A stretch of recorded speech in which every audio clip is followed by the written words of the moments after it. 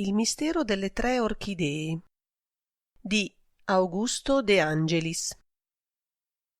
Edizione elettronica a cura di Paolo Alberti. Impaginazione di Rosario Di Mauro e Carlo F. Traverso. Lettura di Rossella Rossi. Edizione audiolibro YouTube a cura di Beneinst, Onde Letterarie e Audiolibri. Cristiana O'Brien ha l'onore di invitare la Signoria Vostra Illustrissima alla presentazione delle sue nuove creazioni di primavera, che avrà luogo dal giorno 9 marzo in avanti alle ore 15:30. Strettamente personale. Busta azzurra, lunga, rettangolare, cartoncino azzurro. In alto, nell'angolo sinistro, una bianca colomba trafitta da un lungo acuminato spillo d'oro. L'impresa di Cristiana O'Brien. Abiti, mantelli, pellicce. Corso del Littorio 14. Di quei cartoncini ne furono spediti 500, tutti strettamente personali, ma ne giunsero a destinazione 502. E i due ignorati dalla signora O'Brien e persino da Marta, che pure si piccava di saper tutto quel che avveniva nella casa di mode di Corso del Littorio, recavano anch'essi l'avvertimento strettamente personale. Chi avrebbe potuto immaginare che nel Museo degli Orrori della casa di mode O'Brien giacesse un cadavere?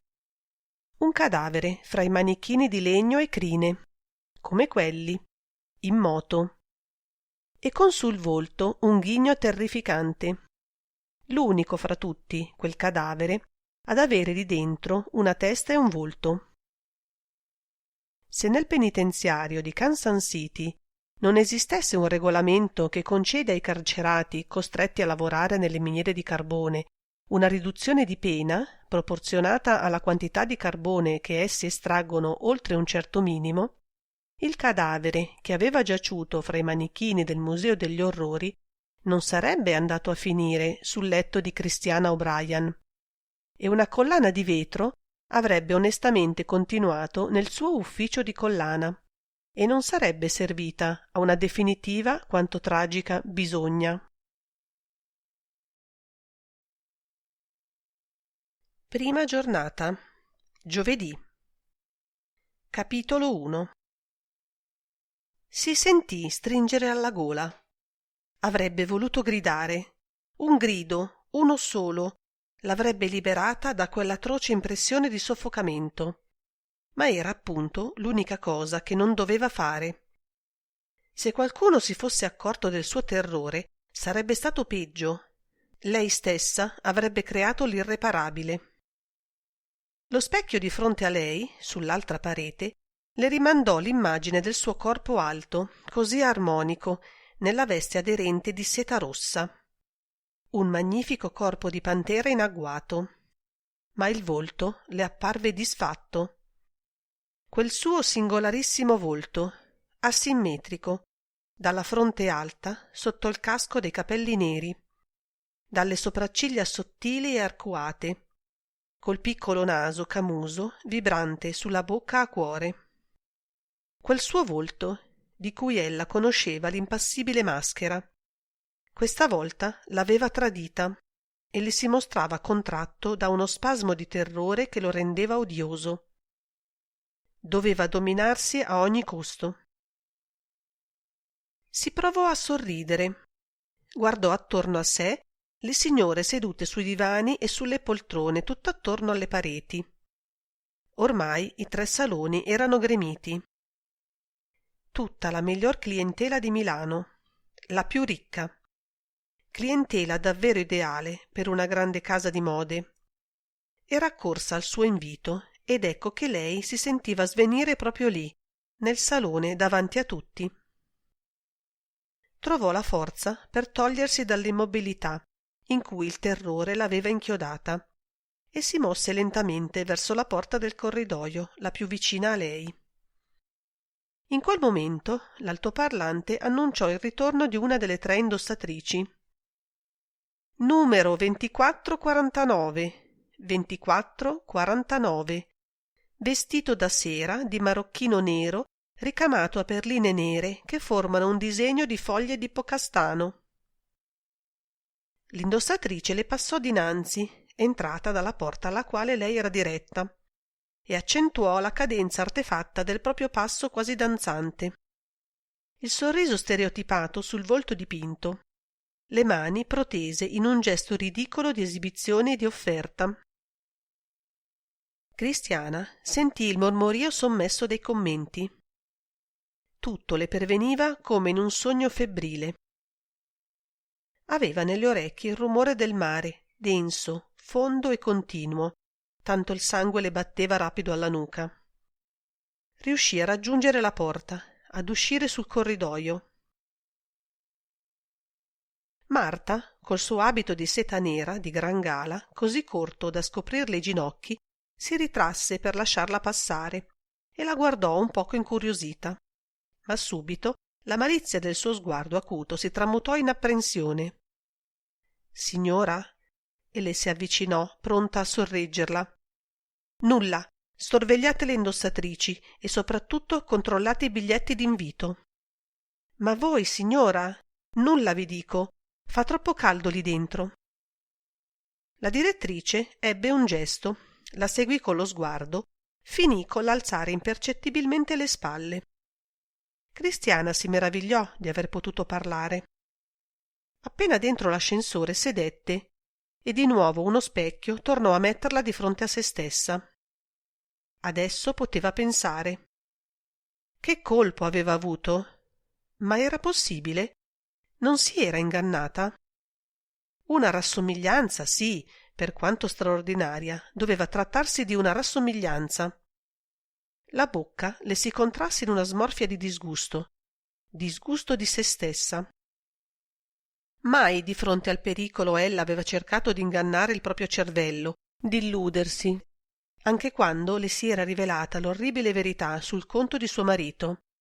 Aveva sopportato il colpo bravamente, con coraggio freddo e cosciente, e freddamente aveva preparato la fuga. Le 100 astuzie a cui era ricorsa per non far trasparire nulla del suo progetto, Cristiana le aveva adoperate con sottile sagacia. Era in gioco la sua vita allora e l'aveva difesa. Ma adesso? Si disse che ogni sua energia si era esaurita in quella lotta di allora e che per questo adesso era inerme. Tanto era assorta e sconvolta che l'ascensore si fermò e lei non se ne avvide. Soltanto dopo qualche secondo ebbe coscienza dell'immobilità improvvisa in cui si trovava. Nell'aprire il cancelletto, quando si vide dinanzi il lungo corridoio bianco dal pavimento a mattonelle rigate di nero, con le erme stilizzate disposte a riscontro sulle due pareti, fra porta e porta, che ne aumentavano la lunghezza, si chiese a quale scopo fosse fuggita lassù. Se veramente la donna che aveva veduto nel suo salone era colei che temeva, e lo era, come poteva sperare di sfuggirle nascondendosi? Anna Sage non era venuta in Italia sola e soprattutto non si era recata a quell'esposizione di modelli di Christiana O'Brien senza sapere chi era Cristiana. Doveva essere stato Russell a mandarvela. Russell, che si trovava in Italia anche lui e che evidentemente l'aveva cercata e trovata.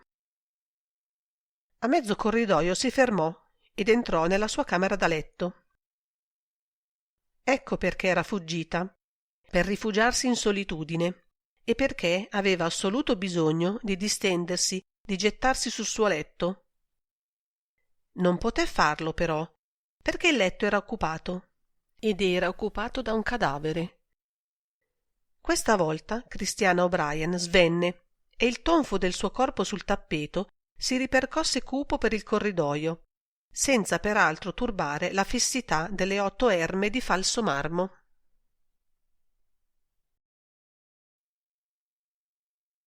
Capitolo 2. Madama Firmino decise che avrebbe impiegato le ore del pomeriggio a fare un bagno di sole. La terapia con l'ipermia non appartiene soltanto alla scienza medica. essa è anche uno dei canoni sacrosanti dell'estetica femminile e inoltre può costituire una piacevole distrazione. Orbene, quel giorno, che era il 9 marzo, Madama Firmino si trovava appunto a non avere altro mezzo per occupare piacevolmente il proprio tempo. Avrebbe potuto naturalmente scendere nei saloni e assistere alla sfilata dei nuovi modelli primaverili della casa O'Brien, ma quei modelli era stata lei a immaginarli, a crearli. Essi erano nati sotto i suoi occhi ed ella li amava, mentre non amava affatto le donne che sarebbero venute a vederli, a desiderarli, ad acquistarli. No, veramente, ella non poteva pensare che uno solo di quei modelli concepiti e creati per le armoniche e agevoli membra di un'indossatrice si sarebbe andato a deformare sul corpo obeso o flaccido, tozzo, forse sbilenco, di una qualsiasi di quelle signore che lo avrebbe posseduto unicamente perché aveva il denaro per pagarlo. Da un anno ormai lei era la direttrice artistica della casa O'Brien, di cui aveva fatto la fama, e non mai aveva assistito alla presentazione delle nuove collezioni, carne della sua carne, sangue del suo sangue.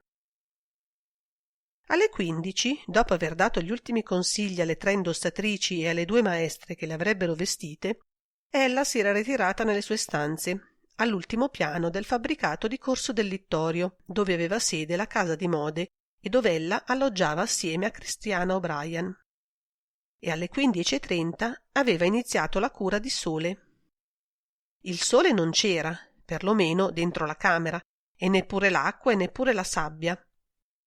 C'era un vasto e soffice tappeto bianco, un grosso e lucente apparecchio elioterapico a raggi ultravioletti con un rotondo e splendido riflettore parabolico, e c'era soprattutto la signorina Dolores Delaney, da tutti conosciuta col nome di Madama Firmino, in costume da bagno giallo a righe nere.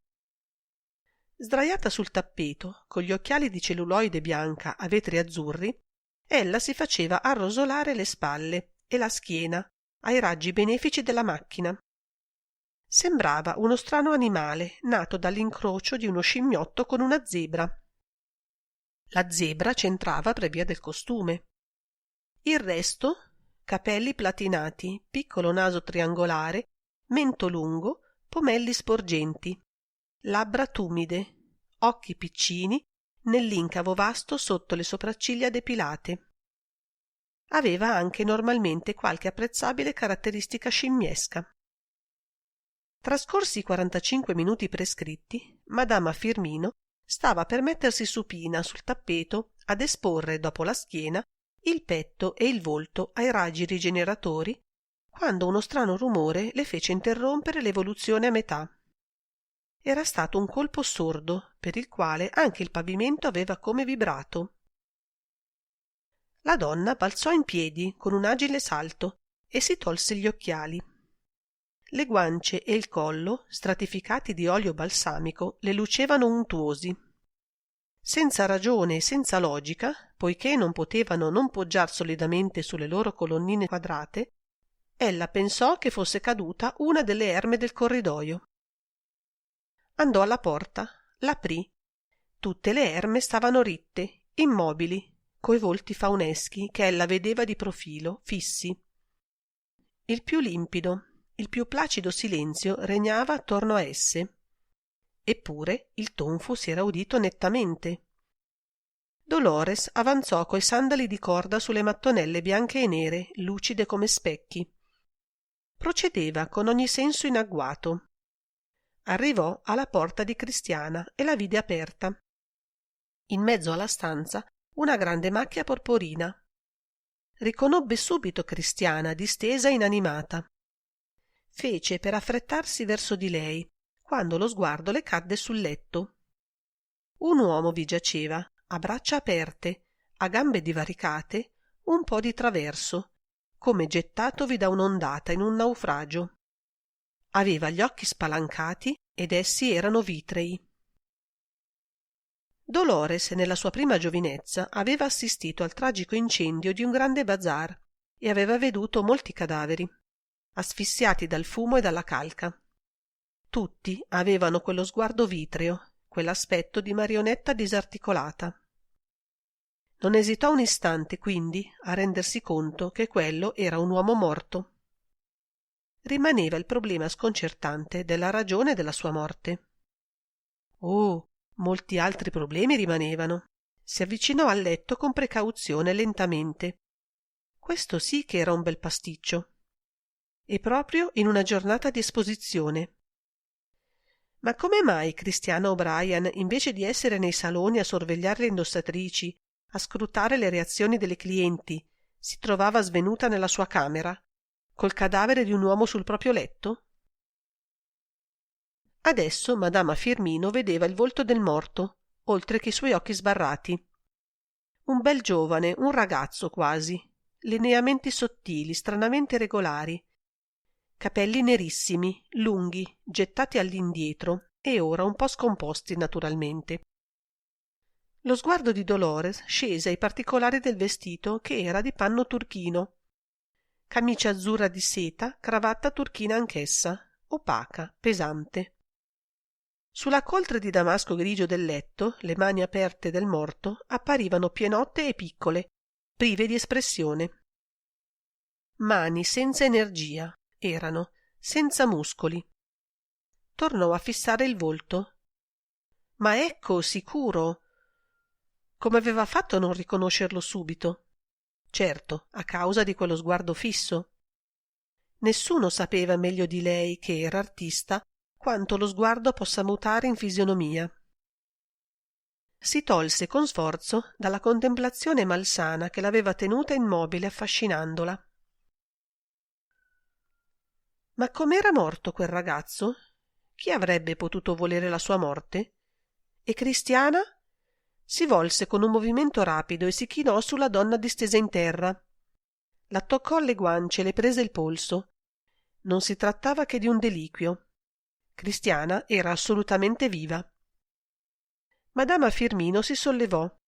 Sentiva uno strano senso di oppressione allo sterno, quasi un impeto di nausea. In fondo le sue forze erano limitate e non doveva dimenticare d'aver interrotto a metà la cura di ipermia elettrica. Sarebbe stato buffo che fosse svenuta anche lei, come quei soldatini di piombo che, messi in fila, quando si rovescia il primo, cadono tutti uno dopo l'altro. Si raddrizzò, si passò le mani sulle anche, cercò di respirare profondamente. Doveva agire, adesso. Ma in qual modo? Attaccarsi al telefono interno? Chiamare Marta, avvertire le maestre, far salire il segretario, quel comico segretario con la sua eterna redingote nera? Certo, avrebbe dovuto perlomeno far questo, ma significava dar l'allarme, gettare il panico in tutta la casa, far scoppiare lo scandalo nei saloni. Ecco, in ogni modo, per prima cosa occorreva occuparsi di Cristiana. Farla rinvenire, sentirla parlare. Cristiana non si muoveva.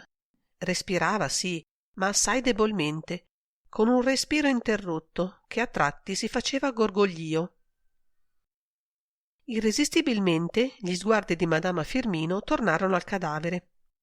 E questa volta vide il collo esile del morto. Come aveva fatto a non vederlo subito? Strangolato.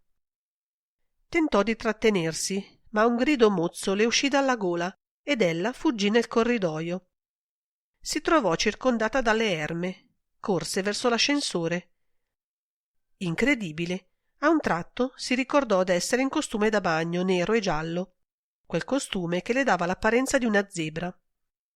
E per quale miracolo potesse tornare nella sua camera, afferrare una vestaglia, infilarsela, stringersela alla cintola col cordone e poi gettarsi di nuovo nel corridoio, madama Firmino non seppe mai.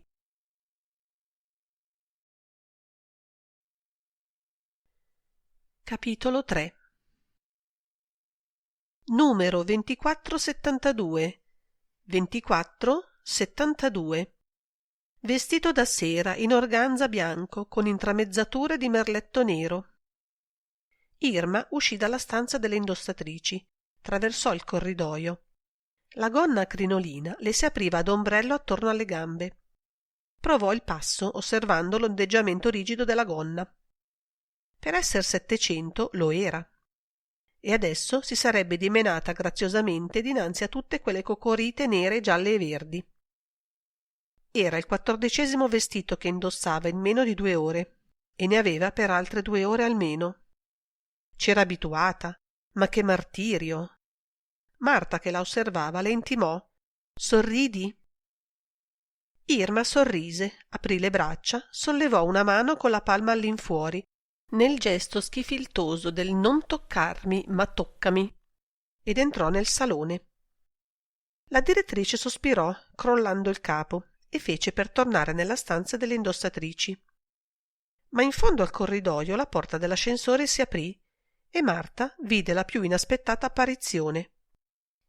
Capelli platinati in disordine, volto livido e lucente, vasta e drappeggiata vestaglia nera stretta da un cordone d'oro alla cintola.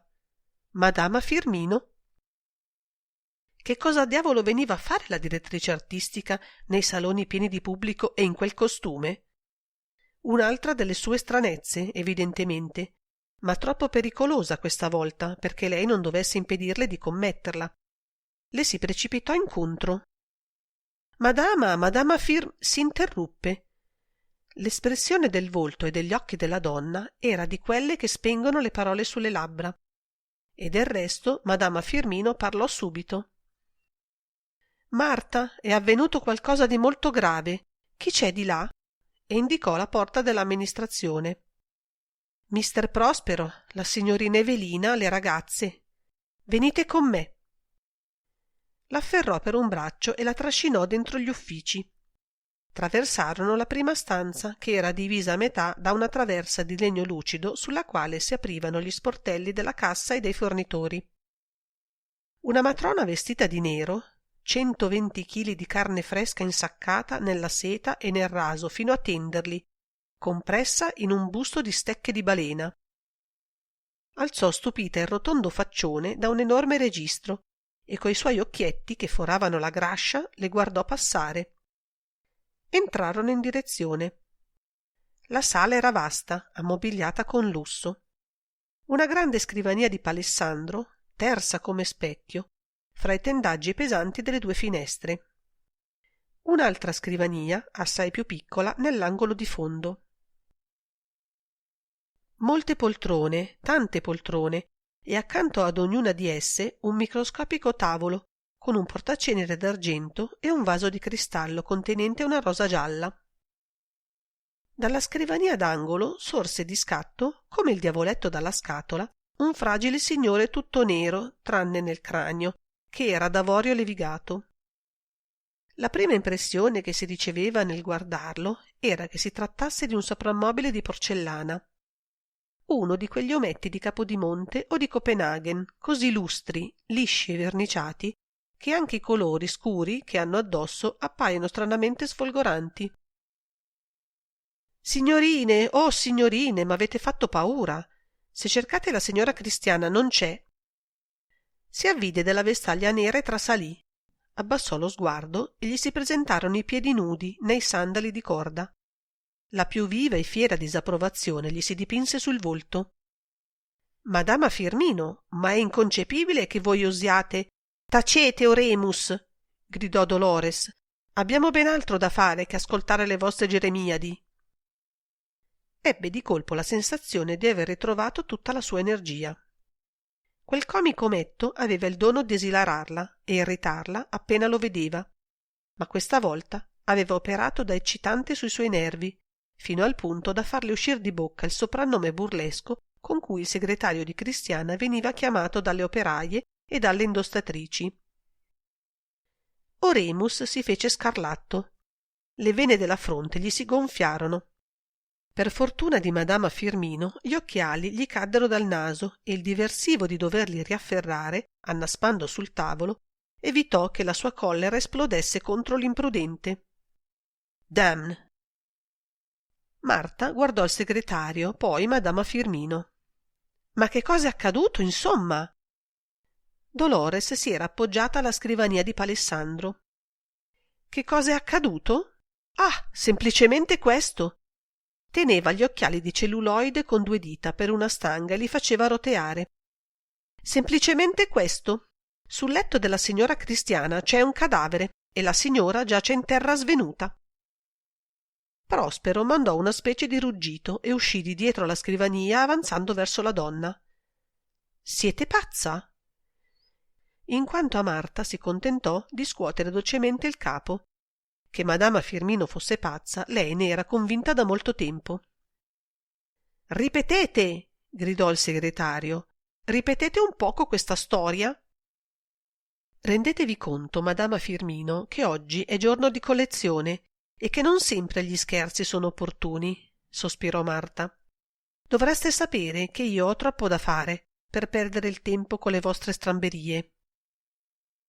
Dolores sedette sull'angolo della scrivania di Palessandro e nel movimento la vestaglia le si aprì ed ella mostrò le gambe nude, così abbronzate da sembrare d'ottone. Marta vide quelle gambe e le vide anche il signor Prospero, il quale batté rapidamente le ciglia. Tornate ai vostri bagni di sole, madama Firmino, e non disturbate chi lavora. Credete che non lo vorrei, Marta? Credete che sia proprio indicato per me interrompere bruscamente la cura? Il cadavere c'è, non lo invento io, e in quanto alla signora O'Brien ritengo proprio che sarebbe ora di andarla a soccorrere. Io ero sola lassù e non vi nascondo che la vista del cadavere mi aveva troppo sconvolta perché potessi farlo. E del resto non valgo nulla io, come infermiera, e non avrei saputo da che parte cominciare per farla rinvenire. Un cadavere? Ma di chi, benedetto Iddio? Qui ci siamo tutti e siamo tutti vivi. Prospero cessò di battere le ciglia. Ci siamo tutti? Le persone che appartengono alla casa O'Brien sono molte. Andate lassù e vi convincerete che una di esse è stata uccisa. Il volto di Marta si colorì. Uccisa, dite? Ma allora è proprio vero?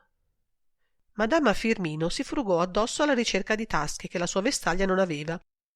Poi guardò sulla scrivania. Vide una scatola di legno di sandalo e la raggiunse con una mano. Ne trasse una sigaretta. Datemi un fiammifero, mister O'Lary. Sono sicura che se non fumo svengo anch'io. No, non è affatto piacevole contemplare il cadavere d'uno strangolato. Oremus trasse un accendisigari dalle profonde falde della sua redingotta attillatissima. Mentre teneva la fiamma davanti al volto della ragazza, la osservava con attenzione. «Come fate a sapere che è stato strangolato?» chiese con sospetto. Dolores trasse avidamente qualche boccata di fumo. «Ha 2 macchie sul collo, 2 cattive macchie visibilissime». Marta si diresse al telefono che si trovava sopra una piccola scansia di fianco alla poltrona di Cristiana. «Che cosa fate, signorina?» gracchiò la vocetta di mister Prospero. «Telefono al dottore, che altro volete che faccia?» «E non vi rendete conto che se veramente si tratta di un cadavere bisognerà prima di tutto telefonare alla polizia?» Marta si arrestò di colpo. «La polizia? Coi saloni pieni di signore?» La catastrofe si era abbattuta su di lei. «Ma sarebbe la rovina!» «Ho ragione di credere che essa sarebbe alquanto maggiore se non ci rivolgessimo subito alla questura, nel caso che veramente il cadavere ci sia. E per accertarcene vi prego di seguirmi lassù. Potremo dare i primi soccorsi alla signora Cristiana, mentre attenderemo l'arrivo delle autorità». E fieramente Oremus si diresse alla porta, seguito da Marta che gemeva. In quanto madama Firmino si fece scivolare dolcemente dalla scrivania per andare a cadere in una poltrona. «Avrei assoluto bisogno di togliermi l'olio dalla faccia», mormorò a se stessa e riprese a fumare.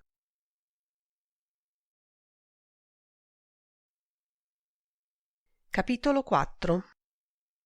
Cristiana rinvenne da sola. La coscienza le tornò assieme a un sordo dolore al fianco sinistro, proprio sull'anca. Era certamente caduta su quel fianco e il tappeto, per quanto alto e soffice, non aveva attutito il colpo. Le sembrò di arrivare da lontano, una nebbia fitta nel cervello senza sprazzi di luce. Si avvide di essere distesa in terra quando provò a sollevarsi sul gomito per liberarsi dal dolore. e a tutta prima quella constatazione non le procurò che sorpresa. La memoria le tornò improvvisa, folgorante, con la vista del letto e dell'uomo morto che vi giaceva. Allora balzò in piedi. Ricordò chiaramente e minutamente tutti gli avvenimenti, così inaspettati, così sconvolgenti, fino alla scoperta sul suo letto di quel cadavere che per lei era addirittura terrorizzante. E per uno strano fenomeno, quasi che con lo svenimento ella avesse raggiunto il fondo dell'abbandono fisico e morale e che adesso risalisse alla superficie di se stessa, ritrovò con gli spiriti la freddezza e l'energia abituali. Si sentì circondata da pericoli e da insidie, e una tale coscienza risvegliò le sue capacità di difesa e di lotta. Nel salone aveva veduto Anna Sage. Quella vista l'aveva dapprima atterrita, poi indotta a fuggire dalla sala, a rifugiarsi nella sua stanza. Proposito infantile quella fuga, dacché con ogni evidenza Anna era venuta unicamente per farsi vedere da lei e per vedere. E nella sua stanza, sul suo letto, aveva trovato il cadavere di Valerio. Valerio non era nulla per lei, soltanto un servo fedele, che lei aveva incontrato a Napoli al suo sbarco dall'America e che aveva condotto con sé a Milano quando era appena un ragazzo. Adesso il ragazzo aveva 20 anni, ma era rimasto per lei l'automa sicuro, lo schiavo di cui si serviva per tutto quanto le occorreva di segreto. I suoi segreti. Di nuovo, come le era accaduto prima di vedere il cadavere e di svenire, le labbra le si strinsero in una smorfia di disgusto, un sapore amaro le salì alla bocca. I suoi segreti. Occorreva pur vivere, no? E a lei avevano avvelenato la vita proprio quand'essa cominciava. Guardò il morto. Schiavo fedele. Un sorriso tragicamente crudele le increspò le labbra. Perché, in qual modo lo avevano portato sul suo letto? Rivide il volto di Anna Sage e accanto a quello un altro volto, ma come dietro un evanescente nume di nebbia, coi lineamenti confusi, sfocati. Un volto di uomo, questo, di un uomo che lei aveva amato e che, pur avendole avvelenata la vita alle radici, sicuramente dal canto suo l'amava ancora. Era tornato per riafferrarla, per tenerla, per non lasciarla più fino alla morte? Ebbe un brivido. La morte era già entrata nella sua casa, le stava accanto. Perché sul suo letto? Pensò che tra poco anche la polizia si sarebbe fatta l'identica domanda. Il giudice, l'inchiesta, e lei era fuggita dall'America perché non voleva trovarsi alle prese con la polizia. Sì, tra poco qualcun altro si sarebbe chiesto perché il cadavere si trova su quel letto e avrebbe interrogato, frugato, cercato, soprattutto cercato. Occorreva far presto. Andò all'armadio, lo aprì. Era un armadio a muro assai profondo. Si volse a guardare la porta, rimasta aperta. Se fosse entrato qualcuno? Ebbene, bisognava arrischiare. Inutile perder tempo col chiudere quella porta. E poi c'era un cadavere nella sua camera. Non poteva chiudersi dentro con quel cadavere. Scostò i vestiti appesi, entrò lei stessa nell'armadio e alzò le braccia. Tese le mani e le ritrasse con una scatola di lacca rossa, una preziosa scatola fatta a bauletto, che si trovava sopra una tavola sporgente un palmo dal muro. Certo, il nascondiglio era buono normalmente, ma lei sapeva per esperienza che la polizia cerca sempre dentro gli armadi. A Cleveland avevano fatto proprio questo, senza trovar nulla del resto, che Russell era troppo furbo per nascondere in casa titoli o denaro. Rimise a posto gli abiti, chiuse l'armadio. Con la scatola tra le mani contro il petto, il rosso della lacca era di un tono più cupo e brillante di quello della seta dell'abito. Cristiana si diresse risolutamente verso l'altra parete della stanza e si chinò sul caminetto. Trasse a sé la piccola stufa elettrica che stava fra gli alari, circondata di legna per dar l'illusione del fuoco vivo, e che era spenta, poiché nella stanza, come in tutta la casa, funzionava il termosifone. Nel fondo, in basso, il muro faceva una rientranza che si spingeva di una ventina di centimetri sotto il livello del pavimento. Depose la scatola in quella rientranza e la coprì con qualche pezzo di legno. Rimise la stufa elettrica al suo posto e si raddrizzò. L'occhiata che diede al caminetto la soddisfece. E adesso occorreva agire. In che modo? Non ebbe il tempo di pensarci, dacché il rumore dell'ascensore che si fermava la fece sussultare. Qualcuno veniva. Sedette in una poltrona presso alla porta, lontana dal cadavere, e si accasciò. Sulle piastrelle bianche e nere risuonarono passi rapidi. Mister Prospero e Marta apparvero sulla soglia. Cristiana li guardò con occhi spenti e mise un breve sospiro che sembrò un singhiozzo. Tese il braccio verso il cadavere. Valerio, Valerio, lo hanno ucciso.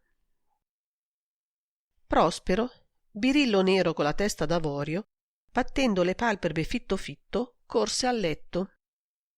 Marta ebbe una breve esitazione. Che cosa si fa in caso di svenimento? Acqua fredda? Sali? Qualcuno le aveva detto che bisognava rovesciare la testa del paziente verso terra per fargli affluire sangue al cervello. Si avvicinò a Cristiana e si limitò a prenderle un polso. Non poteva certo rivoltarla col capo all'ingiù. Come vi sentite, signora? Cristiana le diede uno sguardo languidissimo. Perché hanno ucciso quel ragazzo? Coraggio, signora, può essere stata una disgrazia. La voce di Prospero Olari risuonò concitata. Niente disgrazia, è stato realmente strangolato. E l'ometto rimbalzò dal letto in mezzo alla stanza. Bisogna avvertire la polizia. Marta fremette. Cristiana aveva chiuso gli occhi. Fatelo subito, mister Olari, mormorò e alzò le palpebre. Soltanto allora lo sguardo, che era chiaro e acuto, vide sul cassettone un'orchidea che prima non aveva veduta e che certo non era stata lei a mettere in quel piccolo vaso di cristallo.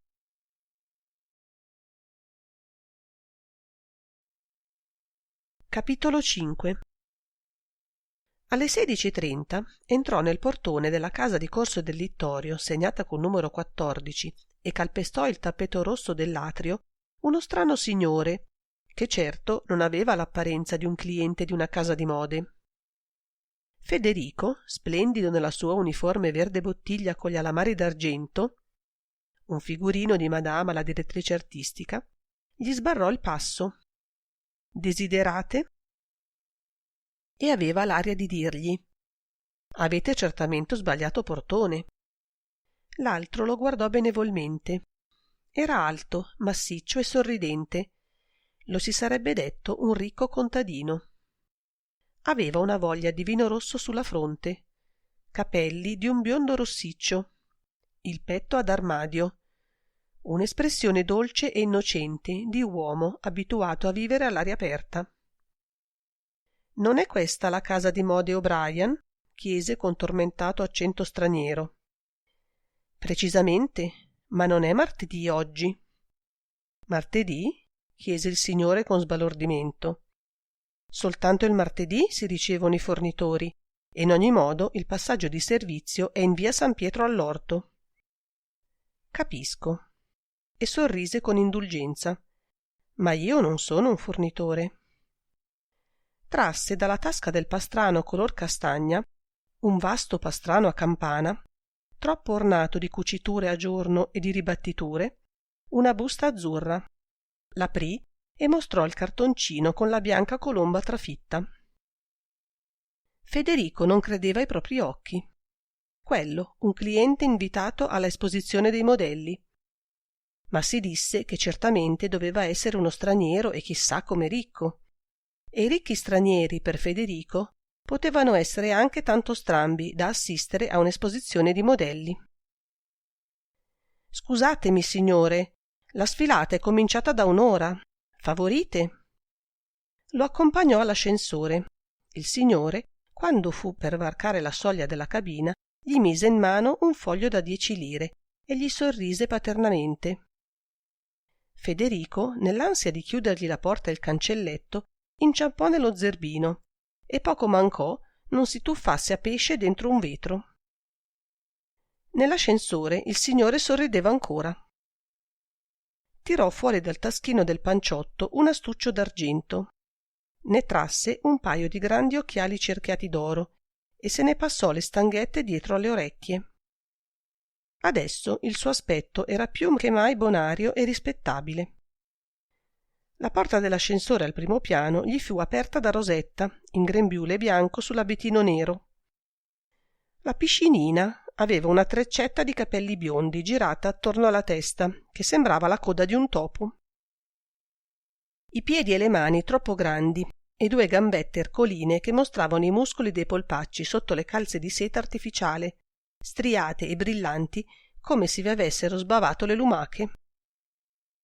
Sbirciò il nuovo arrivato dalla testa ai piedi e tese le mani per prendergli il cappello. Sulla porta della vastissima sala d'ingresso era apparsa Clara, la prima lavorante, che nei giorni di esposizione coadiuvava Marta. Coi cartoncini e le matite nelle mani, Clara avanzò. Era anche lei vestita di seta nera e procedeva su certi sandali di laminato d'argento con suole e tacchi di sughero alti più di 10 centimetri. Non disse nulla, ma il suo sguardo e le sue labbra strette le rendevano il volto un poema di perplessità interrogativa. Il signore si tolse lentamente il pastrano, si passò le mani sulla giacca e sul panciotto con un gesto di soddisfatta sicurezza. Poi trasse dal pastrano appeso all'attaccapanni la busta azzurra e la porse alla ragazza. «Oh, non crediate, miss, che io possa interessarmi ai vostri modelli, ma ad essi si interessa mia sorella e io sono venuto a prenderla». Clara guardò la busta. «Mr. Bolton?» «Effettivamente, cara figliuola, è questo il mio nome, John Bolton, e quello di mia sorella è Miss Anna Bolton». Tese la mano, si riprese la busta azzurra col cartoncino e se la mise in tasca. Clara, che l'aveva guardato fare, gli fece un cenno d'invito col capo e si avviò precedendolo. «I signori sono stranieri di passaggio a Milano?» Dentro di sé pensava: la trovata di Evelina di farsi dare gli indirizzi dei passeggeri dal portiere dei grandi alberghi dà i suoi frutti. Di questi 2 dovrebbe proprio occuparsi Marta. Chissà quanto denaro hanno. «Di Topeka?» concesse Mr. Bolton. «Come?» «Topeka è una città del Kansas e il Kansas è uno dei 45 stati dell'Unione Americana, precisamente quello che ha le più grandi siccità, inverni brevi e rigidi, estati lunghe e torride. Siamo stranieri, ma non di passaggio». E sorrideva, mentre, alla luce delle lampade inseguentisi nel lungo corridoio bianco, le lenti degli occhiali gli brillavano quanto i denti d'oro. La ragazza, ferma davanti alla porta del corridoio che dava sul primo dei 3 saloni, diviso fra loro soltanto da grandi arcate, sicché apparivano come uno sterminato salone unico. Lo attendeva perché entrasse. Mr. Bolton si guardava curiosamente attorno. S'era avviato verso la porta dell'amministrazione, che faceva fronte a quella del salone, e stava per aprirla, quando la ragazza lo richiamò. Mr. Bolton, dove andate?» Lui si scusò sorridendo, ma aveva fatto a tempo ad aprire quella porta e a dare un'occhiata all'interno, la richiuse e si diresse verso il salone. In quel momento l'altoparlante gracidò: «Maggio vuole vestiti eseguiti in tessuti stampati di vivacissimi colori che riproducano allegorie di fiori, di piume, di paesaggi sottomarini. Tale è il delizioso modello che vi presentiamo, numero 2479. 2479». L'americano si era fermato ad ascoltare. Scosse la testa con indulgente comprensione. La moda, mormorò. Oggi le donne vivono per indossare vestiti e non potrebbero far nulla di più utile e di più piacevole per noi uomini. Clara gli disse: «Volete indicarmi vostra sorella, Mr. Bolton? Vi condurrò accanto a lei». «Grazie», mormorò e si mise a ispezionare la lunga fila delle poltrone e dei divani pieni di donne. Le signore erano occupate a guardare l'indossatrice che avanzava lentamente dal fondo. Qualcuna si protendeva con l'occhialetto, altre affettavano un'indifferente lassitudine e facevano filtrare gli sguardi attraverso le palpebre socchiuse. Dall'angolo che la prima parte del salone faceva col muro della facciata, presso alla finestra, si levò una figura nera e avanzò rapidamente verso la porta. «Ecco mia sorella», disse Mr. Bolton. «Non occorre che vi disturbiate ancora per noi, signorina». Miss Bolton poteva dirsi senza dubbio impressionante. Il suo volto, incorniciato da un piccolo cappello nero da cui ricadeva un pesantissimo velo di crespo vedovile, aveva tutte le caratteristiche del musetto d'un soriano, e gli occhi, tagliati nettamente a mandorla e rialzati alle tempie, avevano le iridi d'un verde fosforescente. Bianco di pelle, d'un biancore latteo, quel volto appariva livido a contrasto col nero dell'abbigliamento. Alta e snella, Miss Bolton procedeva con la leggerezza sfuggente d'un fantasma. Clara, pur colpita dal suo aspetto, notò la ricchezza e il taglio dell'abito che doveva uscire certamente da una grande sartoria. Bolton si ritrasse nel corridoio e la sorella lo raggiunse. Si scambiarono poche frasi e lentamente si diressero all'ingresso. In quel momento il campanello trillò col suono sordo di una raganella. Rosetta accorse ad aprire la porta e sulla soglia apparve un signore vestito con sobria eleganza, dall'aspetto distinto e piacevole, che appena dentro si tolse il cappello e cominciò a sfilarsi i guanti. Ma egli era seguito da altri 4 uomini, assai meno eleganti e piacevoli di lui, i quali in un primo momento il cappello non se lo tolsero affatto. Clara, di fronte all'invasione, cominciò a dirsi che decisamente quella era la giornata delle sorprese. E per di più Cristiana e Marta avevano trovato il modo di scomparire proprio al momento buono. Avanzò incontro al signore piacevole e continuò a guardare i 4 uomini che si erano fermati minacciosa barriera davanti alla porta. «Non vi hanno detto che potevate passare dalla scala di servizio?» Infatti. E il signore, che sembrava comandare quella piccola truppa, si volse e fece un segno a uno dei 4. L'uomo allungò un passo e si immobilizzò. Era basso, tarchiato e aveva le gambe troppo corte per il suo corpo massiccio. «Dottore?» disse, togliendosi il cappello duro, che era ancora un decente esemplare di copricapo d'altri tempi. «Cruni, fatti indicare la porta di servizio dal custode. Nessuno deve uscire neppure di lì». Il maresciallo Cruni scomparve giù per le scale. «Dico, signore», esclamò Clara, che cominciava a sentirsi uno strano senso di sgomento. Ma non fece a tempo a formulare per intero la protesta. Dal corridoio giungeva caracollante Prospero Olari. Si precipitò incontro ai sopravvenuti, allontanando con una mano la ragazza. «Polizia?» «Commissario De Vincenzi. Sono Prospero Olari, il segretario amministrativo della ditta». «Ho ricevuto la vostra telefonata, signor Olari». «Naturalmente, ma potrei pregarvi di usare la massima cautela? Oggi è giornata di esposizione, abbiamo i saloni pieni di pubblico. Uno scandalo sarebbe la rovina per noi. Comprendete?»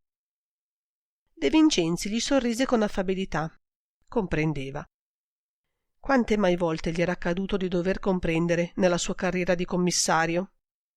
«Dov'è il morto?» «In alto, al 3° piano. Potrete benissimo non farvi accorgere di nulla». «Sicché voi siete già in grado di dirmi chi è l'assassino?» Prospero ebbe un sussulto. «Io?» Aveva il fiato mozzo. «Come potrei?» «Poiché, vedete, Se è stato ucciso in questa casa, non mi sarà possibile farne uscire alcuno prima di aver esperito alcune indagini indispensabili. Clara guardava i due e gli occhi le si dilatavano. Un morto. Dietro di lei, Rosetta le si aggrappava alla gonna. Il cranio di Oremus s'era fatto paonazzo. De Vincenzi ebbe pietà del pover'uomo. Non dubitate. Se appena mi sarà possibile, eviterò di disturbare la gente raccolta nei saloni. I miei uomini possono rimanere qui nell'ingresso. Nessuno si accorgerà di loro. E un lieve sorriso ironico gli alleggiò sul volto. Come credere che nessuno si accorgesse di quella presenza? Appese il cappello all'attaccapanni. Sedete voi altri e non muovetevi da questa stanza. Nessuno deve uscire. Si volse al segretario. Questa è la consegna, signor Olari. Fate in modo voi che nessuno tenti di forzarla e che quindi i miei agenti non si trovino nella necessità di farla rispettare. E ora andiamo.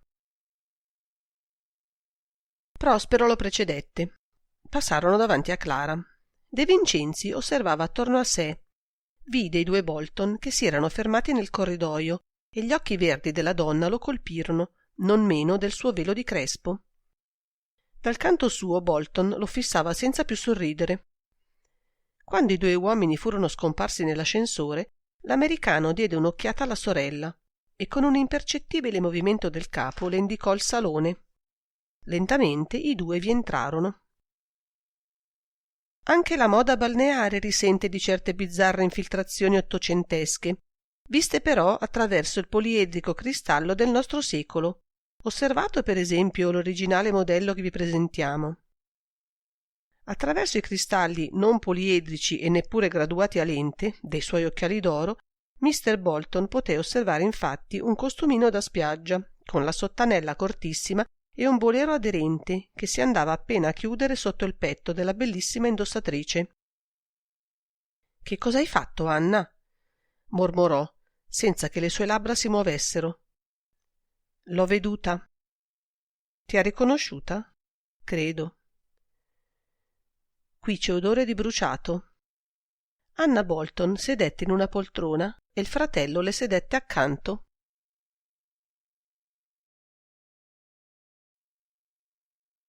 Capitolo 6. De Vincenzi vide il cadavere, vide Cristiana e vide l'orchidea. Ai cadaveri e alle donne era abituato. Quante inchieste, e tutte con almeno un cadavere e sempre con molte donne, aveva ormai al suo attivo? Alle orchidee un po' meno, per quanto invece le amasse assai di più. Così il suo sguardo si arrestò più lungamente e con compiacenza sul fiore. Mostruoso fiore, fatto di carne, nato dal limo in putrefazione, cresciuto in un'atmosfera da tropico. Sentì lo sguardo della donna pesare su di lui, scrutatore e sospettoso. Conosceva bene quel modo di guardare che hanno le donne, quando sono messe nella necessità di temere e di difendersi. Sapeva che con una domanda improvvisa e inaspettata si può prendere di sorpresa un uomo, ma non si prende mai alla sprovvista una donna. Essa ha la menzogna facile, il diversivo pronto, la deviazione immediata. Si tolse dalla contemplazione del fiore e si volse verso il cadavere.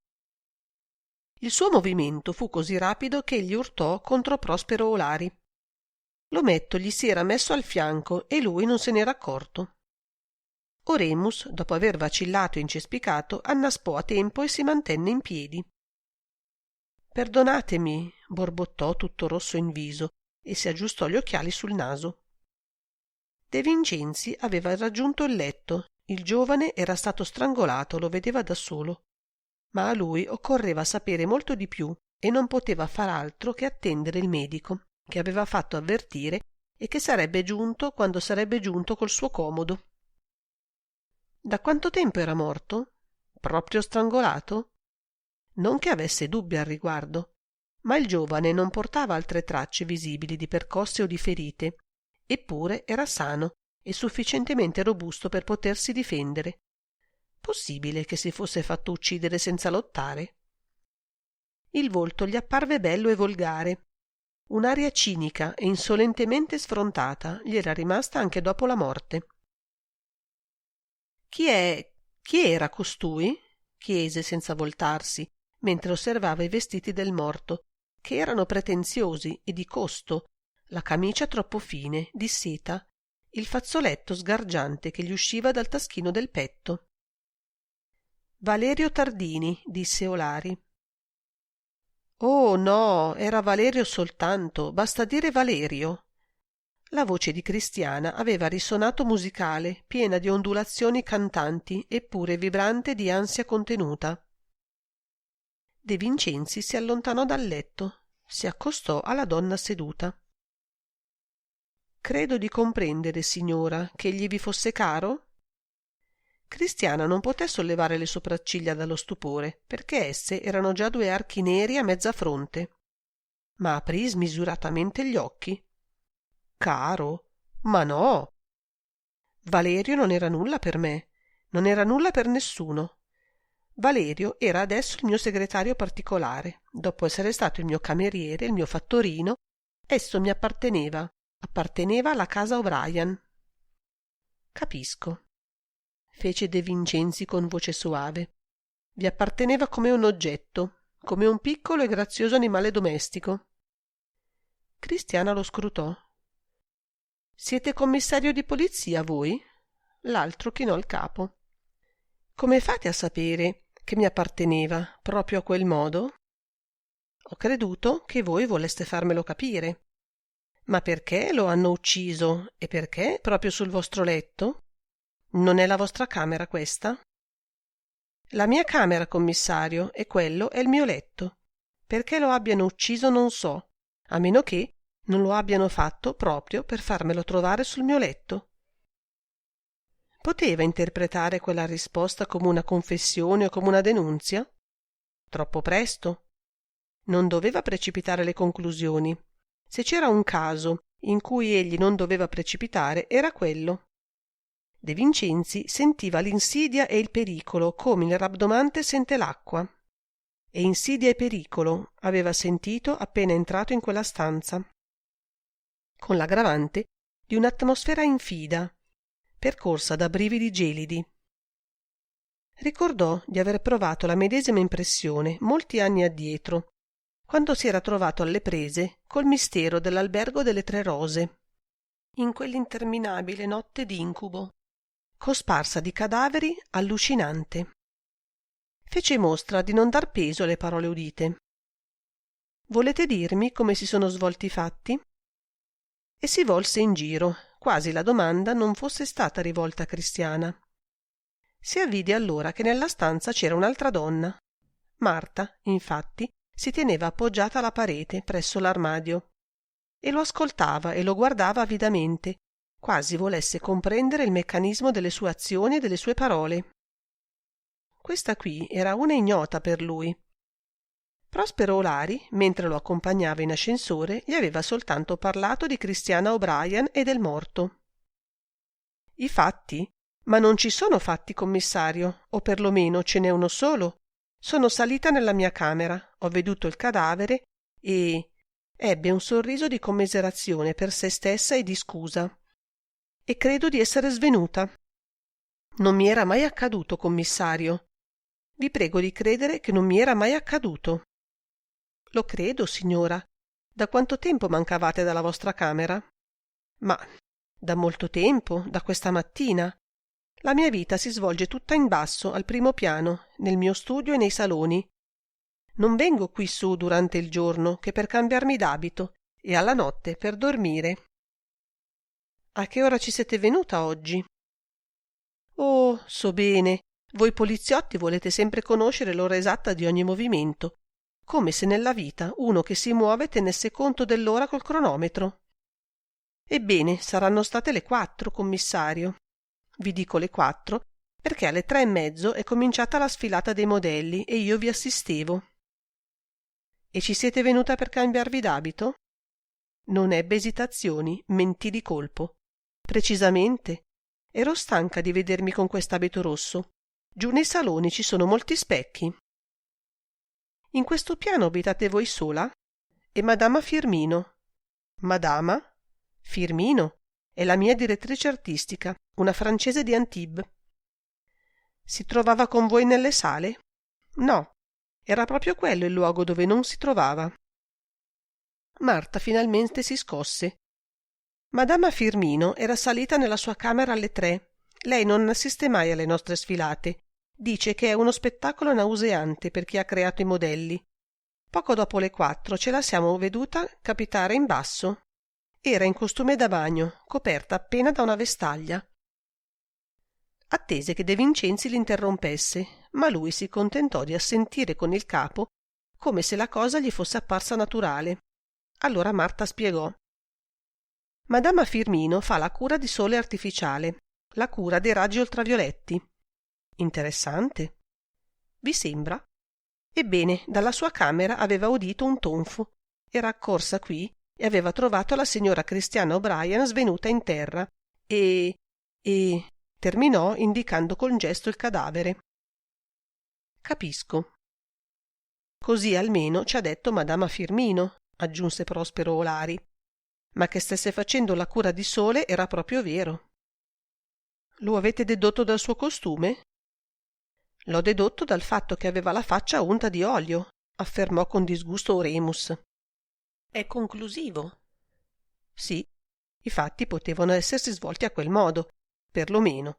Era questa l'apparenza dei fatti, quell'apparenza che l'assassino aveva voluto creare. Ma a ben considerarla, essa non faceva che allontanarlo dall'assassino. E Valerio? Valerio che cosa? Chiese Cristiana. Dove avrebbe dovuto trovarsi a quell'ora? Ma dove voleva?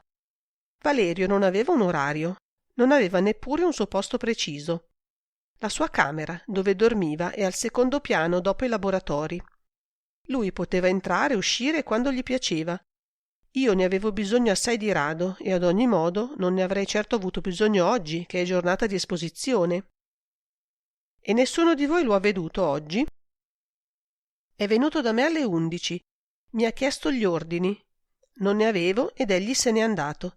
Da allora non l'ho più veduto. De Vincenzi si volse a Marta. Voi siete? La direttrice? Avete veduto Valerio oggi? L'ho veduto. Dove? Dove lo vedevo sempre, nella stanza delle indossatrici. Lui passava il suo tempo con quelle ragazze, le quali di solito non hanno nulla da fare. A che ora? Alle 2. E poiché gli avevo proibito di entrare in quella stanza e oggi le indossatrici avevano molto lavoro, Valerio è scappato appena sono apparsa. Dunque alle 2 era ancora vivo. Saliva spesso Valerio a questo piano? Ci fu una pausa di silenzio. Per la prima volta De Vincenzi sentì che la sua domanda aveva incontrato una certa resistenza. Fino allora i suoi colpi avevano tagliato il vuoto. Vi ho detto che aveva la libertà di andare dove voleva. La voce di Cristiana era fredda, incisiva. Ma quale ragione poteva avere per venire qui? E nella vostra camera poi? Prospero Olari si agitò, ma Cristiana lo prevenne. Nessuno ha mai saputo che cosa quel ragazzo avesse nel cervello, neppur io. La sua coscienza era piena di deviazioni. E alla fine chi vi dice, commissario, che egli sia stato ucciso in questa camera? Naturalmente. De Vincenzi guardava l'orchidea. Amate le orchidee, signora O'Brien? Cristiana ebbe un brivido visibile. Le detesto. Anche quel fiore è stato portato nella mia camera senza che io lo sapessi, come il cadavere.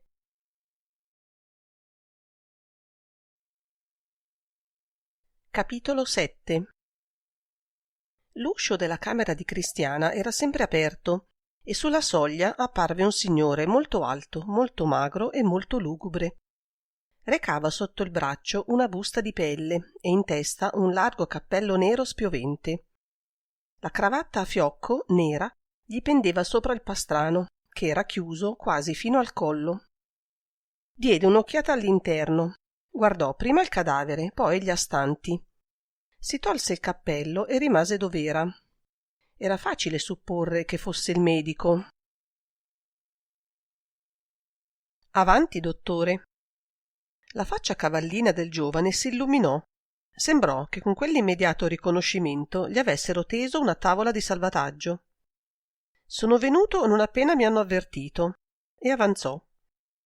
Una volta alla presenza del cadavere, la sua timidezza scomparve. Lo videro gettare in terra il largo cappello, deporre la busta di pelle sopra una poltrona, chinarsi sul morto. Lo osservò attentamente. Gli prese una mano al polso e gli sollevò il braccio, facendolo ricadere. Si volse a De Vincenzi. «Posso muoverlo?» «Come volete, dottore. Soltanto ditemi prima se la posizione in cui si trova vi sembra normale per un uomo che sia stato ucciso in questa camera». «Mi spiego. Credete che sia caduto a quel modo sotto la stretta dell'assassino e sia morto su quel letto, oppure che ve lo abbiano trasportato e lasciato cadere dopo morto?» Fece il medico e si immerse in una nuova contemplazione del corpo. Il busto giaceva sopra la coltre, un poco di traverso. La testa era piegata verso una spalla. Le gambe ricadevano di fianco al letto e i piedi toccavano quasi il pavimento. La coltre di damasco grigio appariva tesa e non recava alcuna traccia di lotta. D'altra parte le braccia di Valerio erano allargate a mani aperte. «Voi lo avete osservato, commissario?» «Naturalmente». «E che cosa ne avete concluso?» «Dato che non si può strangolare qualcuno senza obbligarlo a dibattersi, mi sembra che quel corpo sia troppo composto per essere stato ucciso là dove si trova. La coltre non ha altre pieghe che quelle fatte dal peso del cadavere». Il medico scosse la testa. «Vi ingannate, commissario?» De Vincenzi ebbe un gesto di stupore. «Voi direste che lì, su quel letto, si è svolta una lotta mortale?» «Certamente no, ma il vostro errore non è qui. Voi, per necessità, non avendo dovuto digerirvi i trattati del Gross, del Niceforo, del Filomusi Guelfi e del Neisten, ignorate che è stato sperimentalmente stabilito come un lieve trauma del nervo laringeo superiore possa determinare improvvisamente la morte per inibizione, e moltissimi sono i casi di morte improvvisa o rapidissima per un colpo sulla gola, anche non molto forte, e tale da non lasciare alcuna traccia. Ma qui i segni ci sono. Infatti, e il medico indicò la gola della vittima. Sono palesi alcune scoriazioni ed ecchimosi che indicano come questo disgraziato sia stato afferrato alla gola e stretto fino al soffocamento. Ma mancano le erosioni a forma semilunare riproducenti l'impronta delle estremità laterali dell'unghia. No, credetemi, commissario, in questo caso la stretta è stata sagace e la pressione subito esercitata sul punto letale. Quel giovane è morto in pochi secondi e vedrete che l'autopsia mi darà ragione, perché non si troverà alcuna rottura delle fibre muscolari e tantomeno la rottura dell'intima e dell'osso ioide. Sicché voi ammettete che possa essere stato ucciso su quel letto? No, sul letto lo escludo, ma per un'altra ragione. Se veramente la morte si è prodotta fulmineamente, la pressione deve essere stata parimenti fulminea. Orbene, vi sembra questa la posizione normale di un uomo sorpreso da un attacco? No, evidentemente. Questo corpo giace nel modo che vediamo, perché vi è stato gettato dopo morto. E meglio che gettato, deposto. Ma il luogo dell'uccisione lo ignoro. Può essere in questa camera come a parecchi chilometri da qui, supposto che colui che lo ha ucciso fosse abbastanza robusto da portare per lungo tempo un simile peso. Sì, le conclusioni del giovane medico erano perfettamente logiche e fondate. Valerio poteva essere stato ucciso sul letto di Christian O'Brien o altrove. Eppure De Vincenzi aveva l'oscura sensazione che non fosse stato ucciso in quella camera. Sensazione però fino a quel momento assolutamente priva di alcuna logica giustificazione. L'assassino aveva potuto raggiungere Valerio nell'interno della stanza, colpirlo di sorpresa o alle spalle e poi gettarlo sul letto. Nessun bisogno in questo caso che vi fossero tracce di lotta. Da quanto tempo secondo voi è morto? Il medico ebbe un fugace sorriso che ottenne l'effetto immediato di rendergli maggiormente lugubre il volto.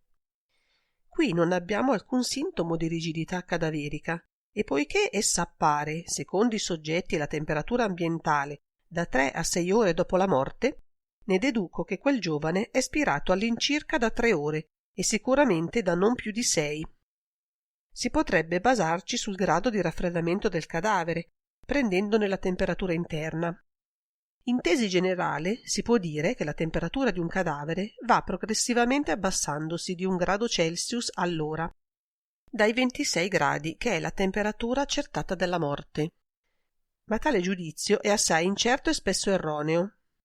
No, commissario, contentatevi di sapere che quell'uomo era sicuramente vivo 6 ore fa e può anche essere rimasto vivo per almeno altre 3 ore da quel limite massimo. De Vincenzi trasse l'orologio. Erano le 5:10. Marta aveva veduto Valerio alle 2. Il giovane quindi era stato presumibilmente strangolato fra le 2 e le 4, ora in cui Cristiana lo aveva trovato cadavere, ammesso che la padrona della casa di Mode lo avesse effettivamente trovato cadavere. Il dottore aveva raccolto il cappello e afferrato la busta di pelle. «Lo manderete subito all'obitorio? Al più presto. In tal caso non avete più bisogno della mia opera». Fece una specie di inchino al morto. Un altro, più dichiarato al commissario, diede uno sguardo circolare agli astanti e, traversata la stanza con un numero straordinariamente breve di passi, in compenso assai lunghi, si dileguò nel corridoio, lasciando dietro di sé l'eco della sua voce monotona e cattedratica, che si ripercuoteva sull'ansioso silenzio di quel cadavere e delle 4 persone che lo circondavano. Il primo a romperlo, e fu come se si fosse trattato di una lastra di ghiaccio che scricciola e geme quando si frange, tanto aveva la voce acuta e in pari tempo arrochita. Fu Prospero Olari. «Vorrei pregarvi, commissario, di non mettere in atto il vostro proposito». De Vincenzi, che guardava l'orchidea, si scosse. «Quale?» «Quello di far subito trasportar via il cadavere. La lettiga, prima vuota, poi col suo lugubre fardello, dovrebbe per necessità passare davanti ai saloni che sono pieni di signore, di clienti, senza contare il panico che si getterebbe fra le operaie e in tutto il personale». «Voi dimenticate, Prospero, che c'è la scala di servizio», disse freddamente la signora O'Brien. De Vincenzi notò che Cristiana aveva leggermente spostato la poltrona, in modo da non essere obbligata a contemplare il cadavere, e si disse che la donna, per la quale Valerio non era che una bestiola domestica, aveva un grande desiderio di veder scomparire quei macabri resti. Si diresse al letto, afferrò per uno dei lembi la coperta di damasco e la rovesciò in modo da coprire la salma. «Non ho nulla in contrario, signor Olari, tanto più che deve ancora venire il giudice istruttore a dare il nulla osta. Ma voi, signora, avete parlato di una scala di servizio?» «Sì, essa scende da questo piano, comunica coi corridoi degli altri 2 e termina nel piccolo atrio che si apre di fianco alla casa in via San Pietro all'Orto». «Il portone di via San Pietro all'Orto è costantemente aperto?» «No, è costantemente chiuso. Occorre avere la chiave per entrare. Esso rimane aperto nelle ore di uscita e di entrata delle operaie e al martedì, che è la giornata in cui si ricevono i fornitori». «E le chiavi di quel portone chi le ha?» Cristiana si rivolse interrogativamente a Marta e la direttrice disse: «La signora O'Brien, io, mister Olari, madama Firmino, la signorina Evelina e l'aveva anche Valerio, oltre naturalmente Federico, che è il custode. Sicché oggi l'uscio di servizio era chiuso. Oggi più che mai, con la gente che gremisce i saloni, c'era da temere che qualche estraneo approfittasse di quel passaggio e si confondesse fra gli invitati.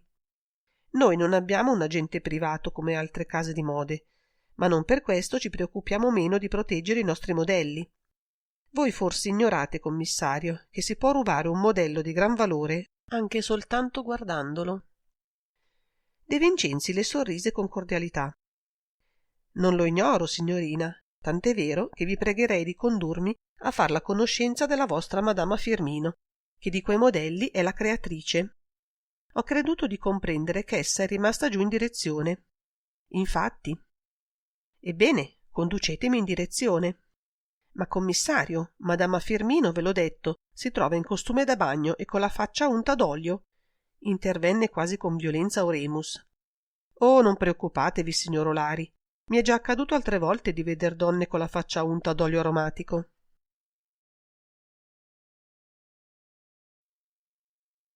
Capitolo 8. Cristiana non guardava il letto, adesso così stranamente scomposto, e col corpo di Valerio che faceva fagotto sotto il lembo ripiegato della coltre. Appena usciti Marta e il commissario, aveva deliberatamente girato la poltrona, sicché era tutta rivolta verso il cassettone su cui si trovava l'orchidea. Prospero Olari, rimasto in piedi in mezzo alla camera dietro di lei, tra la poltrona e il cadavere, aveva ancora lo sguardo fisso all'uscio per il quale i due se n'erano andati. Attraverso i vetri e le tendine di seta avorio della finestra venivano i raggi del sole marzolino, ancora freddi, ma netti e taglienti come il filo d'una lama. «Io mi domando», mormorò. La voce di Cristiana si levò da dietro l'alto schienale della poltrona, quasi uscisse così bassa e soffocata com'era dalle profondità d'uno strano altare. «Anch'io mi domando qualche cosa, Prospero, qualche cosa di molto grave, e non so darmi una risposta». Prospero sussultò. È sempre doloroso e pericoloso rivolgere domande a se stessi, ma io mi chiedevo soltanto quel che potrà dire al commissario Madama Firmino. Quella cara giovane non possiede tutti i suoi venerdì e può creare inaspettate e spiacevoli complicazioni. Nessuna complicazione, Olari, sarà tanto spiacevole quanto la presenza di quell'orchidea dentro quel vaso. Conoscete il significato simbolico dell'orchidea, Prospero? L'ometto saltellò fino al cassettone, guardò il fiore, poi si rivolse a Cristiana. «Non conosco che quello dell'astero, che è il simbolo di Cristo». La donna alzò le spalle. «Se davvero Cristo ci aiutasse, chi avrà ucciso Valerio? Chi ne avrà portato il cadavere nella mia camera assieme alla orchidea, Olari?» Valerio era destinato a finire come è finito. Perché era un ragazzo corrotto, volete dir questo? Perché giocava col fuoco? Cristiana diede una rapidissima occhiata al caminetto, e quell'occhiata non fu priva di apprensione. «Non vi capisco, Olari», disse duramente. Oremus batté le ciglia e alzò le mani come a placarla. «Non importa, Cristiana, anzi, dimenticate quel che ho detto. Voi sapete che mi accade qualche volta di farneticare. Anche laggiù, a Portland, quando voi ricorreste a me, perché vi aiutassi a fuggire, a liberarvi da Russell Sage». La voce di Prospero era divenuta sottile, insinuante, forse un poco ironica. Cristiana s'era fatta livida, gli occhi le brillavano freddamente minacciosi. «Olari», sibilò fra i denti, «è pericoloso parlare di lui». Ebbe un brivido e subito dopo il suono di una breve risata le uscì dalla gola. «Sapete quel che capita a chi nomina il diavolo?» Prospero si aggiustò gli occhiali. «Che cosa volete dire, Cristiana?» «Quel che ho detto? Se vedeste apparirvi davanti Russell, che cosa fareste?» «Mi è già apparso, infatti. L'ho subito riconosciuto poco fa, giù nel corridoio. Sapevate che sarebbe venuto? Lo avete visto?» «Ho visto sua sorella, la mia tragica cognata». «Anche Anna Sage è a Milano?» «In questo momento si trova nei nostri saloni. Quando l'ho riconosciuta non ho saputo far altro che fuggire e mi sono rifugiata quassù, e qui ho trovato il cadavere di Valerio e quell'orchidea. Che ne dite, Olari?»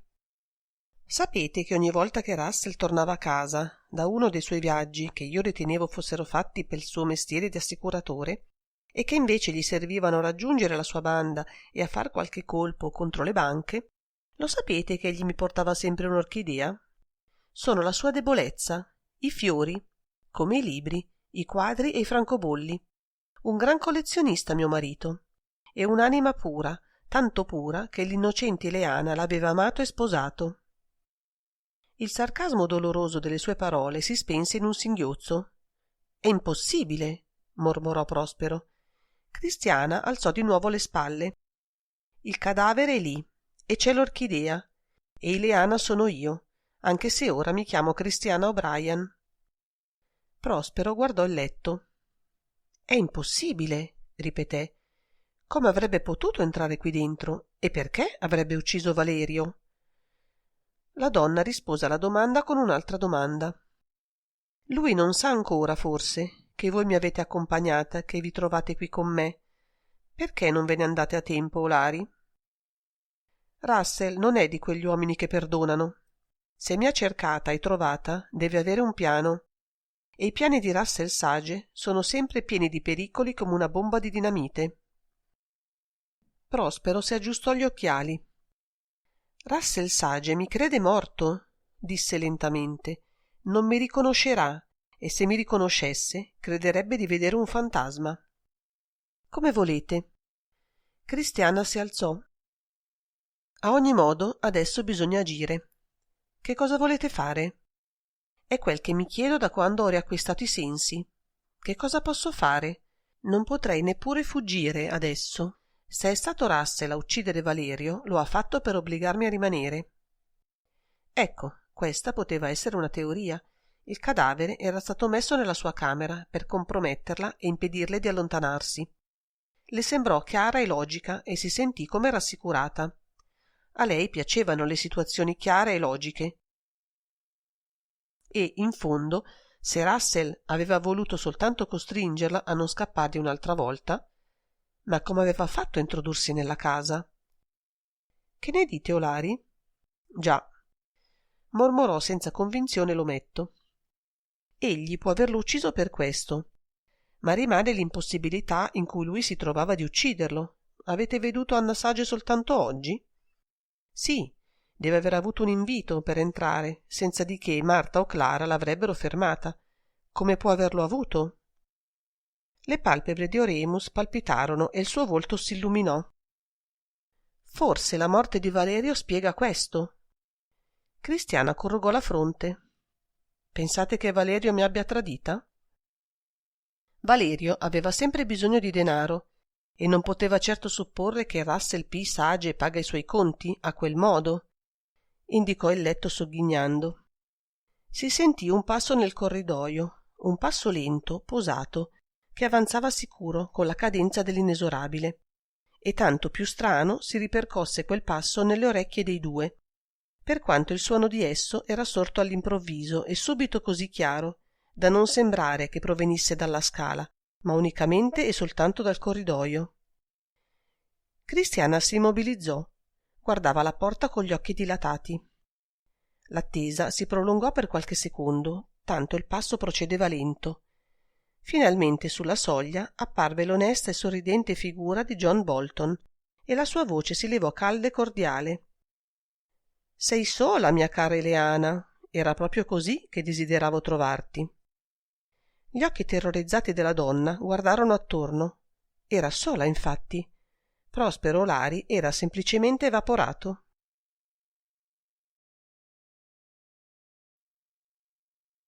Capitolo 9. Marta aprì la porta della direzione e si ritrasse, dopo aver dato un'occhiata nell'interno. Madama Firmino è ancora lì. De Vincenzi stava rivolgendo un sorriso rassicurante ad Evelina, che coi suoi occhietti più che mai stupefatti lo fissava di sopra il registro. Il placido volto, così teneramente roseo della matura grassona, aveva ispirato un'immediata fiducia al commissario. «La signora si trova in questa camera da molto tempo?» Marta guardò Evelina e poi De Vincenzi. «Naturalmente. Alle 2 la signorina Evelina è sempre in ufficio. Faccio colazione nella casa, alla mensa delle lavoranti». L'umida premura che traspariva da quelle parole convinse sempre più De Vincenzi che Evelina sarebbe stata l'ideale dei testimoni veritieri, seppure avesse avuto qualcosa da dire. Si avvicinò al suo tavolo. «Molto lavoro, eh?» Evelina depose le mani aperte sui fogli a 5 finche che stava riempendo di cifre e fissò l'intruso con meno benevolenza. Non permetteva lei che gli estranei si occupassero dei suoi conti. La contabilità di una ditta è segreta e sacra. «Voi siete l'amministratrice, signora?» «Signorina», mormorò la zitella, abbassando lo sguardo, e poi con voce rinfrancata: «Tengo io la contabilità e anche un poco la cassa, ma l'amministratrice è in realtà la signora O'Brien, con l'aiuto del signor Olari». «Capisco». De Vincenzi si appoggiò familiarmente alla scrivania, evitando di guardare il sacro registro. «E oggi, nel pomeriggio, avete veduto Valerio?» La domanda inaspettata ebbe la virtù di far impallidire il placido volto di Evelina. «Valerio? Che c'entra Valerio con me?» E si volse verso Marta, come a chiedere il suo intervento. La direttrice era rimasta presso l'uscio della direzione, che teneva ancora aperto. Al muto allarmato appello di Evelina si strinse nelle spalle con un gesto di rassegnata impotenza. «Il signore è un commissario di polizia». De Vincenzi si scostò dalla scrivania. Nessun bisogno più di conquistarsi le simpatie e la fiducia di Evelina. Questa si era irrigidita di colpo, un blocco compatto di carne congelata. Un poco le guance le tremavano e il petto le ansava sotto la seta del corpetto troppo stretto. «Polizia? Perché la polizia?»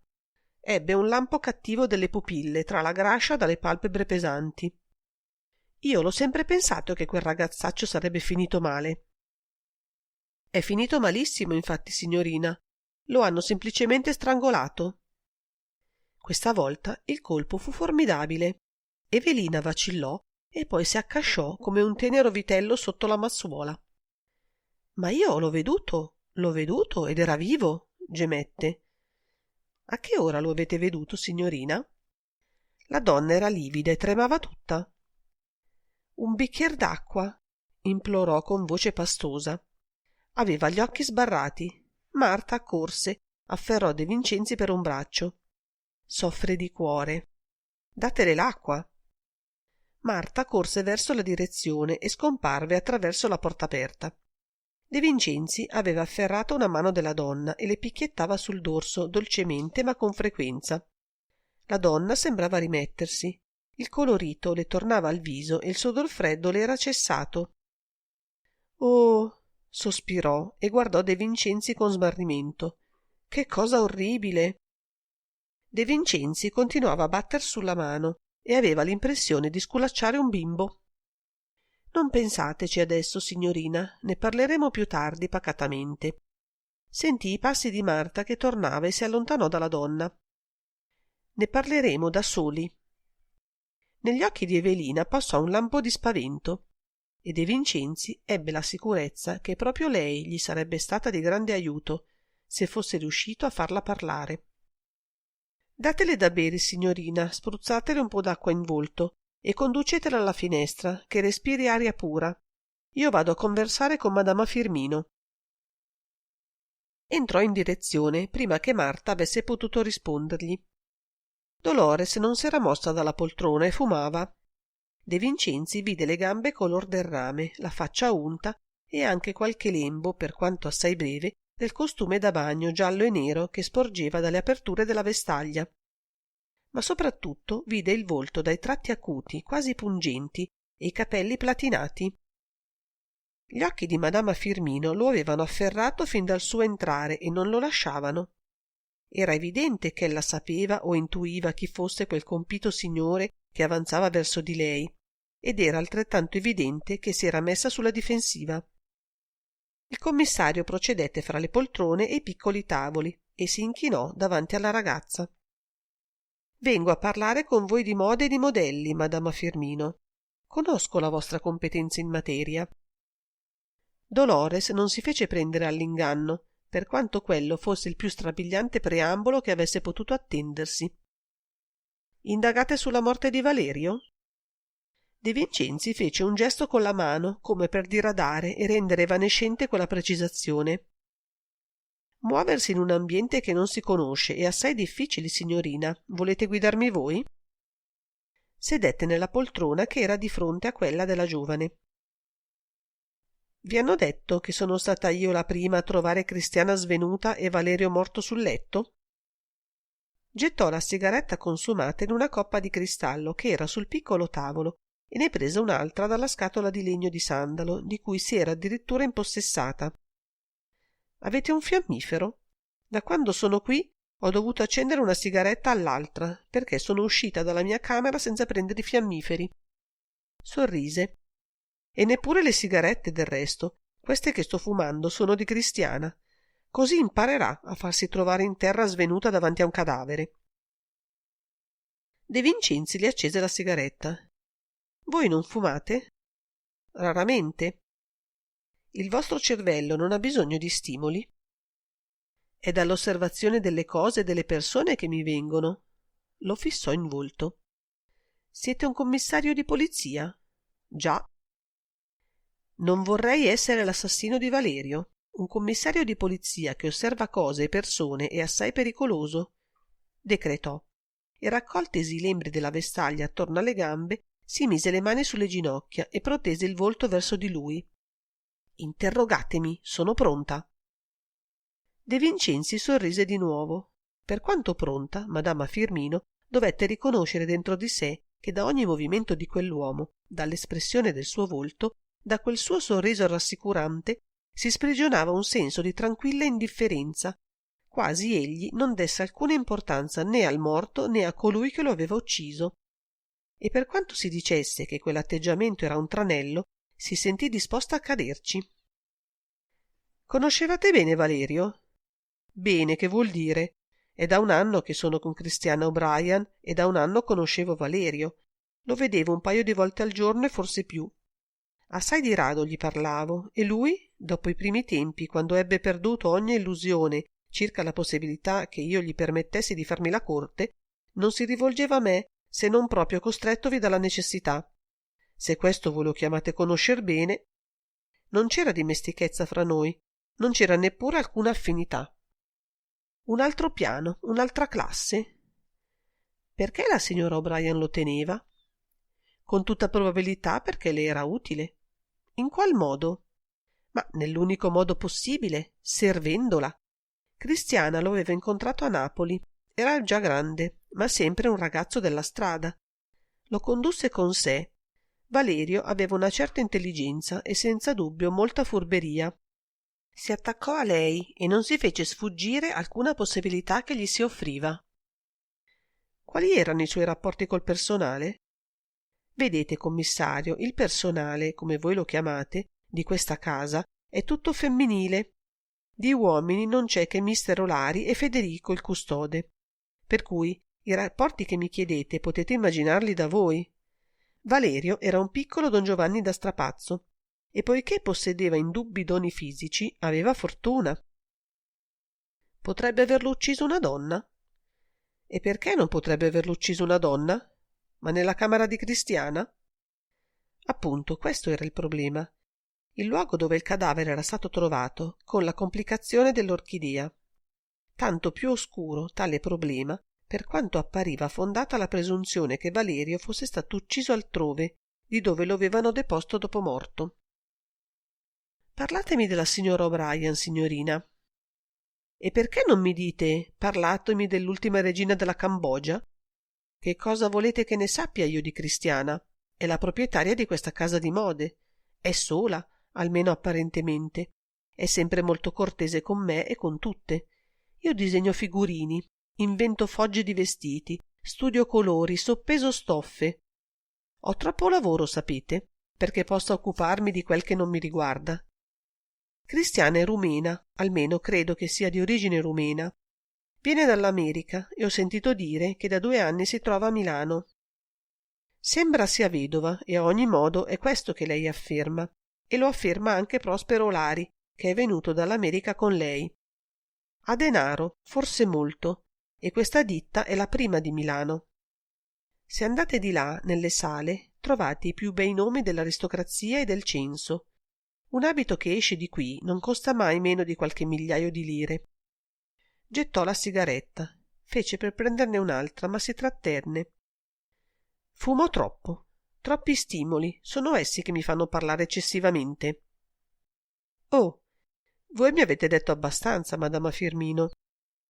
Assolutamente abbastanza, per quanto non mi abbiate parlato dei vostri disegni. La signora Cristiana è disegnatrice anch'essa? Dolores sorrise. Sapeva anche troppo bene quanto poco fosse disegnatrice Cristiana e quale dichiarato cattivo gusto avesse in fatto di abiti. 2 soli colori, caro commissario, e una sola foggia, il rosso pomidoro e il celeste prima comunione. e da quando a Parigi le capitò di vedere un quadro di Fragonard non concepisce che gonne assai ampie, maniche lunghe, corsetti scollatissimi e al di sopra una sciarpa di velo. Un po' fuori moda, n'è vero? Oh no, è una moda che si potrebbe ancora lanciare, a patto di rinnovarla e di rinnovarsi. Cristiana, invece, per quel che riguarda gli abiti delle altre, è statica. Ma almeno avrà una certa competenza per quel che riguarda la confezione. Domandatelo a Marta. Ho dovuto pregarla di non metter piede nei laboratori. Capisco. Ella pratica la moda come un'industria, ha il senso degli affari. Il sorriso di Madama Firmino fu un vero capolavoro di malignità. Oh, per questo il senso degli affari non le manca. De Vincenzi si alzò. A che ora avete veduto Valerio oggi per l'ultima volta? Credo di non averlo veduto affatto, ma l'ho udito. Ho udito quel suo fastidioso zufolare che lo precedeva quasi sempre quando passava per il corridoio della mia camera. A che ora? Oh, Dio, commissario, non ho guardato l'orologio, ma saranno state certo le 2:30 passate, perché alle 2:30 io sono salita nella mia camera per dedicarmi alla cura della mia persona. E Cristiana aveva scoperto il cadavere poco prima delle 4. De Vincenzi vide un foglio di carta bianco sopra il tavolo di Palissandro. Lo prese e lo porse a Madama Firmino con la matita d'oro che s'era tolta dal taschino del panciotto. «Posso chiedervi di fare un disegno per me?» Lo guardò stupita. «Il disegno di un abito?» «Non chiedo tanto. Mi basta che mi facciate la pianta del terzo piano di questa casa».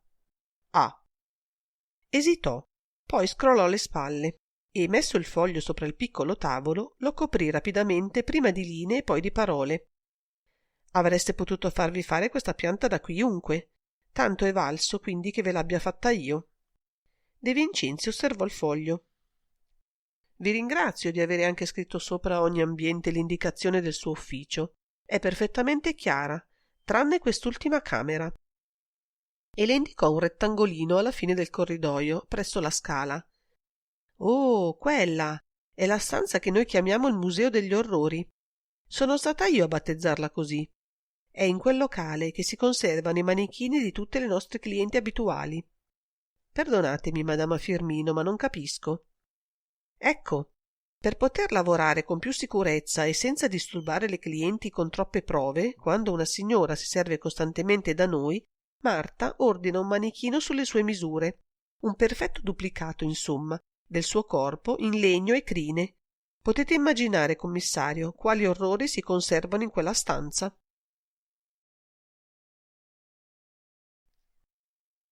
Capitolo 10. Sorpresa?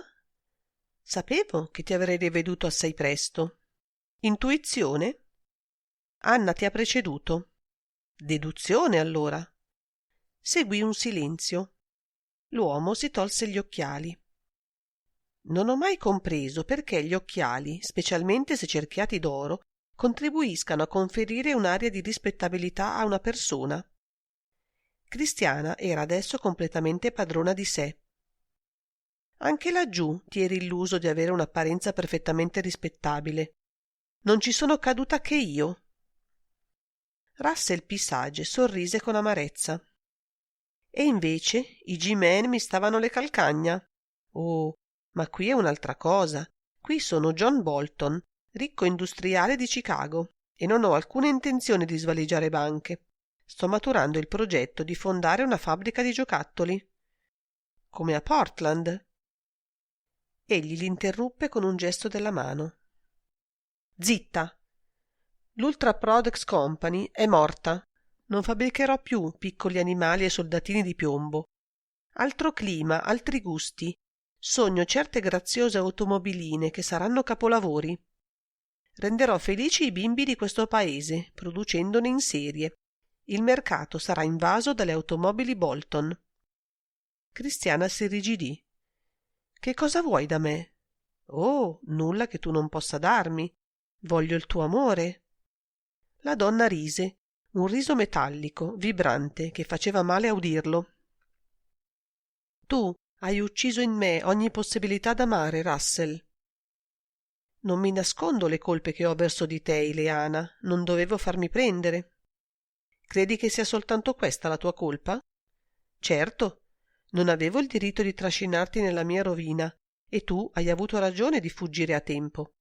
La tua perspicacia è stata grande a ritenere che l'assalto alla Caledonia National Bank di Danville sarebbe stato la mia ultima impresa e che io sarei comparso davanti alla corte di Rutland. La sua voce si fece di colpo sorda. Le parole martellarono. Ma non dovevi dubitare di me, Ileana. Ti avevo dato troppo perché tu dubitassi. Si era eccitato. Ah, no, non dovevi credere che io sarei morto nella prigione di Alcatraz. Non dovevi sperare di non rivedermi mai più. Le labbra della donna si contrassero. Più nulla da fare per te, Russell Sage. Non potrai riprendermi, anche se sotto quella coltre c'è un cadavere. Russell seguì lo sguardo di lei e vide il letto scomposto, i piedi del morto che uscivano di sotto al damasco.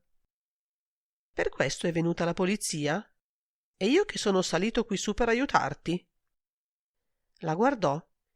Il volto gli si era fatto cupo e una vena gli pulsava turgida sulla fronte, presso alla voglia di vino rosso. La scrutava. Prese a battersi le dita della destra sul pugno chiuso dell'altra mano. Il suo lavoro di riflessione appariva intenso, a un tratto si scosse. Un tranello, eh? La guardò ancora, ma questa volta con ammirazione. Sei di una bella forza. Non ho saputo apprezzarti. Si rimise gli occhiali. Non ho alcun timore che tu dica ai poliziotti chi è realmente John Bolton. Sarebbe troppo pericoloso per te, e ad ogni modo non lo sarebbe affatto per me. Uscirò da questa casa tranquillamente, Leana, ma ci rivedremo. Raggiunse la porta, retrocedendo a piccoli passi senza voltarsi, guardandola fissamente. Di colpo fece un balzo nel corridoio. Si diresse con sicurezza alla scala di servizio e vi si gettò rapidissimo e leggero, sicché discese fino al primo piano senza che il rumore dei suoi passi si udisse. Poco dopo rientrava nel salone, mentre l'altoparlante annunciava il 37° vestito della collezione di Christiana O'Brien. La donna rimaneva immobile, fissando l'uscio per il quale Russell era scomparso. Quella fuga improvvisa l'aveva sorpresa. Si era preparata a resistergli, a combattere, e tutto era finito prima ancora di cominciare. Eppure la fuga di lui era logica, un autentico primato di riflessione rapida. Rimanere in quella stanza col pericolo di esservi sorpreso dai poliziotti voleva dire confessare d'esser lui l'assassino di Valerio. Ma chi aveva portato il cadavere sul suo letto? Come aveva fatto Russell a conoscere l'ubicazione della sua camera e giungervi senza farsi vedere da nessuno? Poteva ammettere che non era quella la prima volta che ci veniva? Le idee le si confondevano.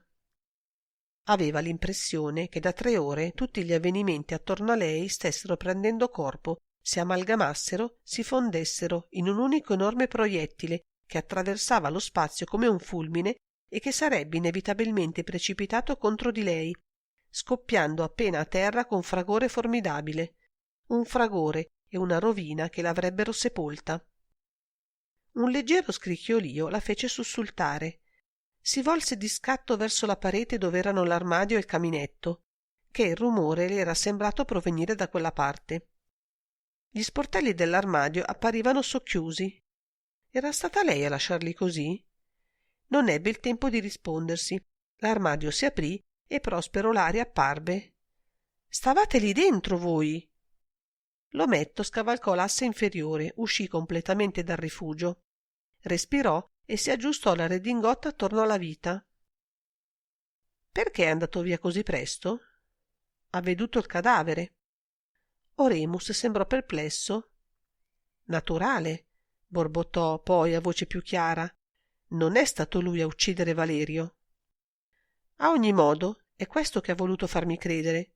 Come ha fatto a trovare la mia camera? Dimenticate che Russell sapeva svaleggiare una banca di pieno giorno. Si avviò alla porta. Bisogna che ritorni da basso e fareste bene a venir giù anche voi.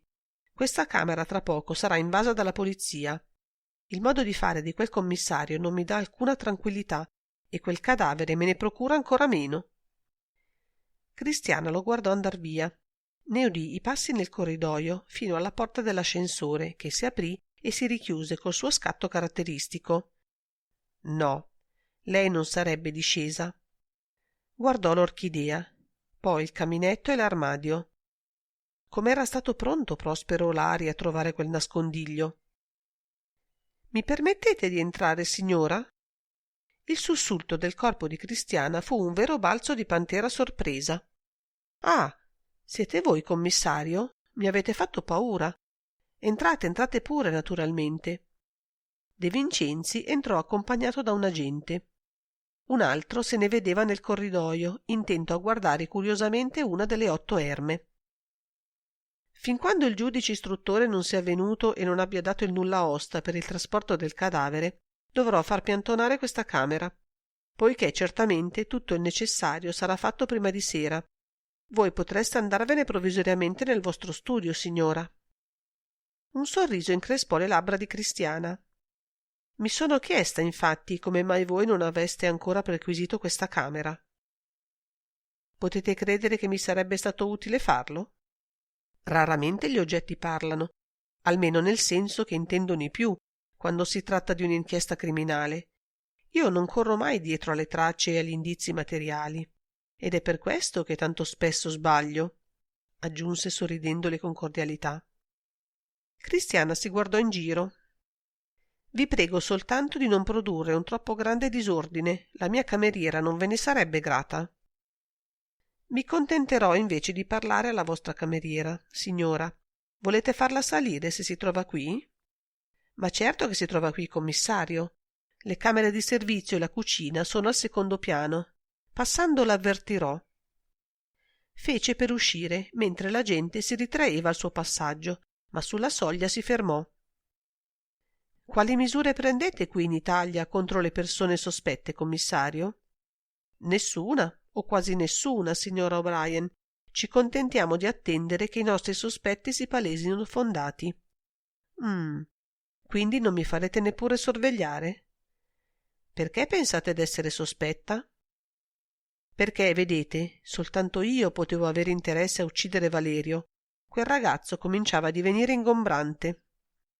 Oh, se tutte le persone che hanno qualche interesse a uccidere uccidessero realmente, la terra sarebbe cosparsa di cadaveri. Talvolta il vero assassino non fa che favorire i desideri di un altro, o di molti altri, signora. E in quanto al farvi sorvegliare non mi sembra necessario, in nessun caso vi sarebbe possibile uscire da questa casa. La donna gli diede un'ultima occhiata.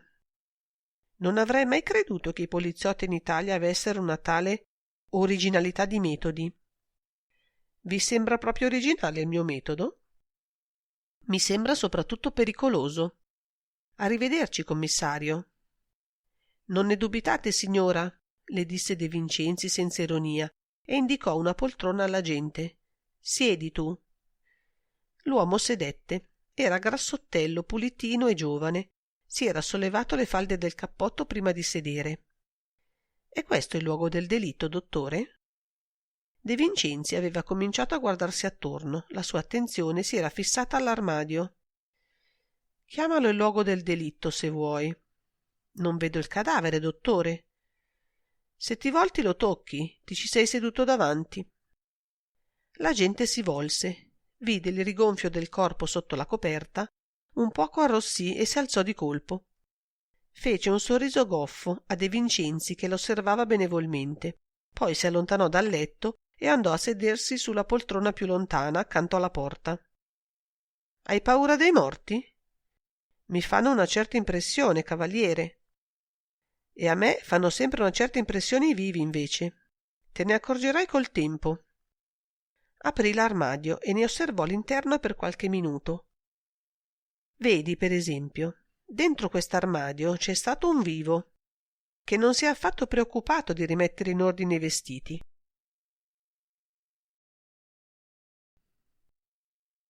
Capitolo 11. Nell'armadio di Christiana O'Brien De Vincenzi trovò solo molti abiti e indumenti femminili d'ogni specie.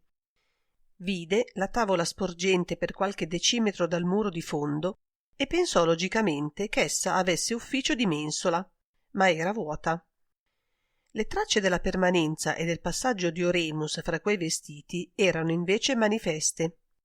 Ma De Vincenzi non poté dedurne se non quanto aveva detto. Una persona si era celata in quell'armadio e lui ignorava chi fosse tale persona.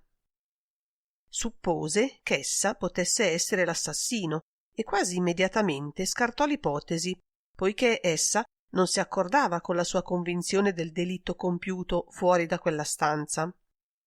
Non era ammissibile che l'assassino, dopo aver deposto il cadavere sul letto, si fosse attardato nella camera e avesse trovato comodo nascondersi dentro l'armadio. Lo avrebbe potuto fare se sorpreso dal rumore dei passi di qualcuno che si avvicinava, quelli di Christiana per esempio, ma in tal caso avrebbe dovuto trovarsi ancora fra quei vestiti, dato che la stanza era stata sempre piena di gente. Sempre? E il tempo in cui Christiana aveva giaciuto svenuta in terra sola? De Vincenzi alzò le spalle. La questione era di quelle che non si risolvevano col ragionamento e che, anche risolta, non poteva essergli di alcun aiuto. Il fatto che qualcuno si fosse nascosto in quell'armadio aveva importanza in se stesso come elemento caratterizzante e lui aveva appunto bisogno di raccogliere la maggior quantità possibile di tali elementi per poter ricostruire il quadro di quel delitto. Un altro di essi era indubbiamente l'orchidea. Quale ragione avrebbe avuto Christiana O'Brien ad affermare che il fiore non c'era prima del cadavere e che lei se lo era trovato davanti agli occhi quando aveva fatto la macabra scoperta? Se questa non fosse stata la verità? Sospirò. Come discernere il vero dal falso nelle affermazioni di una donna e come rintracciare la ragione delle sue azioni e delle sue parole? Il centro focale di tutta la storia era certamente Christiana. Non ti muovere di lì. La gente che lo aveva seguito in tutti i suoi movimenti per la stanza annuì vigorosamente col capo. Sì, dottore. E non preoccuparti del cadavere, i morti sono innocui. Lo spero, dottore. De Vincenzi sorrise e girò il saliscendi della porta che si trovava fra l'armadio e il caminetto. Era il gabinetto da bagno.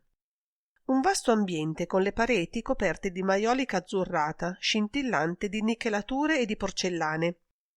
Un forte odore di creme, d'acqua di colonia e di lavanda aleggiava lì dentro e lo avvolse caldo e acre, quasi dolcigno. Egli si ripeté una riflessione già fatta altre volte.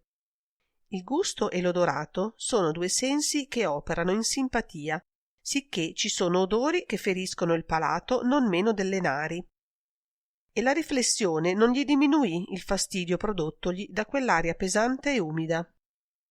Ma subito un terzo senso entrò in gioco in lui e assorbì ogni sua attenzione.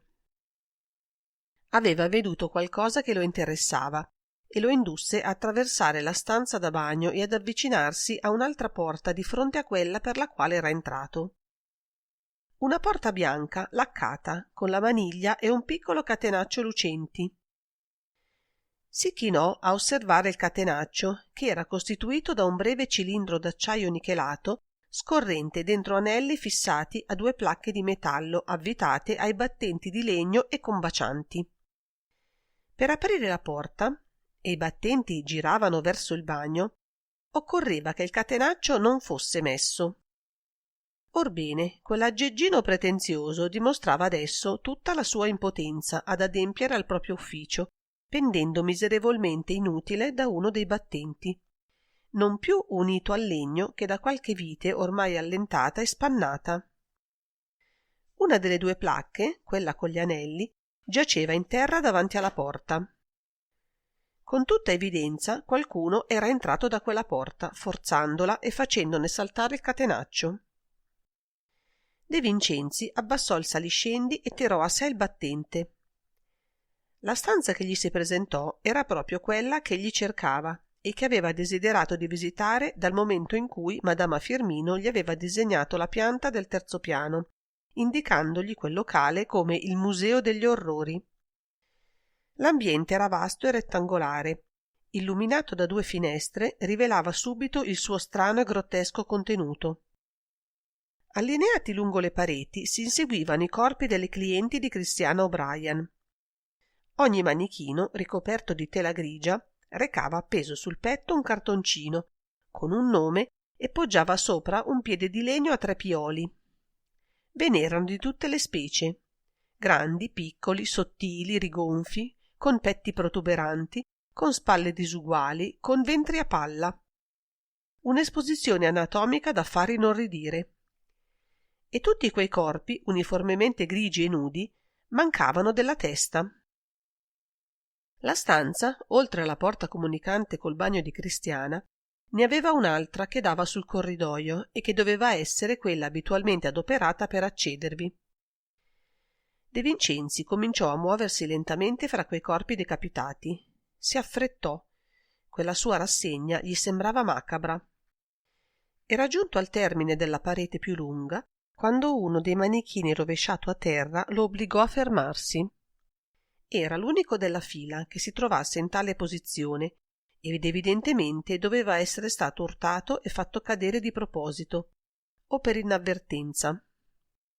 Notò allora che anche gli altri 2 che lo fiancheggiavano erano spostati e uno di essi poggiava contro il muro e aveva sollevati da terra 2 dei suoi 3 sostegni. In quel punto si era prodotto un urto, vi era stato come un passaggio violento, qualcuno che fuggisse e avesse inciampato cadendo addosso ai manichini, oppure addirittura una lotta. La lotta di Valerio contro il suo aggressore? Il giovane era stato strangolato lì dentro, sorpreso forse alle spalle, afferrato dal di dietro alla gola, gettato e sbattuto prima contro il manichino, che si era naturalmente rovesciato, e poi contro il muro?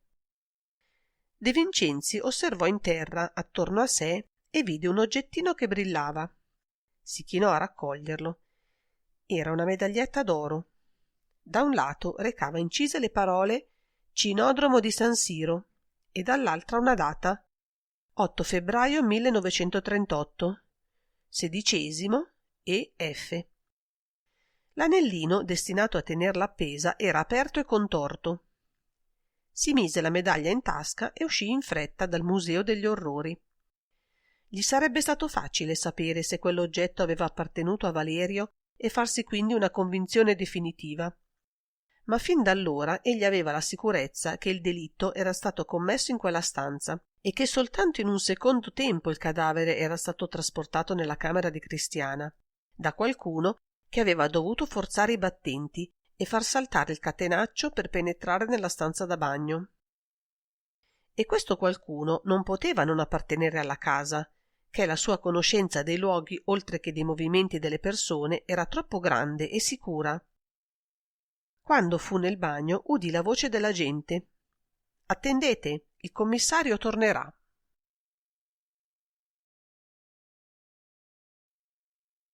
Capitolo 12. Era la cameriera di Cristiana. Il volto incipriato, il corpo snello e pur muscoloso nell'abito corto di rigattino azzurro. Sotto la cuffia di merletto la zazzeretta bionda. Teneva le mani nelle tasche del grembiulino bianco e non sembrava per nulla turbata. «Siete la cameriera della signora O'Brien?» «Verna Campbell». Una voce dura, tutta di testa. Aveva lanciato il nome come una sfida e fissava sfrontatamente De Vincenzi. «La signora vi ha condotto con sé dall'America?» «Sì». E 2. L'altro era Prospero Olari. «Vattene nel corridoio». L'agente raggiunse il compagno che ormai aveva contemplato 4 erme e stava ammirando la quinta. «Sedete, signorina Campbell». La ragazza diede appena un'occhiata attorno a sé prima di sedere. Aveva evitato di guardare il letto e De Vincenzi ebbe la sicurezza che conosceva o intuiva la presenza del cadavere. Assunse un'aria di cordiale bonomia. «Faticoso il servizio con la signora O'Brien, signorina Campbell?» Se il far niente è una fatica, il mio servizio è certo il più faticoso. De Vincenzi, seguendo il suo metodo di operare, quando gli era possibile, la lingua delle persone alle quali voleva ispirare confidenza, le aveva parlato in inglese e la Campbell aveva detto far niente in italiano, ma il tono della sua voce rimaneva corrucciato, quasi indolente, tutto in flessioni ascendenti. Per questo l'avete seguita dall'America in Italia? L'ho seguita perché ho bisogno di guadagnare. Eravate la sua cameriera anche laggiù? No. La signora Sage mi ha preso a Miami, togliendomi dall'albergo dove facevo la stagione. Poiché mi offrì uno stipendio doppio, accettai di seguirla in Europa. Sage? Era il nome della signora, o perlomeno quello di suo marito.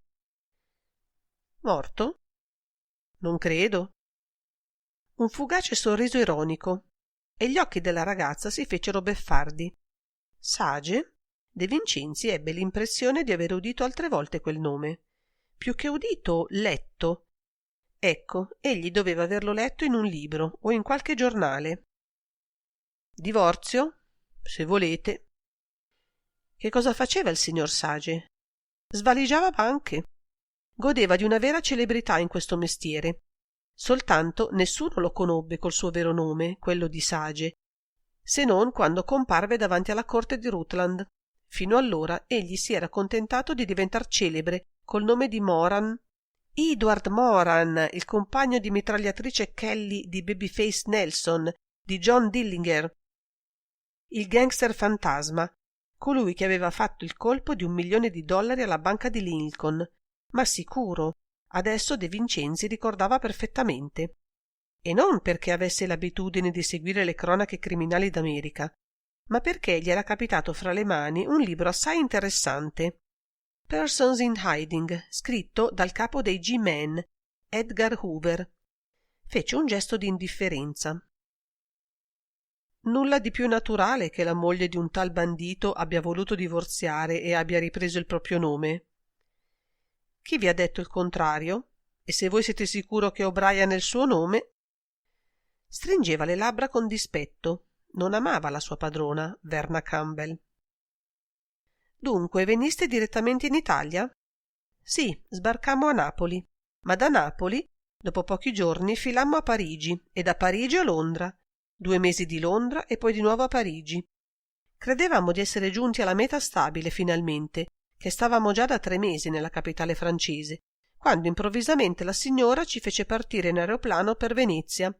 È soltanto da 2 anni che siamo a Milano. Naturale anche questo. La signora O'Brien cercava il luogo più adatto per fondare una casa di mode, non vi sembra? Il sorriso di De Vincenzi era di un'ingenuità da collegiale. Aveva scoperto il punto debole della donna e cercava di pungerla per farla parlare. Il gioco gli riuscì. Oh, precisamente, era appunto una casa di mode che lei sognava di creare. Una casa di mode con molti ricchi clienti uomini a cui rendere servigi. Clienti uomini? Siete sicura di non sbagliarvi, signorina Campbell? In basso le sale sono piene di signore. Lo guardò con commiserazione.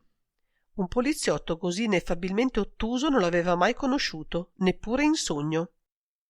Infatti posso sbagliare. Il tono condiscendente diceva: a che scopo guastar la digestione di un uomo capace di tanta buona fede? Ma aveva volto il capo verso il telefono che si trovava sopra un piccolo tavolo accanto al letto, e De Vincenzi seguì il suo sguardo. C'era l'apparecchio telefonico su quel tavolo e c'era una piccola agenda rilegata in pelle verde. Volete dare un'occhiata qui sotto, signorina Campbell? Si alzò e si diresse al letto. La ragazza lo guardò fare con indifferenza. Egli sollevò il lembo ripiegato della coltre e scoprì il cadavere. Verna Campbell si fece livida, ma non lo spavento o il turbamento operavano in lei, piuttosto una collera sorda e ruggente, un odio infiammato. Lo conoscete? Non lo conosco più. Starà finalmente all'inferno adesso. De Vincenzi ricoprì la salma. Era un sentimentale in fondo e aveva istintivo il rispetto dei morti, per canaglie che fossero stati da vivi. Le parole così gelidamente spietate della ragazza lo avevano ferito. «Dove vi trovavate oggi fra le 2 e le 4, signorina Campbell?» chiese con voce dura. «Nella mia camera». «E la vostra camera dove si trova?» «Prima del laboratorio, al secondo piano». «Vicino alla scala di servizio?» «Come fate a saperlo?» «Non lo so, ve lo chiedo». «Precisamente, ma se pensate che possa essere stata io a uccidere quell'uomo, prendete un grosso granchio. Da tempo evitava di farsi vedere da me, lui». «Riparleremo di questo, signorina». L'accompagnò alla porta. Verna Campbell si allontanò rapidamente e sparì per la scala di servizio. De Vincenzi sospirò. Si sentiva di pessimo umore. L'atmosfera gli si faceva attorno sempre più pesante, carica di elettricità, percossa da brividi premonitori. Lui si conosceva un tale stato d'animo e ne aveva terrore. Era sempre foriero di catastrofi, quasi il presentimento avesse una reale forza operante. Ritornò accanto al letto e fissò il piccolo libriccino verde. Aveva quasi paura a toccarlo. Vincendo la ripugnanza, lo prese e lo sfogliò. Era una rubrica. Le pagine, divise secondo l'alfabeto, non contenevano che pochi nomi e numeri. Lesse qualcuno di quei nomi, richiuse il libriccino e se lo mise in tasca. Gli appariva più che mai importante e urgente adesso di avere un colloquio con la grassa Evelina. Un colloquio tranquillo, da solo a sola, senza interruzioni e soprattutto senza attacchi cardiaci. Nel corridoio ordinò ai 2 agenti: «Non vi muovete di qui, nessuno deve entrare in quella camera, tranne il giudice istruttore». Capitolo 13. Alle 18:30 i saloni di Cristana e O'Brien apparivano deserti. La sfilata delle indostratrici era cessata alle 18, quando ancora neppure la metà dei modelli aveva fatto la sua apparizione. De Vincenzi aveva pregato Marta di interromperla prima del fissato. Lui non avrebbe dato alcun disturbo alle signore intervenute, che non gli sembrava necessario interrogarle, ma di aver le mani libere aveva bisogno. E, del resto, tra poco sarebbe giunto il giudice istruttore e subito dopo gli uomini dell'obitorio con la lettiga. Marta e Clara avevano assistito sorridenti e ossequiose all'esodo delle clienti. Per i 2 Bolton, Clara aveva avuto un sorriso e un inchino speciale e nell'accompagnarli fino a metà della sala d'ingresso aveva detto loro: «Confidiamo che vostra sorella voglia onorarci di altre sue visite, Mr. Bolton». «Non dubitatene, signorina, mia sorella ha molto ammirato i vostri modelli». Nell'ascensore sorrideva ancora con compiacenza e senza quasi muovere le labbra aveva detto ad Anna: «La partita minaccia d'esser dura, l'ho veduta e le ho parlato». E Anna Sage, impassibile, gli aveva risposto: «Non vedo l'utilità per te di giocare una simile partita. Ricordati che a Miami ti sei perduto per aver voluto offrire un pranzo ai tuoi parenti in occasione del 4 luglio. Un pranzo memorabile fu quello». E Federico si era visto mettere nella mano altre 10 lire dal più straordinario visitatore che la casa di mode O'Brien avesse mai avuto. Adesso De Vincenzi si aggirava nei saloni vuoti. Aveva bisogno di coordinare le idee. Nessuna possibilità ancora di fare il punto. Gli elementi raccolti erano molti, ma non connettevano, non si completavano. Mentre contemplava in un piccolo armadio a cristalli una raccolta di fioriti gioielli di similoro e di strass, si mise a contarli. L'orchidea era uno di quegli elementi e forse il più segreto, quello che alla fine gli avrebbe mostrato uno sbocco impreveduto e imprevedibile. Subito dopo veniva l'ineffabile e fredda Verna Campbell, che aveva tenuto a dargli informazioni sconvolgenti, mettendolo alle prese con una storia di gangster. Aveva fatto di più quella ragazza. Gli aveva rivelato l'importanza della rubrica verde che adesso si trovava in una delle sue tasche. La crisi improvvisa dalla quale era stata presa Evelina era un altro di quegli elementi. Poi c'era il trasporto del cadavere sul letto di Cristiana e l'enumerazione poteva non essere completa. Con tutto questo, non un fatto preciso, non un indizio che indicasse il principio di una traccia. Tutto era torbido, fuori luce. Perché Christiana O'Brien aveva sentito il bisogno di creare una casa di mode, lei che non era mai stata sarta e che della sarta non aveva le attitudini? Certo, il fatto in sé stesso non avrebbe destato in alcuno la meraviglia se Valerio non fosse stato strangolato, ma quel delitto e la messa in scena di esso gettavano una luce sinistra sull'attività della donna. Per di più, l'assassinio di Valerio non si accordava con tutto il resto. Se era un prodotto dell'ambiente, esso appariva sproporzionato alla preparazione. Non era quello il delitto che doveva accadere. E De Vincenzi si sorprese a pensare quale sarebbe stato il vero delitto e quando sarebbe accaduto. I saloni erano rimasti illuminati, mentre dalle finestre veniva ancora il chiarore del giorno. Il corridoio appariva deserto, ma egli sentiva il brusio che facevano le indossatrici nella loro stanza, per quanto a sorvegliarle ci fosse Clara. Christiana O'Brien si era chiusa nella direzione con Olari e Marta stava con le lavoranti, a cui De Vincenzi non aveva permesso di andarsene. Evelina, infine, doveva trovarsi nel suo ufficio ad attendere con trepidazione che lui la interrogasse. Pensò alla quantità disperatamente grande di persone che doveva ancora interrogare. Tutte quelle donne gli avrebbero parlato di Valerio. Che cosa potevano dirgli che valesse a metterlo sulle tracce dell'assassino? Probabilmente nulla. Ma per contro gli avrebbero rivelato ancora e sempre altri aspetti dell'ucciso, tali da non farlo rimpiangere. Trasse dal taschino la medaglia trovata in terra. Aveva appartenuto proprio a Valerio quella medaglia. Non si era dato neppure la pena di verificare se il morto avesse addosso una catena da cui potesse essere staccata, tanto era sicuro che gli apparteneva. Varcò lentamente la porta della terza sala, l'ultima dalla parte dell'ascensore interno, e si avviò verso la direzione. Voci provenienti di dietro all'uscio chiuso delle indossatrici lo fecero fermare. «Sei sciocca a piangerlo. Si curava di te come del nodo della sua cravatta. Gli piacevi, ma in quanto a volerti bene ti sei illusa come mi sono illusa io e tutte le altre. Taci, Irma, non vedi che Gioia soffre? È un momento e poi le passerà. In fondo è stato qui poco prima che lo uccidessero e le ha parlato. Scommetto che a fargli la festa è stata l'americana. Lei non si era rassegnata. E adesso? Hai visto che ci sono poliziotti dappertutto? Chiuderanno la baracca e ci manderanno a spasso. Oh, io me ne infischio. Fercioni mi sta appresso da un pezzo. Non ho che da andare da lui perché mi prenda.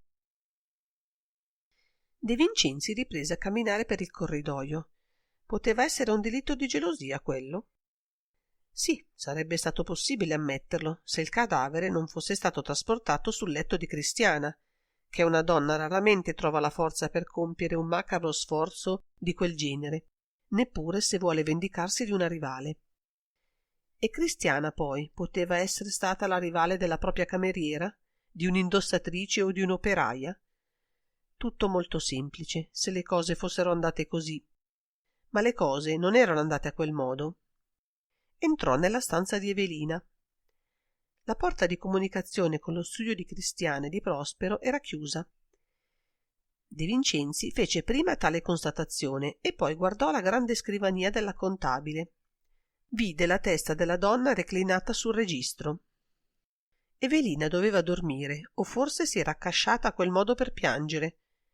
Ma perché avrebbe dovuto piangere? Che stranezza che gli si fosse presentata una simile ipotesi.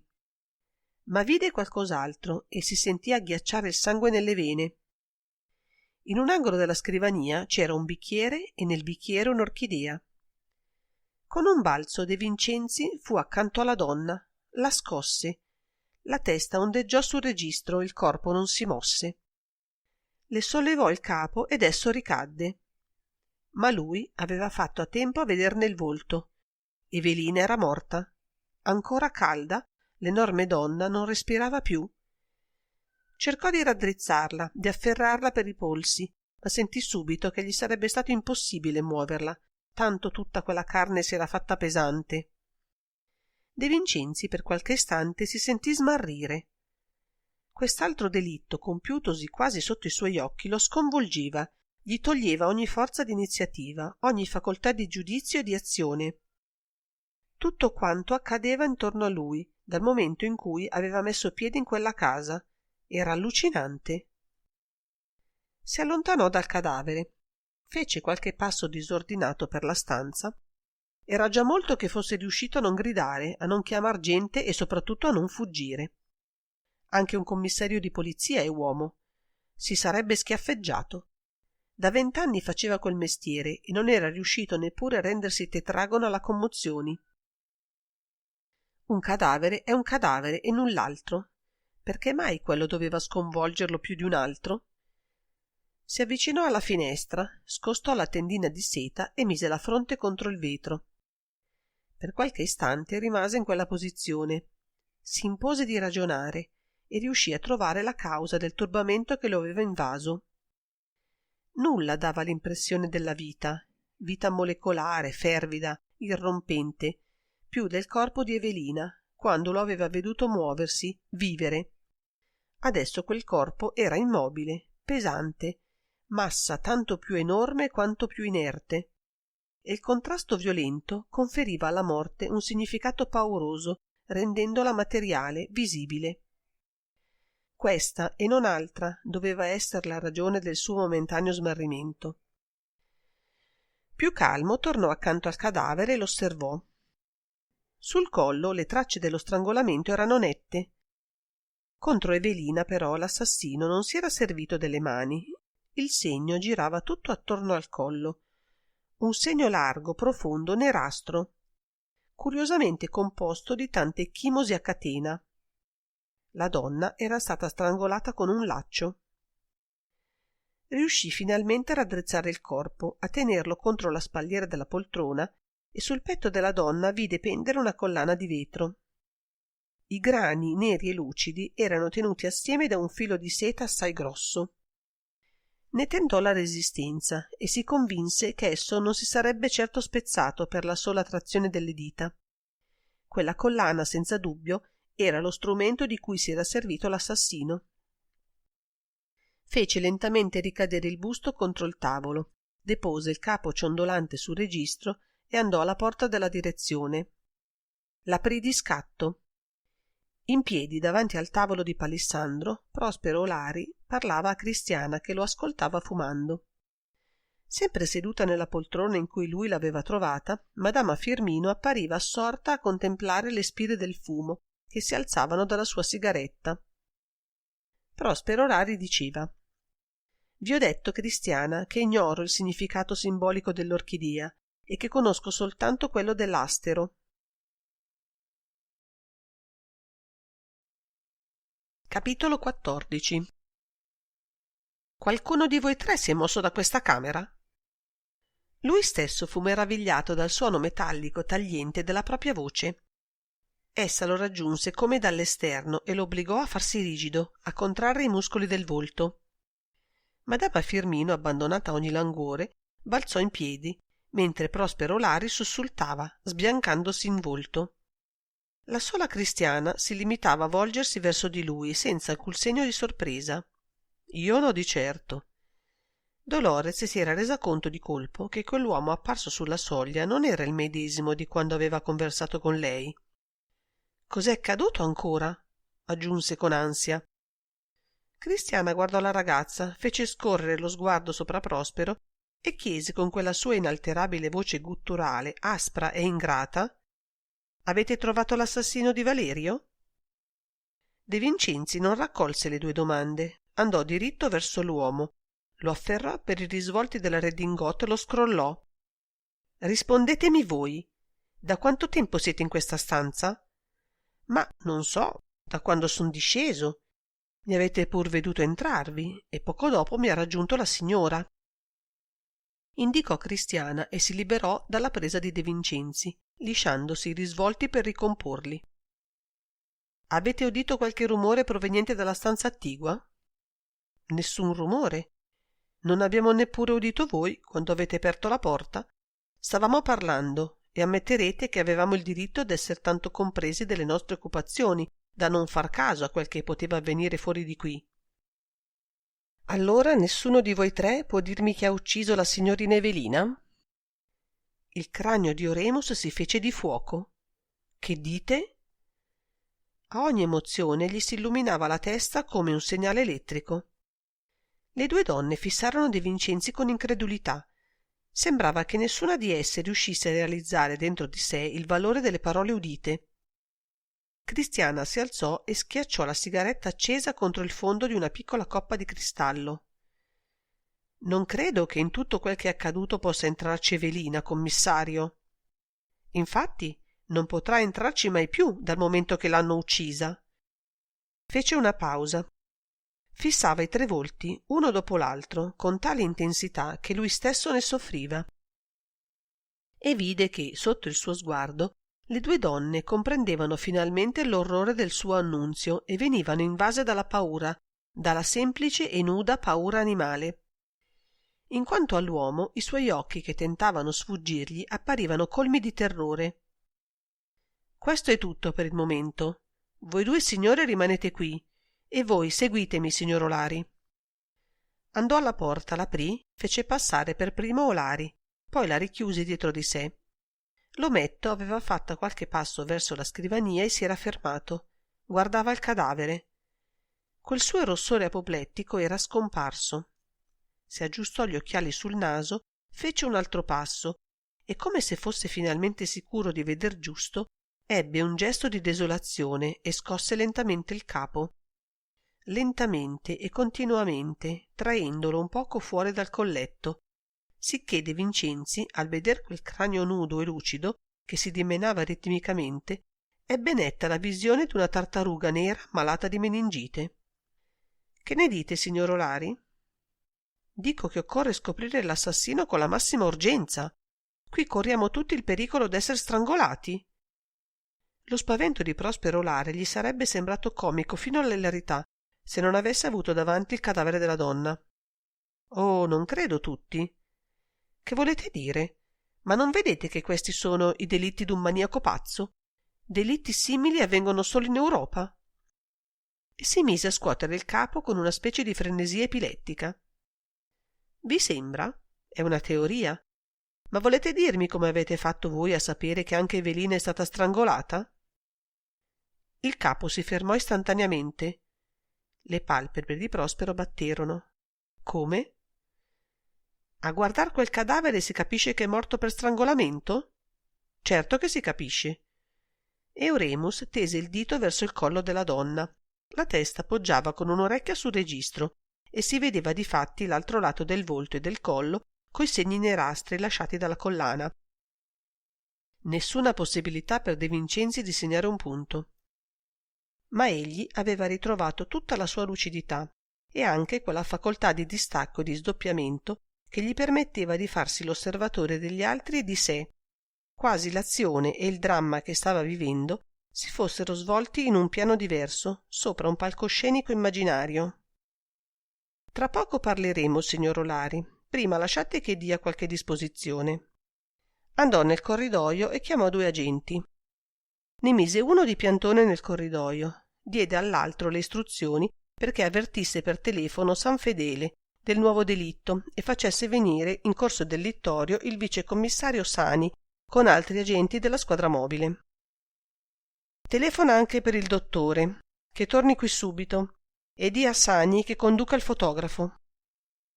Dopo aver dato quegli ordini, ebbe l'impressione che sempre aveva in quei casi, l'assoluto suo dovere di mettere in moto la macchina ufficiale della giustizia, con tutte le sue regole e i suoi metodi, con le pastoie della burocrazia e con l'ausilio dei ritrovati scientifici.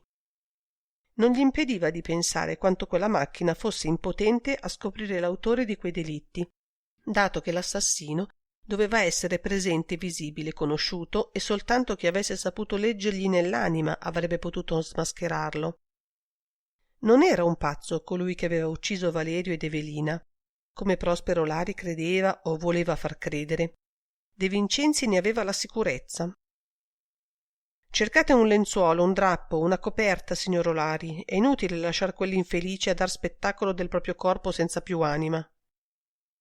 Olari si precipitò nel corridoio. De Vincenzi chiuse a chiave la porta per la quale l'ometto era uscito. Aveva bisogno adesso di qualche minuto di osservazione senza testimoni. Si assicurò che anche la porta della direzione fosse chiusa. Poi andò rapidamente alla scrivania. Osservò il corpo e il piano del tavolo. Evelina stava scrivendo le sue cifre quando l'avevano uccisa.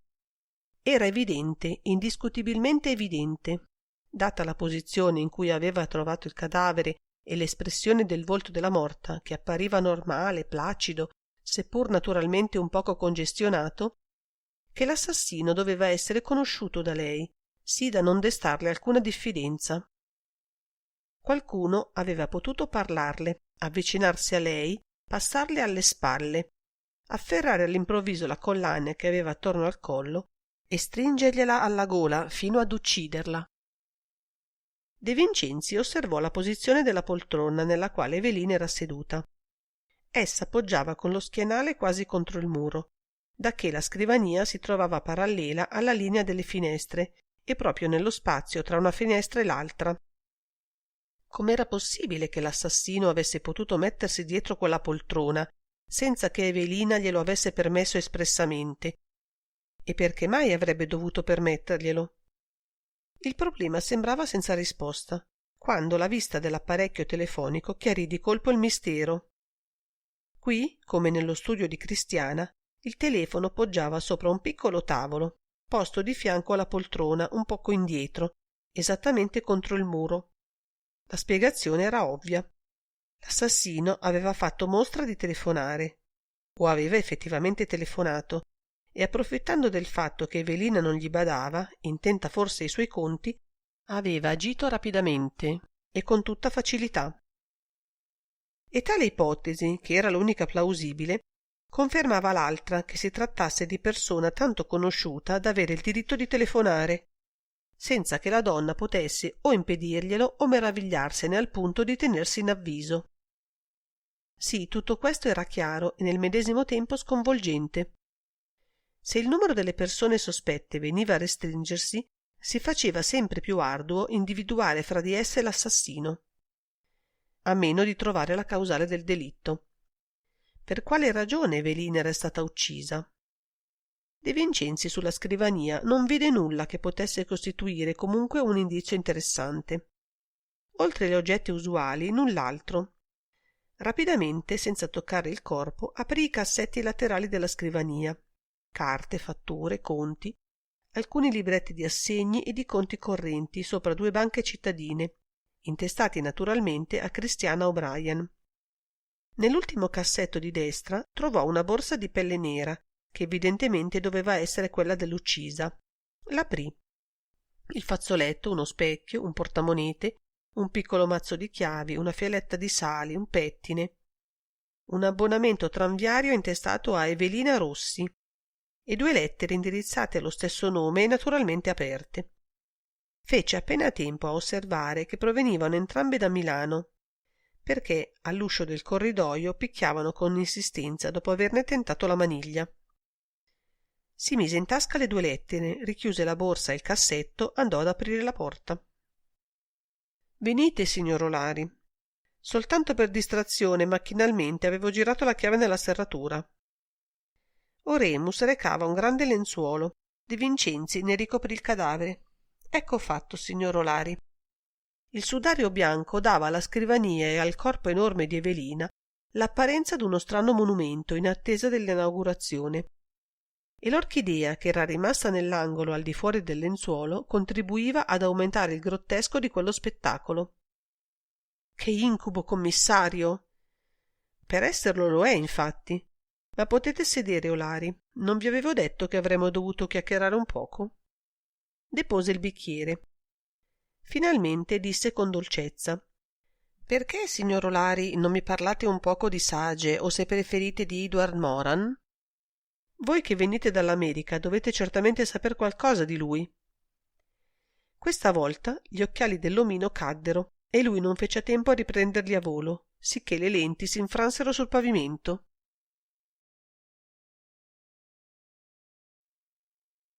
Capitolo 15. E voi dite che oggi vostro marito era qui? Sì. Christiana O'Brien si trovava da 20 minuti con De Vincenzi e non aveva pronunciato che monosillabi. A lui sembrava di interrogare un tavolo a 3 piedi in una seduta spiritica. Un colpo per il sì, 2 per il no. E sapeva benissimo che 99 su 100 di quelle risposte erano truccate, come per il tavolo. Far parlare Olari gli era stato più facile. L'ometto, appena assalito e forato di fronte, si era sgonfiato. Dopo qualche tentativo di negarle, e sia pure con molte reticenze, aveva confermato le notizie date da Verna Campbell. Russell Sage, meglio conosciuto col nome di Edward Moran, era effettivamente un asso del banditismo. Il numero dei suoi delitti, quando venne finalmente arrestato, era così grande che nessuno poté mai stabilirlo con precisione. E Russell viveva effettivamente una doppia vita. Col nome di Sage aveva l'apparenza di un onesto commerciante, e lo era, rappresentante di una società industriale perfettamente regolare. Abitava i grandi alberghi, frequentava le stagioni balneari rinomate. Dopo aver preso moglie, ebbe appartamenti sontuosi e condusse la sua giovane sposa a ogni ritrovo mondano. In quanto Edward Moran, l'uomo era naturalmente tutt'altra cosa. Persino Dillinger lo amava e lo riconosceva come un genio nel preparare ed eseguire lo svaleggiamento di una banca. Un assalto organizzato da lui difficilmente o forse mai era fallito. Egli non lavorava 2 volte con la stessa banda. Era il tenore di cartello che si faceva scritturare per una rappresentazione e basta. Ma ogni volta la paga che riceveva era da re. Con tutto questo nessuno aveva mai udito dire che Moran si fosse servito delle sue armi per altro scopo che non fosse l'intimidazione. Egli non aveva cadaveri sulla coscienza, o perlomeno non ne aveva che fossero stati resi tali personalmente da lui. Aveva sì i suoi esecutori, ai quali ordinava di far fuori i traditori, le spie, coloro ai quali mancava il buon senso di capire a tempo quant'egli fosse temibile e pericoloso, e quanto temerariamente sciocco potesse essere il ricattarlo. Ma le sue mani erano monde di sangue e lui si vantava di diventare una femminuccia davanti alle ferite del corpo umano. Per questo, quando finalmente gli agenti federali riuscirono a impadronirsi di lui, la corte di Rutland non poté che condannarlo a 7 anni da scontarsi nella prigione di Alcatraz, dove già si trovavano quasi tutti i suoi compagni, da Al Capone a Hervey Bailey. Quando? Aveva chiesto De Vincenzi. Nel 1936, aveva risposto Olari. Ma i 7 anni non sono ancora trascorsi. Sarà stato graziato. Egli sapeva essere un così perfetto gentiluomo quando non svaligiava banche. Venuto al punto di parlare di Christiana, la loquela di Prospero Olari aveva subito un improvviso arresto. Sì, Christiana aveva sposato Russell Sage. Sì, ella forse ignorava chi egli realmente fosse. Sì, la donna era fuggita da lui, lasciandolo solo a Portland, quando i G-Men gli stavano alle calcagna. Ma null'altro l'ometto sapeva di preciso o voleva dire. Come aveva conosciuto Christiana? L'aveva incontrata a Miami e aveva accettato di seguirla. La donna si era confidata con lui in alto mare, quando già il Rex navigava verso l'Europa. Questi i risultati dell'interrogatorio di Prospero Olari. Poi erano sopraggiunti il medico, il giudice istruttore, era arrivato Sani con altri agenti della squadra mobile e col fotografo. De Vincenzi aveva fatto piantonare i 3 piani della casa di Mode. Ne aveva fatto perquisire le stanze, tranne la direzione, nella quale erano rimaste indisturbate Christiana O'Brien e Madama Firmino. Aveva assistito agli interrogatori delle operaie e delle indossatrici. I 2 cadaveri erano stati trasportati all'obitorio e così era venuta prima la sera, poi la notte. Adesso, ed erano le 22, egli, allontanatasi Madama Firmino, che aveva dichiarato di andarsene a letto, si era seduto di fronte a Christiana nel suo studio e aveva iniziato con lei quel colloquio che da parte della donna aveva assunto forme tanto laconiche. Che Russell Sage avesse fatto la sua apparizione nella casa di Mode proprio quel giorno, De Vincenzi l'aveva saputo da Olari, il quale però si era affrettato a dichiarare che doveva trattarsi di pura coincidenza, dacché egli non ammetteva che a compiere quei 2 delitti fosse stato il marito di Cristiana. E Olari della presenza di Russell si diceva informato dalla stessa Cristiana, la quale aveva parlato col marito nella propria camera, nel tempo in cui De Vincenzi, disceso al primo piano, procedeva all'interrogatorio di madama Firmino.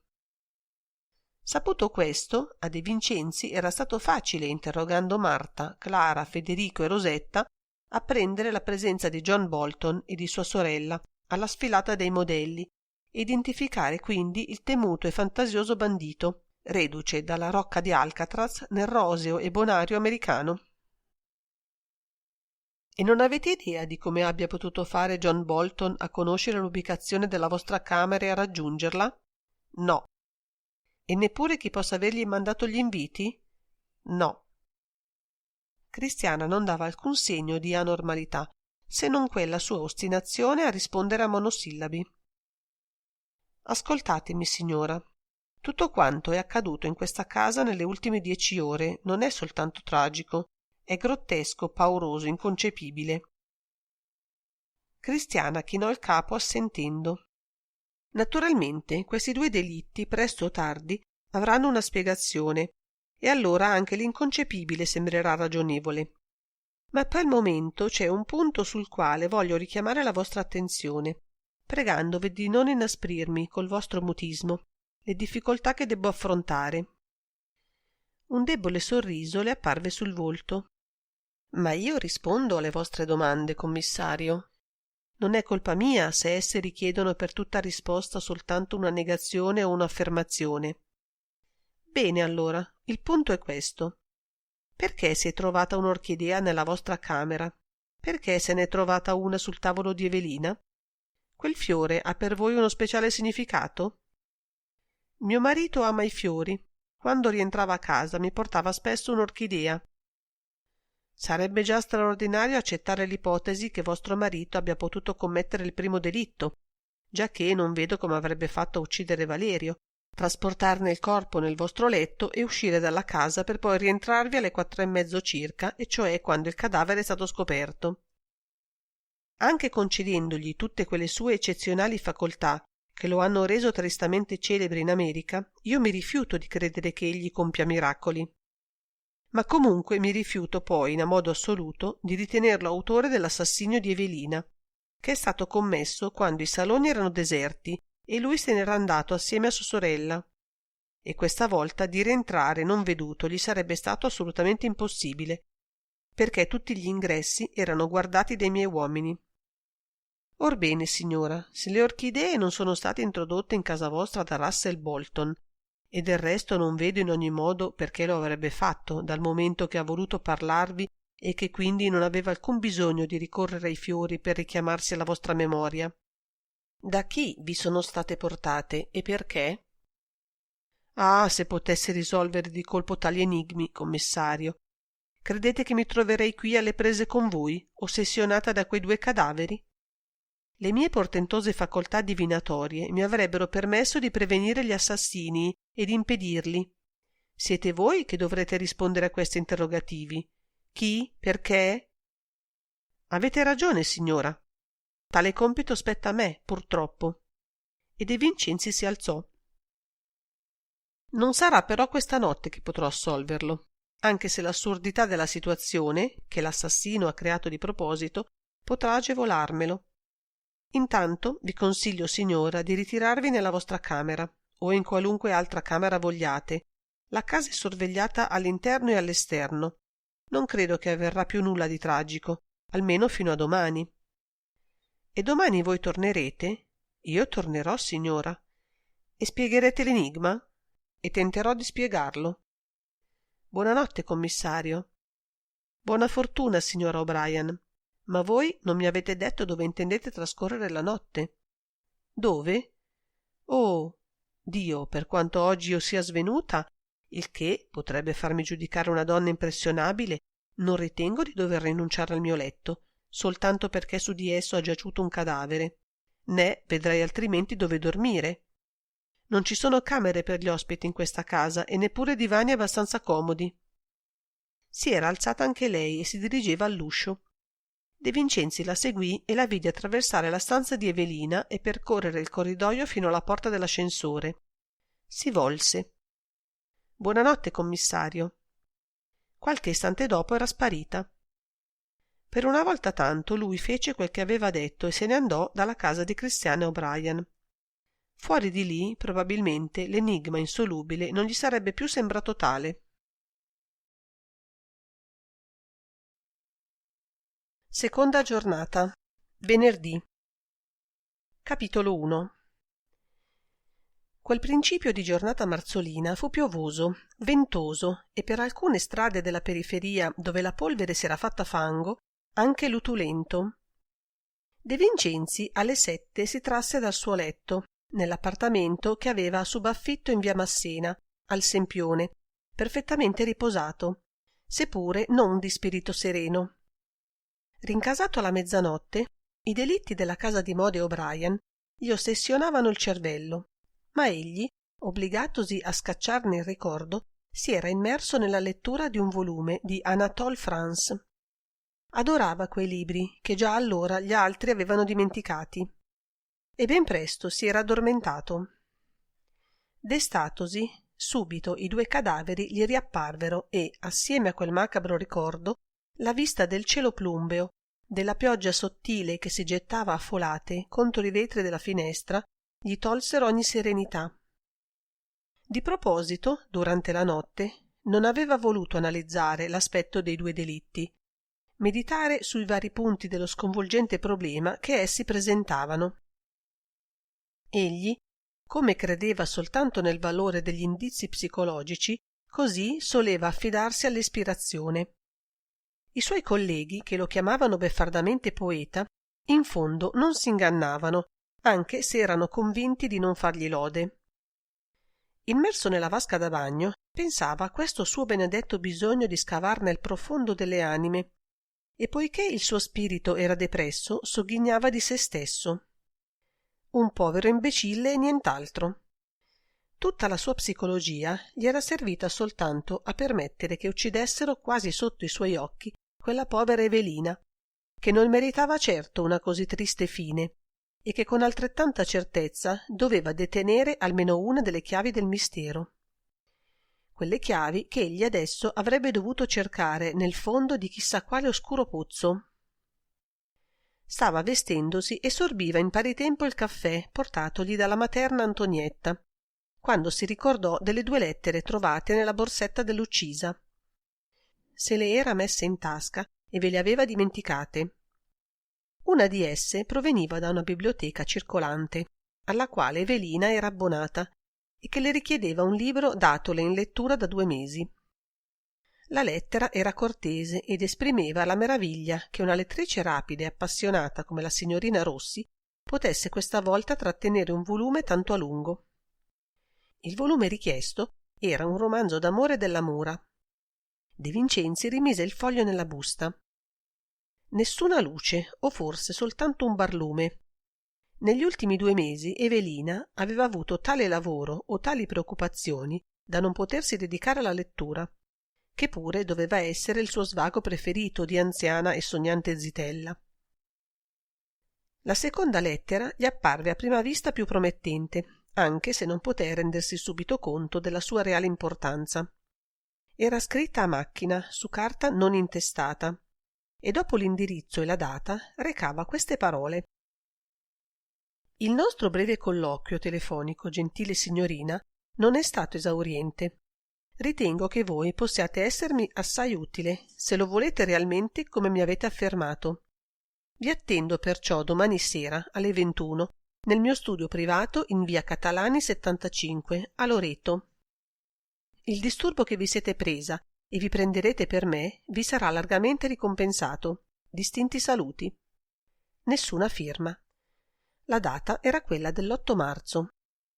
Evelina si sarebbe dunque dovuta recare a quell'appuntamento proprio la sera del giorno in cui era morta. L'avevano uccisa per impedirglielo? Nulla poteva avvalorare una simile ipotesi, ma De Vincenzi si disse che gli era indispensabile ritrovare l'ignoto corrispondente, anche se il farlo si fosse risolto in una inutile perdita di tempo. indispensabile e urgente, più ancora della conoscenza che si era ripromesso di fare quella mattina dei signori Bolton. I due fratelli, che abitavano all'albergo palazzo, come aveva appreso dall'invito mandato ad Anna Bolton e che Clara aveva ritirato, potevano attendere. Per De Vincenzi non era il Rasselsage fattosi John Bolton che aveva potuto uccidere Valerio ed Evelina, anche se attorno a lui sembrava gravitare tutto il mistero, come le due orchidee si sforzavano di dimostrare. Egli non credeva alla colpevolezza del bandito, anche per la presenza simbolica e teatrale di quei due fiori davanti ai cadaveri. Telefonò a Sani a San Fedele e ne ebbe l'assicurazione che durante la notte nulla aveva turbato la quiete della casa di Mode O'Brien. Sani se n'era allontanato alle 7, quando ancora tutti dormivano, e vi aveva lasciato Cruni con gli agenti. Vattene a riposare per qualche ora, ne avrei bisogno. Di corso del Littorio mi occuperò io. Ritorna in ufficio nel pomeriggio.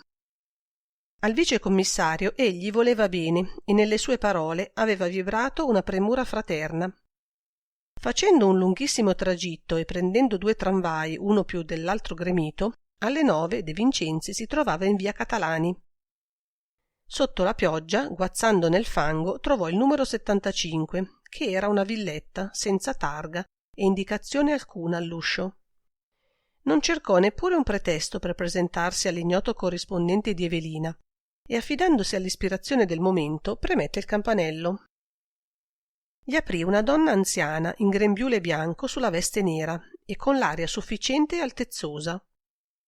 Col raccontarle una storia di villetta da prendere in affitto, riuscì a sapere che quella villa apparteneva a un commendatore, il quale se ne serviva per i suoi comodi riposi e vi andava saltuariamente, trattenendovisi qualche ora soltanto. Insistendo e infine mostrando il distintivo della polizia alla donna esterrefatta, riuscì a conoscere il nome dell'uomo. Era quello di un banchiere assai noto, presumibilmente ricco a milioni.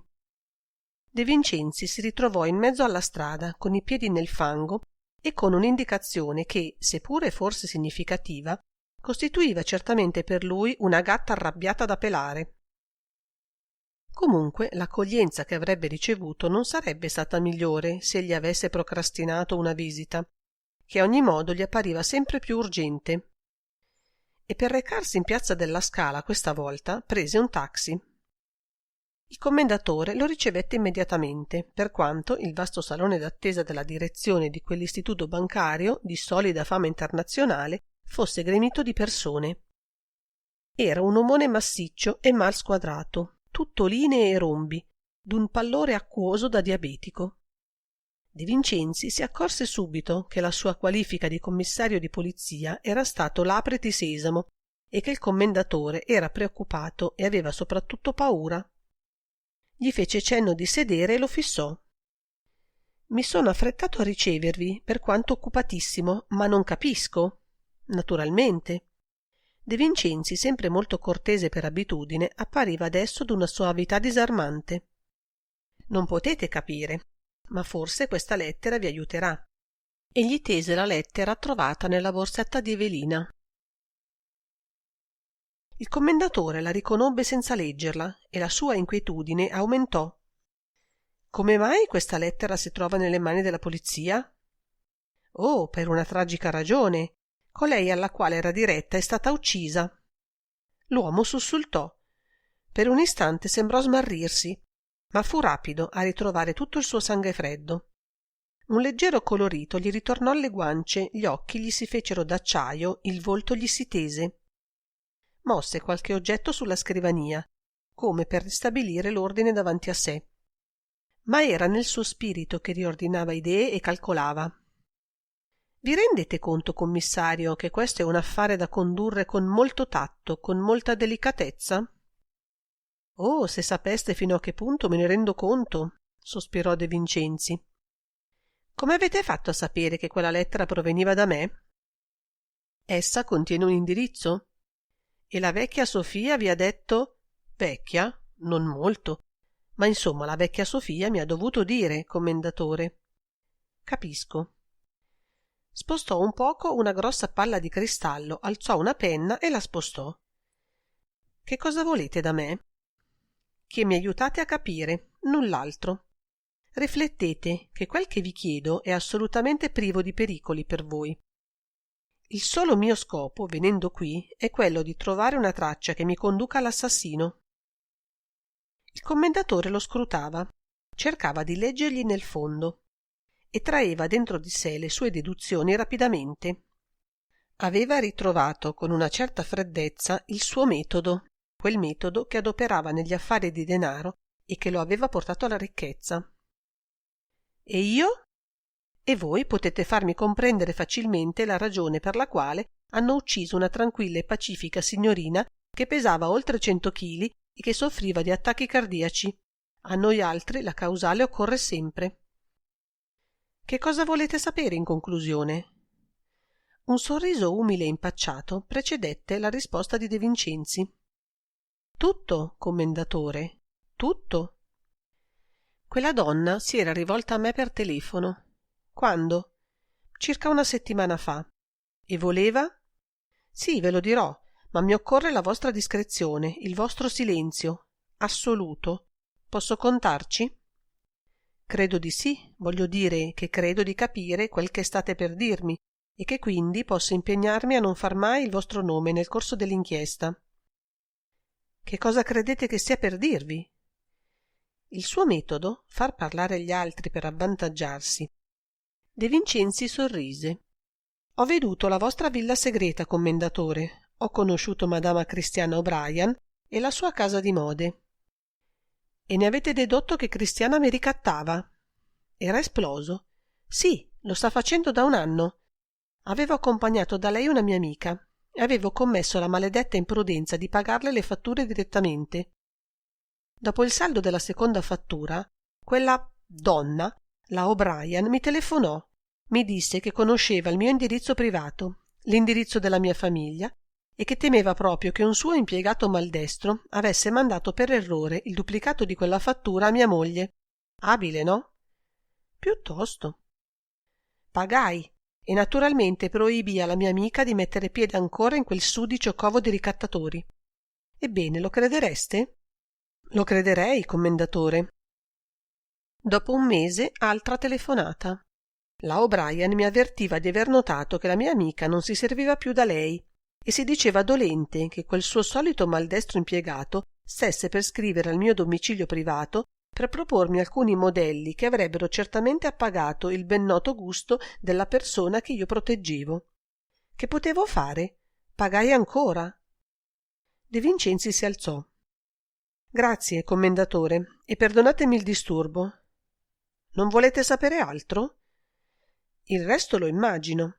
La signorina Evelina aveva scoperto il maneggio della sua padrona e vi aveva telefonato alla sua volta offrendosi di farlo cessare. Precisamente, un altro ricatto. Ma no, non credo. Quella disgraziata doveva essere in buona fede. Riteneva di potere, o forse poteva realmente, far cessare l'attività criminosa di Cristiana O'Brien. Può darsi che alla sua volta avesse scoperto un segreto con cui influire su Cristiana, fino al punto da renderla innocua a voi come agli altri.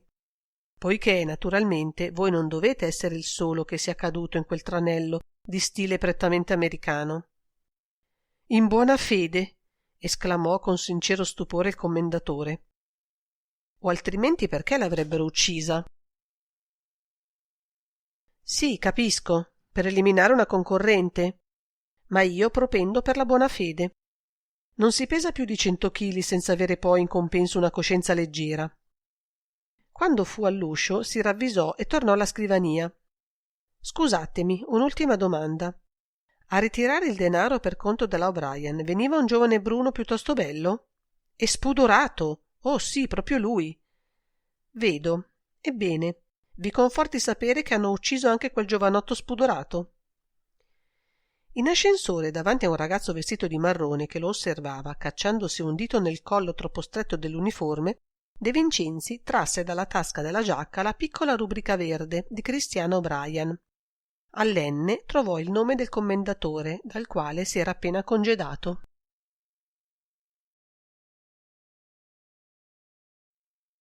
Capitolo 2.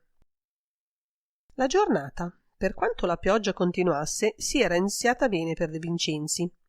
Aveva trovato una formidabile ragione per spiegare l'assassinio di Evelina e anche quello di Valerio.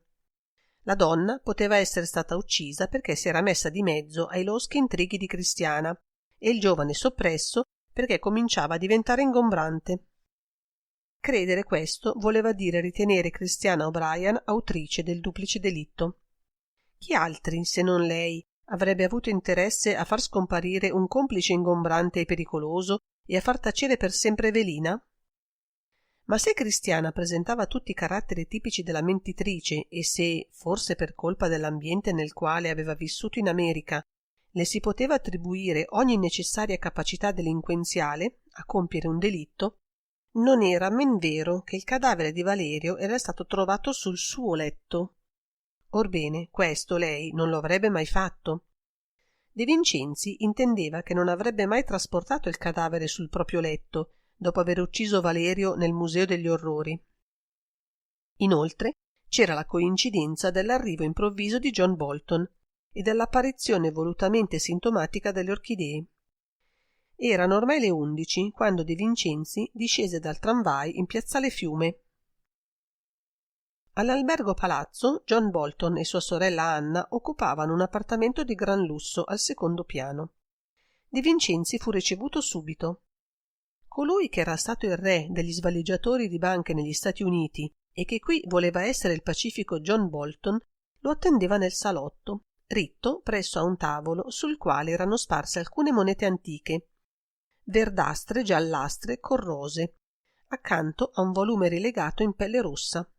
Portava gli occhiali d'oro e sorrideva. Mi hanno offerto in vendita queste monete, ma ne ho trovato una sola che valga la pena d'essere presa in considerazione. Vogliono farmi credere che sia una delle monete con leggenda cufica battute nel regno di Napoli e Sicilia, e mi hanno portato questo volume per dimostrarmelo. È la serie di tali monete pubblicata nel 1844 da Domenico Spinelli, principe di San Giorgio. Io considero l'autenticità di questa moneta con scetticismo, ma finirò per prenderla, riservandomi di farla vedere ad Alföldi in un mio prossimo viaggio a Vienna. Aveva parlato senza saccenteria e con uno strano accento fra l'ironico e il burlesco. De Vincenzi, ascoltandolo, si guardava attorno. La stanza era piena di fiori in vasi e in piante. Ce n'erano dovunque, sui tavoli, sulla console, in terra davanti alla finestra, ma tra essi neppure un'orchidea. Bolton gli si avvicinò.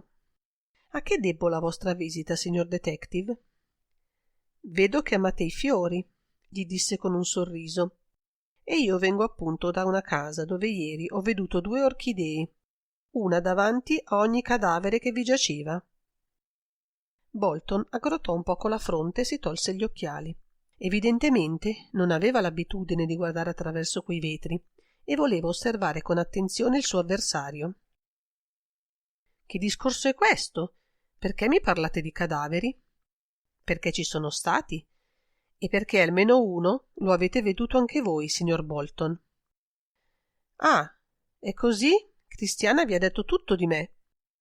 Fece un gesto di indifferenza e indicò il divano. Sediamoci, volete? Dal momento che dovrò darvi qualche spiegazione.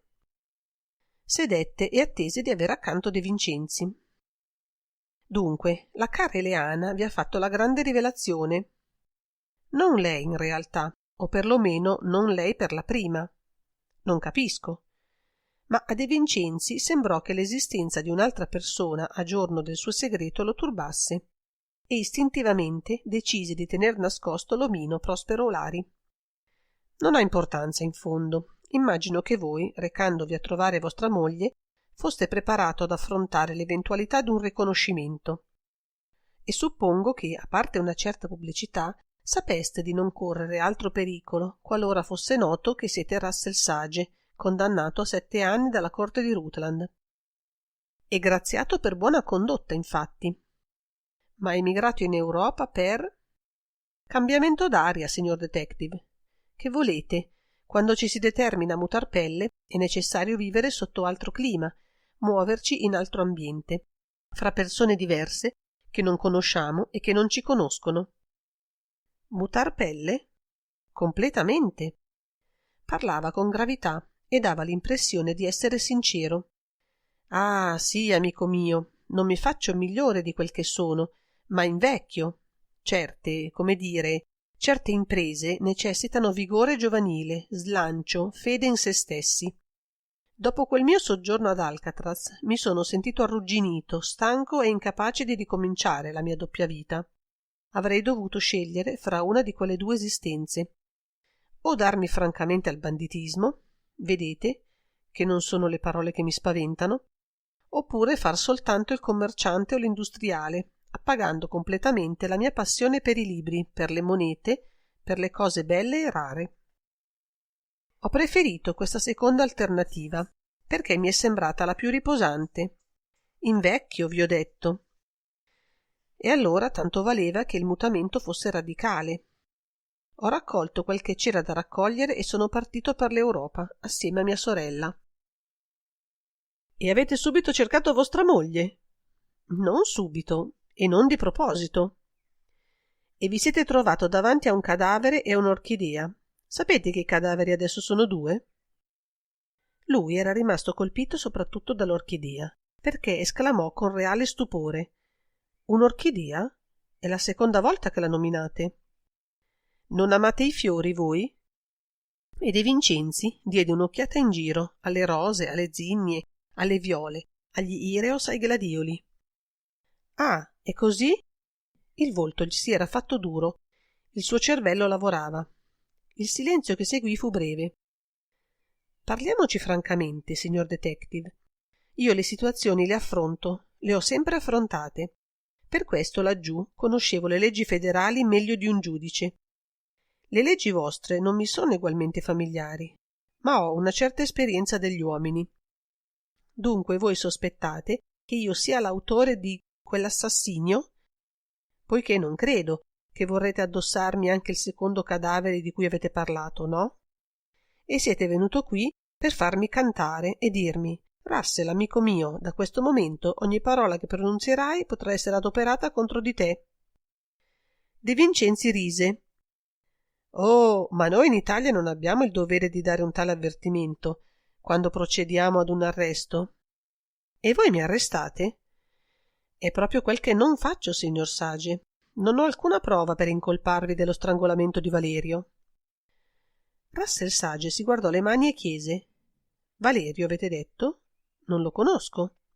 Può darsi, ma conoscevate la casa di Mode O'Brien tanto bene da poter raggiungere la camera di vostra moglie senza che alcuno vi ci guidasse e vi vedesse, mentre doveva essere quella la prima volta che mettevate piede nello stabile di Corso del Littorio.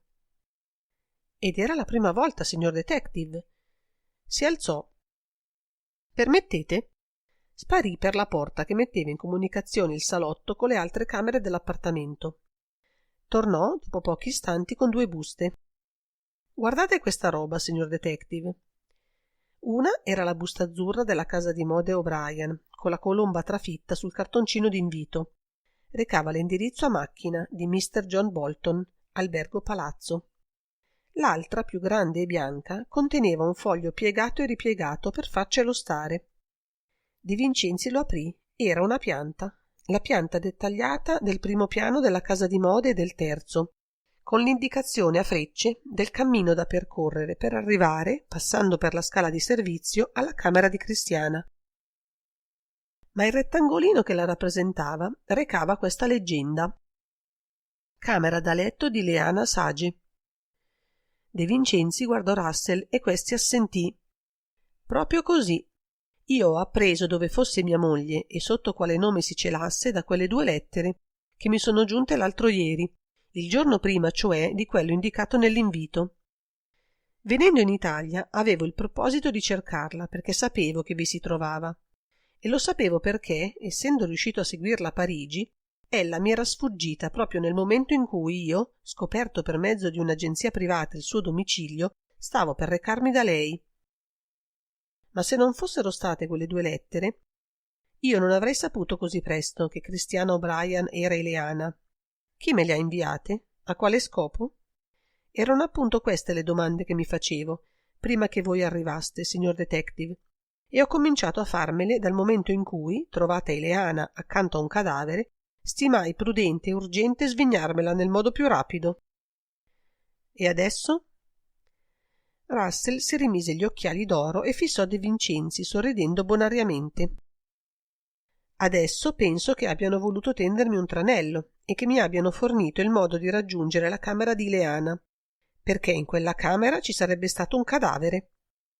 Aggiungete a tutto questo l'orchidea, per indicar me che amo i fiori, e avrete il quadro. Appariva perfettamente sicuro di sé, adesso, e De Vincenzi si chiese se egli realmente sospettasse di Cristiana. Ma per il momento Russell Sage, ridiventato John Bolton, doveva avergli appreso tutto quanto poteva, a meno che non lo avesse imbonito di un cumulo di menzogne, una più dell'altra, con l'apparenza della verità. Si mise in tasca le 2 buste e Bolton lo guardò fare e gli sorrise di nuovo con bonomia. «Può darsi che dovremmo rivederci, signor Bolton?» «Ne avrò gran piacere, signor detective. Io conto di trattenermi a Milano molto tempo ancora». Precedendolo, lo accompagnò per il corridoio fino alla porta dell'ascensore. «Voi vorrete rivedere vostra moglie?» chiese De Vincenzi mentre entrava nella cabina. «Credo che sarà necessario, signor detective».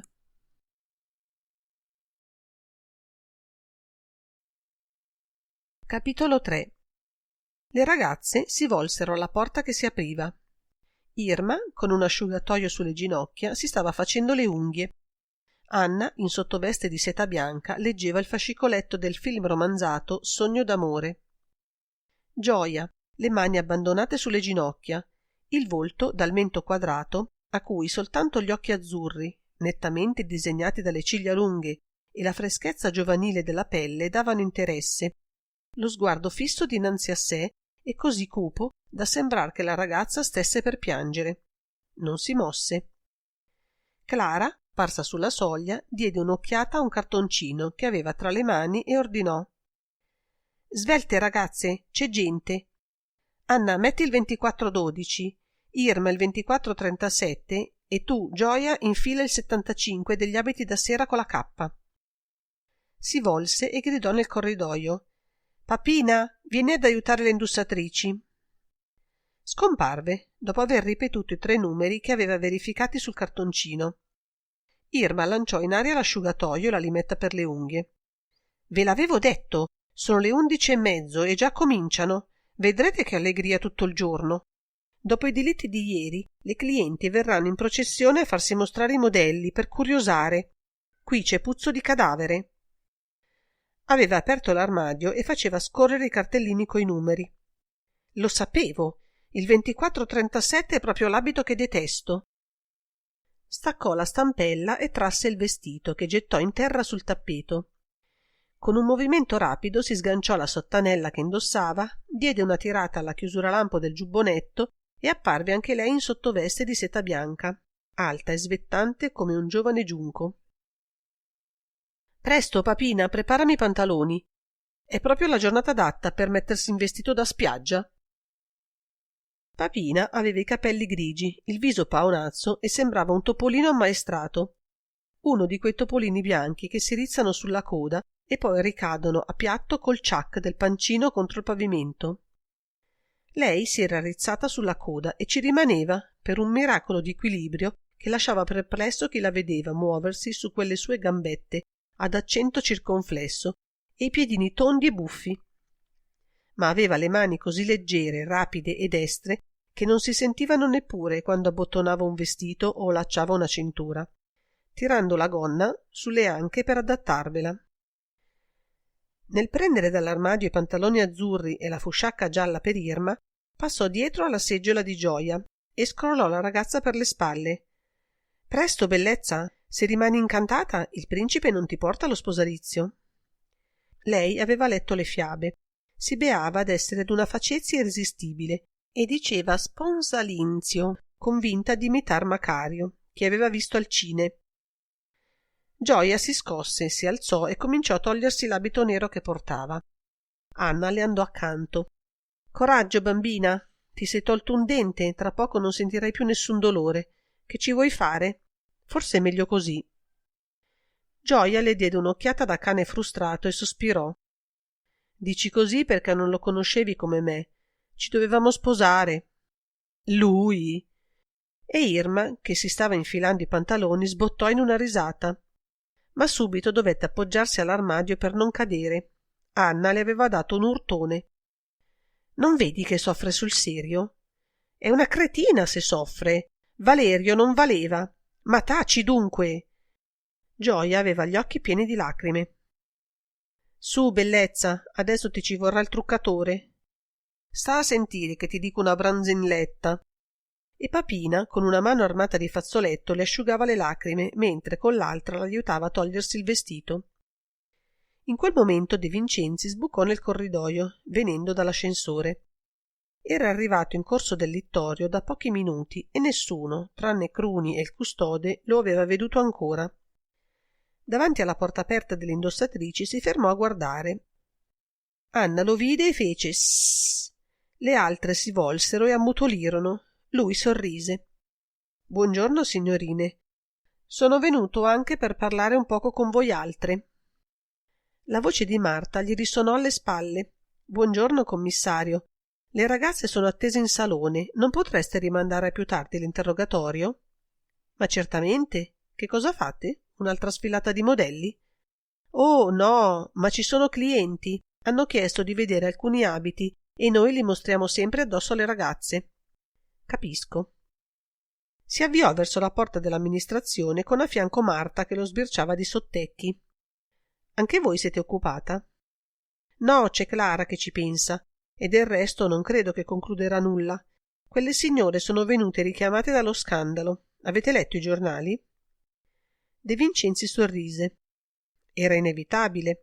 E la signora O'Brien? È nella sua camera, non l'ho veduta ancora stamane. Credo sia sofferente. Inevitabile anche questo. Posso entrare? Teneva la mano sulla maniglia della porta, quella porta per la quale Evelina doveva essere entrata tante volte.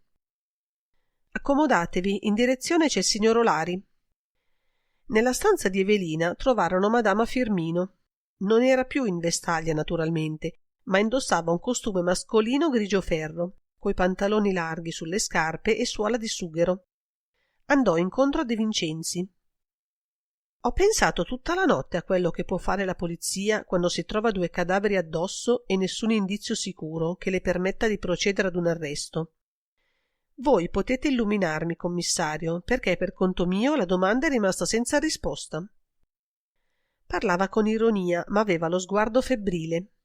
Si indovinava, sotto quella sua apparente indifferenza, uno stato di preoccupazione intensa, e per di più i nervi di Madama Firmino non dovevano essere dei più sani e dei più solidi, nonostante le sue cure elioterapiche. La polizia, Madama Firmino, non può far altro che cercare e aspettare. Ma chi vi ha detto che in questo caso non si abbiano indizi? Una piccola impronta ben chiara? La cenere d'una sigaretta? L'assassino ha firmato dunque il suo delitto? Rise, falso, e fece una giravolta su se stessa, per tornare verso il tavolo della contabile. Intanto Evelina non c'è più, e non mi direte che essa occupava poco spazio. C'era una reale commozione nel suo accento, e De Vincenzi pensò che la ragazza, più che sulla sorte della povera zitella, si commoveva sulla propria. Era facile supporre che Madama Firmino aveva paura e che doveva aver barricato la porta della propria camera quella notte. Ma di chi aveva paura?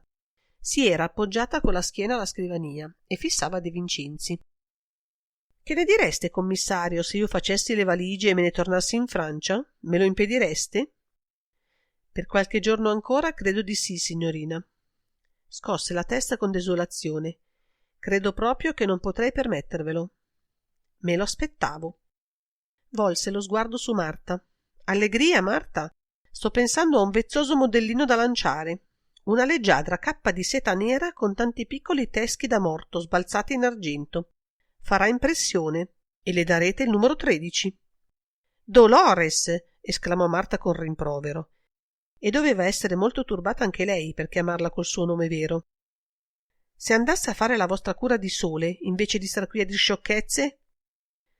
Madama Firmino alzò le spalle e gettò la sigaretta per terra. In quel momento Olari apparve sulla soglia della direzione, guardò le due donne e poi De Vincenzi. Siete qui voi, per fortuna, commissario? Parlava con voce interrotta e aveva qualche perlina di sudore sul cranio. Cristiana mi ha telefonato adesso dalla sua camera. Vuole che salga da lei. Dice di aver trovato un'altra orchidea nella sua stanza da bagno. Un'altra orchidea che prima non c'era. Oremus era livido. Vado io dalla signora O'Brien, ma vi prego, Olari, disse De Vincenzi. Non avvertitela per telefono della mia presenza. Vi proibisco di farlo. La voce di De Vincenzi suonò così dura che le due donne e Prospero, come sferzati, si irrigidirono.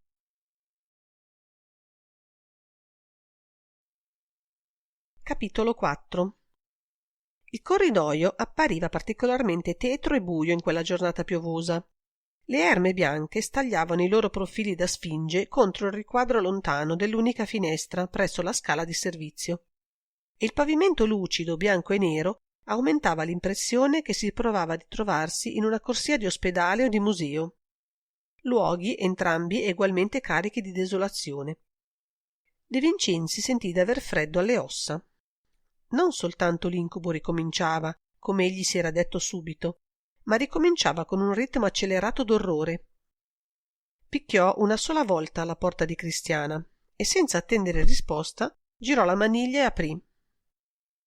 La donna stava in mezzo alla stanza in piedi, come rappresa in se stessa, con le braccia incrociate sul petto, stringendosi le braccia con le mani, la testa un poco china, forse scossa anche lei da brividi, forse pronta al balzo d'offesa e di difesa.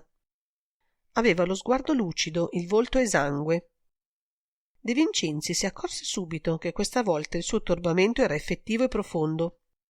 Egli non l'aveva ancora veduta in quello stato, per quanto avesse osservato le sue reazioni davanti al cadavere di Evelina, quando lui glielo aveva mostrato all'improvviso e senza preavviso. Cristiana riconobbe De Vincenzi ed ebbe un sussulto. «Siete voi?» «Perdonatemi, signora. Olari mi ha detto che eravate turbata per la scoperta di un'altra orchidea e ho creduto che meglio di lui avrei potuto aiutarvi io, seppure si tratta di darvi aiuto». Lentamente i nervi della donna si distesero. I suoi muscoli rattratti si rilassarono. Uno scialbo sorriso le apparve sul volto. «Infatti, non credo che ci sarà bisogno di aiuto. Dopo i morti di ieri è anche spiegabile che i miei nervi vibrino eccessivamente. La vista di quell'orchidea mi ha spaventata in un primo momento. Spavento puerile e ingiustificato. Siete voi che dovete perdonarmi, commissario». «Oh, ma io non lo direi puerile e senza giustificazione il vostro spavento». Si diresse verso la porta del bagno. Cristiana rapida lo precedette. «Volete vederla? È un'orchidea come le altre». Aprì la porta e si fermò sulla soglia, traendosi un poco da parte perché lui entrasse. Sulla toletta le orchidee erano due. Una nel vaso di vetro in cui De Vincenzi l'aveva veduta il giorno prima, l'altra posata sulla tela rosa, come depostavi per essere ripresa o cadutavi. La porta di comunicazione col Museo degli Orrori era chiusa, ma il catenaccio pendeva sempre scardinato. «Quando vi siete accorte che i fiori erano due?» «Pochi minuti fa. Sono entrata qui dentro per fare il bagno e vestirmi e l'ho veduta. Soltanto adesso io mi sono levata dal letto. Ho avuto una notte pessima, quasi completamente insonne». Questo doveva esser vero. Cristiana era in pigiama, sotto la vestaglia rosa, e i profondi cerchi neri attorno agli occhi potevano essere stati prodotti dall'insonnia. Qualcuno che fosse passato dal Museo degli Orrori aveva potuto con tutta tranquillità mettere la seconda orchidea sulla toletta, senza che Cristiana lo udisse. La porta di comunicazione ormai non costituiva più neppure un impedimento tale da obbligare a far rumore per superarlo. Ma a quale scopo, se non per quello di dare un avvertimento alla donna e di spaventarla? Un fatto comunque per De Vincenzi era certo. Nessuna delle ipotesi che egli aveva fatte sembrava reggere adesso davanti a quella nuova manifestazione incomprensibile. tornò lentamente nella stanza da letto seguito da Cristiana. La sua perplessità era tale che egli non sapeva di dove cominciare l'interrogatorio, che pure era nei suoi propositi, venendo in corso del Littorio, dopo essere stato in via Catalani e in piazza della Scala, e dopo aver parlato con Russell Sage. Cristiana si lasciò cadere in una poltrona, quella medesima in cui lui l'aveva trovata il giorno prima. De Vincenzi guardò il letto. No, naturalmente il cadavere non c'era più e il letto era disfatto. Voi sapete dirmi qualcosa sulle orchidee, commissario? La domanda non era né scherzosa né bizzarra. Essa tendeva realmente ad ottenere una risposta.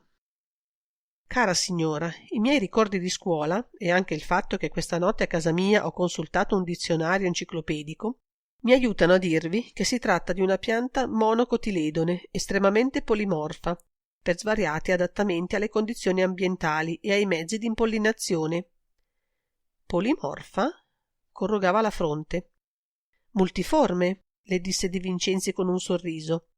E poi, dopo un silenzio, tutto questo vi aiuta a comprendere perché abbiano messo un'orchidea davanti ai 2 cadaveri e una terza nella vostra stanza da bagno? No, davvero? Ma rifletteva e la paura che traspariva dai suoi sguardi era aumentata. Sapete che la signorina Evelina da 2 mesi a questa parte era in preda ad una preoccupazione così forte da impedirle persino di dedicarsi al suo svago preferito, la lettura? Evelina? E perché avrebbe dovuto averla? E che cosa volete che ne sappia io? Sapete che vostro marito ha deciso di stabilirsi a Milano? Russell Sage non è più mio marito. Prima di lasciare l'America mi fu accordato il divorzio. Deve esserne stato informato ad Alcatraz. Per un vero miracolo di volontà, tanto fino a quel momento era apparsa depressa e smarrita. Ella sapeva mantenersi adesso attenta e guardinga. Che cos'altro avete saputo, commissario? Oh, non molto più di questo, signora, se non che Valerio aveva l'abitudine di frequentare i cinodromi. Valerio? Ma neppur per sogno. L'anno scorso, per indurlo a condurre un mio levriere al cinodromo di San Siro, dovetti ordinarglielo, e ancora non vi andò che una sola volta. Fu una sera in cui Fatima, che pure vinceva sempre, arrivò ultima. Immagino che Fatima sia la vostra levriera. Era, commissario, ho dovuto disfarmene. Molti premi? Qualcuno. Ecco dunque che le apparenze si facevano ancor più inquietanti. La medaglia trovata nel Museo degli Orrori poteva non appartenere a Valerio, mentre... Ma De Vincenzi non volle approfondire.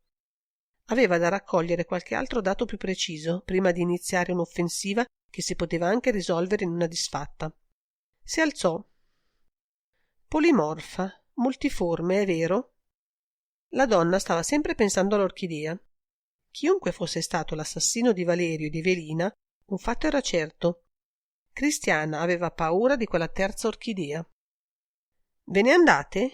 Oh, non mi sarà possibile andarmene tanto presto da questa casa, signora, ma vi chiedo il permesso di visitare le stanze che ancora non conosco. La stanza di Valerio, per esempio. Non credo che essa vi rivelerà gran cosa di interessante. Valerio aveva l'animo dell'uccello di passaggio. Non si posava e non costruiva un nido. Vi troverete soltanto qualche suo abito e un gran disordine. Ma De Vincenzi vi trovò qualche altra cosa.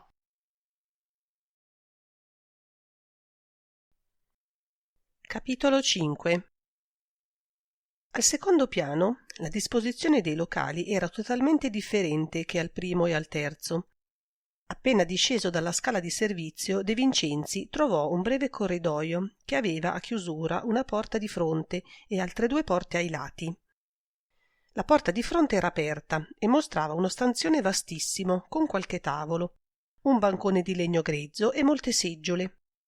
Era vuoto, ma a De Vincenzi fu facile comprendere che si trattava del laboratorio. Le operaie avevano lasciato i loro lavori sulle seggiole o sui tavoli e sopra il bancone si vedevano le grosse caratteristiche forbici da sarto e ferri per stirare elettrici e a carbone. Pezze e tagli di stoffa erano un po' dovunque. Sulla parete di destra dello stanzone 2 porte senza battenti mettevano in 2 stanze quadrate. In una di esse erano le macchine per cucire, nell'altra un grande tavolo per le tagliatrici. Dal fondo dello stanzone, di dietro a un'altra porta in quel momento chiusa, veniva un sordo chiacchierio e a tratti l'acciottolio dei piatti e il rumore dei bicchieri. Le operaie stavano mangiando. De Vincenzi rivide la povera Evelina, che gli aveva detto di far colazione a mezzogiorno assieme alle operaie. Ritornò lentamente sui suoi passi e nel corridoio tentò la maniglia d'una delle due porte. Il battente si aprì. La stanza era vuota. Un letto, con la coltre di comune damasco giallo, un cassettone, un armadio, un tavolo e alcune seggiole.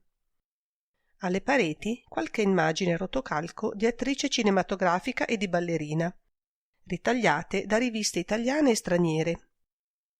Sul tavolo, in una cornice da pochi soldi, la fotografia di una donna giovane, nella quale De Vincenzi riconobbe facilmente una delle indossatrici. Era la stanza di Valerio. Aprì l'armadio e vide un vero assortimento di abiti. Il giovanotto doveva spendere tutto il suo denaro per l'abbigliamento. Anche i tiretti del cassettone erano pieni di biancheria fine, camicie di seta, pigiama dai colori accesi. Tornò al tavolo. Accanto alla fotografia, da una piccola bottiglia di profumo sturata, emanava un odore di eliotropio, acuto e fastidioso. De Vincenzi si affrettò a mettere il tappo alla bottiglia, ma l'odore permase. Sedette e cominciò lentamente l'esame delle carte che gli stavano sparse davanti e dentro i due tiretti del tavolo. L'operazione fu lunga, che Valerio aveva conservato tante lettere di donna e fogli strappati da giornali illustrati e prospetti pubblicitari d'ogni sorta, da averne i due tiretti colmi.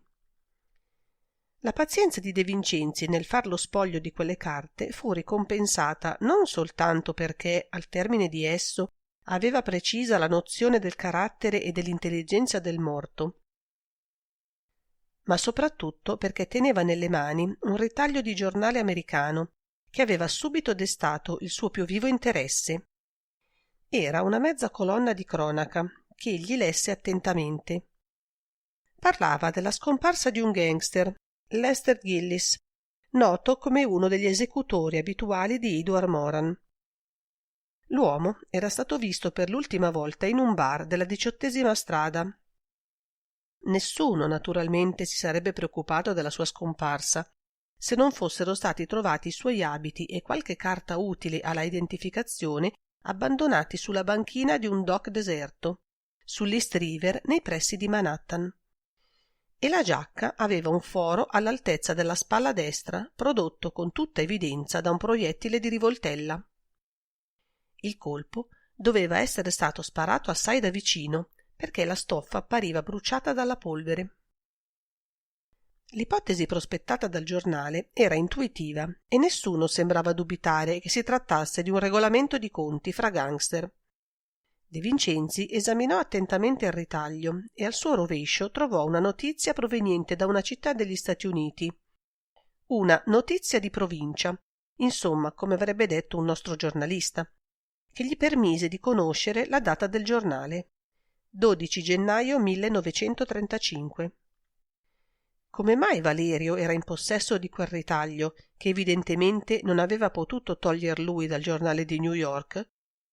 Nel 1935 Valerio era poco più che quindicenne, viveva a Napoli, facendo il ragazzo della strada, come gli aveva detto Madama Firmino, e non poteva neppur sognare che avrebbe fatto la conoscenza di Christiana O'Brien o di Prospero Olari.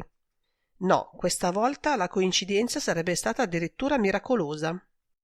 Piegò il ritaglio e se lo mise in tasca. Richiuse i cassetti, si alzò. Quando si volse vide Verna Campbell immobile nell'inquadratura della porta. La donna lo fissava e un sorriso ironico le aleggiava sul volto. «Siete qui voi?» «Ho veduto la porta aperta. Uscivo dalla mia camera». E voltandosi appena indicò col capo la porta di fronte a quella di Valerio. «Abitavate molto vicino al morto, signorina. Come avete potuto dirmi che lo vedevate di rado?» Vi ho detto che lui evitava di farsi vedere da me.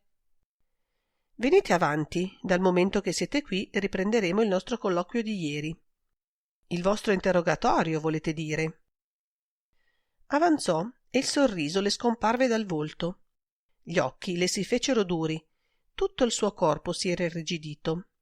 Si sarebbe detto che quel luogo destasse in lei un'invincibile ripugnanza. Perché Valerio evitava di vedervi? Gradirei che non mi interrogaste su questo punto, Mr. Detective. Valerio è morto e i rapporti che io ho avuto con lui non debbono interessarvi. Valerio è morto assassinato, signorina Campbell. La ragazza gli lanciò uno sguardo fiammeggiante. Volete insinuare? Non insinuo nulla, ma ricerco colui o colei che lo ha ucciso. Io avrei potuto farlo, ma non l'ho fatto. Qualcuno mi ha preceduta, che aveva forse ragioni più forti delle mie per liberare il mondo da quella peste. Verna Campbell parlava con profonda e spietata determinazione. Ecco, Miss Campbell, io vorrei appunto che voi mi indicaste quel qualcuno che poteva avere una tale ragione. Un lampo di sarcasmo passò negli occhi della donna. Ah, soltanto questo? Naturalmente, soltanto questo. Lui stesso si meravigliò della soavità della propria voce. Non volete sedere? Può darsi che il nostro colloquio si prolunghi. Preferisco rimanere in piedi. Come volete. Vedete, signorina Campbell, voi mi avete detto troppo perché possiate non andare in fondo. Che cosa vi ho detto? Parecchie cose, che mi sono state utili a comprenderne molte altre. Aiutare la giustizia è un dovere del resto e non può dolervi di averlo assolto. Ma occorre continuare. Voi mi avete illuminato il carattere e la persona morale di Valerio, rivelandomi il vostro odio per lui. Il vostro odio di adesso, nato forse da un altro sentimento che in voi si è spento, o che voi credete si sia spento per cagion sua. Tacete! Si era fatta mortalmente pallida e l'intimazione era uscita dalle sue labbra con straordinaria veemenza. Tacete! Non avete alcun diritto di frugare nella mia anima. Il petto le ansava. De Vincenzi udì lo scricchiolio dei suoi denti e, poiché conosceva quei sintomi, si preparò ad assistere a una crisi isterica. Ma la ragazza, con uno sforzo di volontà davvero straordinario, riuscì a dominarsi. A che cosa volete arrivare, Mr. Detective? A conoscere il nome della persona che ha ucciso Valerio. Io lo ignoro, ma se anche lo conoscessi non ve lo direi. Sono troppo grata a chi ha ucciso quell'uomo per tradirlo. Riflettete, signorina Campbell. Chi ha strangolato Valerio non si è fermato a quel delitto. Anche Evelina è stata strangolata.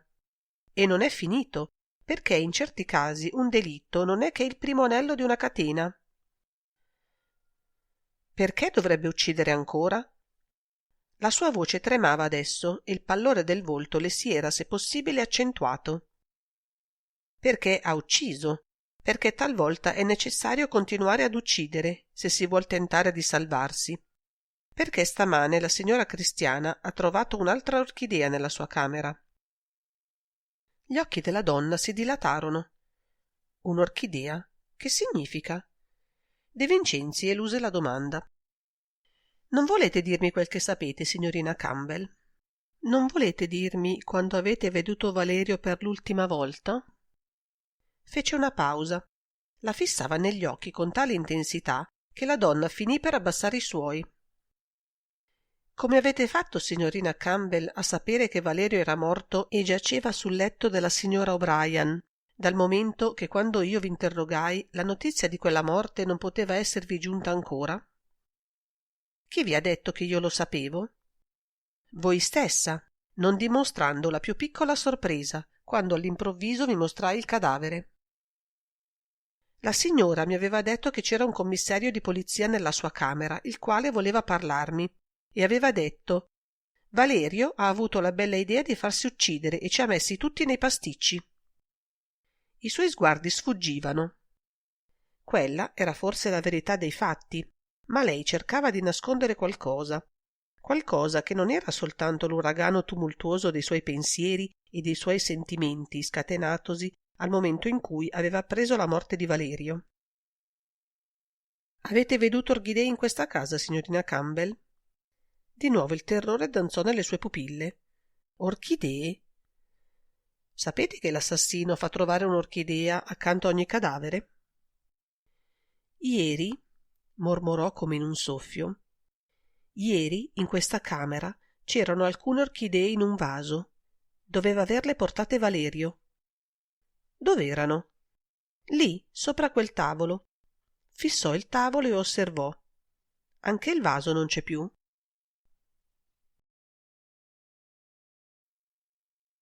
Capitolo 6. Fu alle 16 di quel piovoso venerdì di marzo che nella casa di mode di Christiana O'Brien gli avvenimenti ripresero a svolgersi con ritmo vertiginoso fino alla loro drammatica conclusione. Ma era già da qualche ora che De Vincenzi li attendeva. Dopo il colloquio avuto con Verna Campbell, non appena appreso che le orchidee erano state portate da Valerio in Corso del Littorio, aveva abbandonato la casa di mode. La sua era stata una vera fuga. Preso l'ascensore al secondo piano, era disceso in portineria e, dato qualche rapido ordine a Cruni, era uscito dallo stabile, sotto gli sguardi smarriti del tremebondo Federico. Gli ordini dati a Cruni avevano avuto per effetto di far allontanare dopo qualche minuto anche il maresciallo e tutti gli agenti messi di guardia nello stabile. Improvvisamente De Vincenzi aveva deciso di togliere ogni sorveglianza e di abbandonare il teatro dei delitti alla mercé degli avvenimenti e al beneplacito di colui che aveva assassinato 2 persone e che certamente meditava di assassinarne almeno un'altra. Una volta per la strada, De Vincenzi si diresse ad un ristorante. Se n'era andato da Corso del Littorio con tale improvvisa rapidità che certamente non si sarebbero accorti della sua scomparsa, se non dopo qualche tempo. Aveva quindi la possibilità di mangiare prima che sul campo da lui lasciato libero ricominciasse la giostra. E che sarebbe ricominciata non aveva alcun dubbio. Tutto quello che era avvenuto fino a quel momento non doveva, non poteva costituire che la preparazione all'avvenimento capitale, a quell'avvenimento per favorire il quale il cadavere di Valerio era stato trasportato sul letto di Christiana O'Brien ed Evelina era stata strangolata. Arrivato a San Fedele alle 14 circa, aveva trovato Sani che lo attendeva nel suo ufficio. «Novità in Corso del Littorio?» De Vincenzi alzò le spalle. «Un'altra orchidea?» E andò dritto nella propria stanza. Sani, che conosceva bene il suo capo, quando lo vide chiudersi la porta dietro le spalle, si disse che quell'altra orchidea doveva essere di per sé sola una novità d'importanza, uno di quei fatti determinanti capaci di gettare De Vincenzi in preda a quello speciale stato di turbamento che si manifestava in lui col bisogno della solitudine e che preludeva ad una sua azione decisa, fino alla spiegazione dell'enigma e all'arresto del colpevole. Lo udì subito, infatti, camminare nervosamente per la stanza, altra manifestazione caratteristica del suo intenso travaglio cerebrale. De Vincenzi però questa volta non tentava neppure dentro di sé di arrivare a una spiegazione del mistero.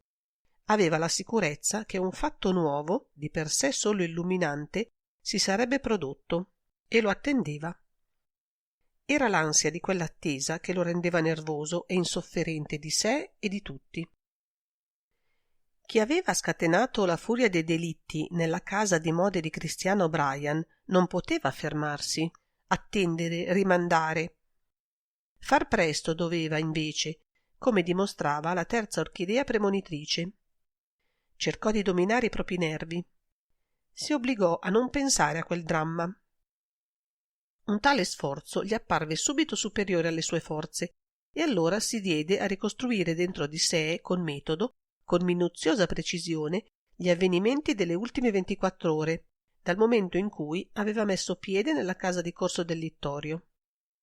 E le figure principali gli riapparvero: Cristiana, Prospero Olari, Madama Firmino, Clara, Verna. Più accesa nella memoria costei, più dolorosamente fastidiosa anche per quel suo spietato cinismo, e la piccola Rosetta con le sue treccine da topo attorno alla testa. La piscinina. Non aveva proprio giocato alcuna parte lì dentro? Aveva fatto male lui a non interrogarla. Qualcosa ne avrebbe tratto, che le ragazzine di quell'età sono osservatrici e ficcanaso. Una figura più delle altre gli si presentava, come un'ossessione. Eppure nessun indizio concreto gliel'aveva segnalata.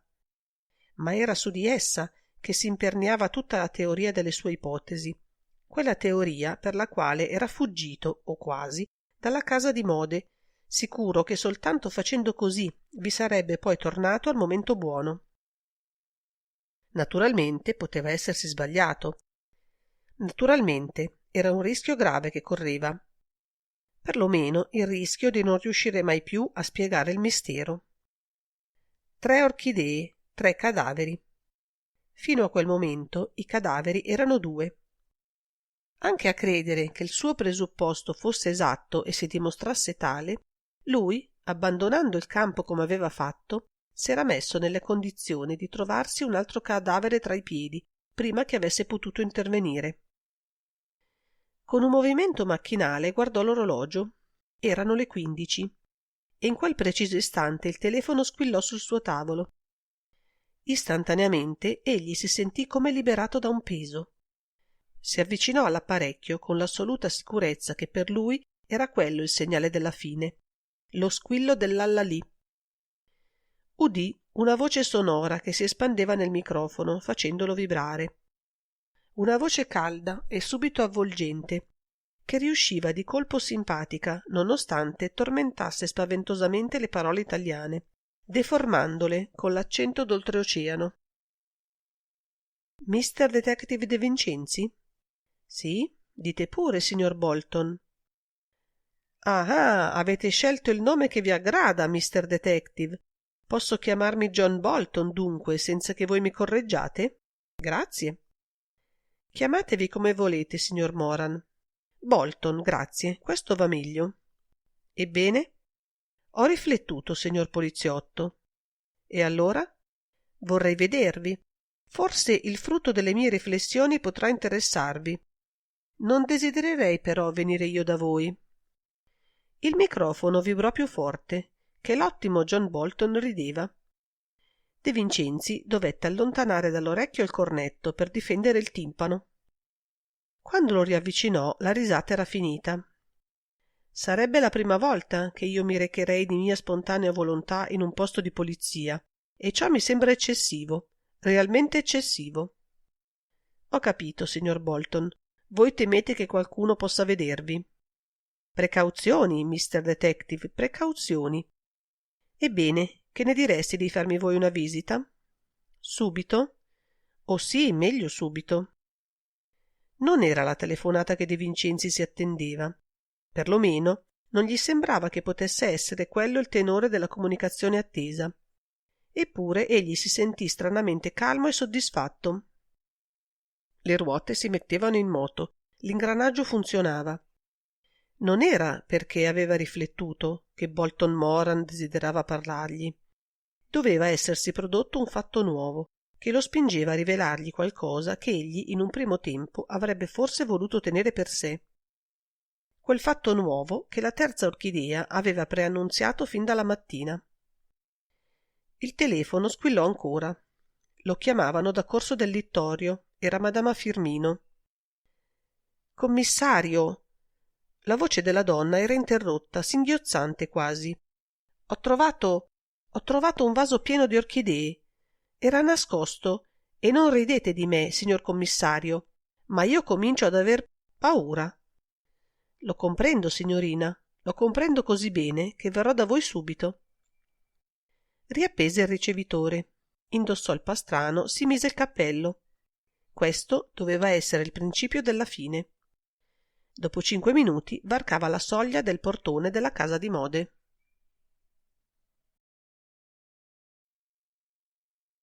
Capitolo 7.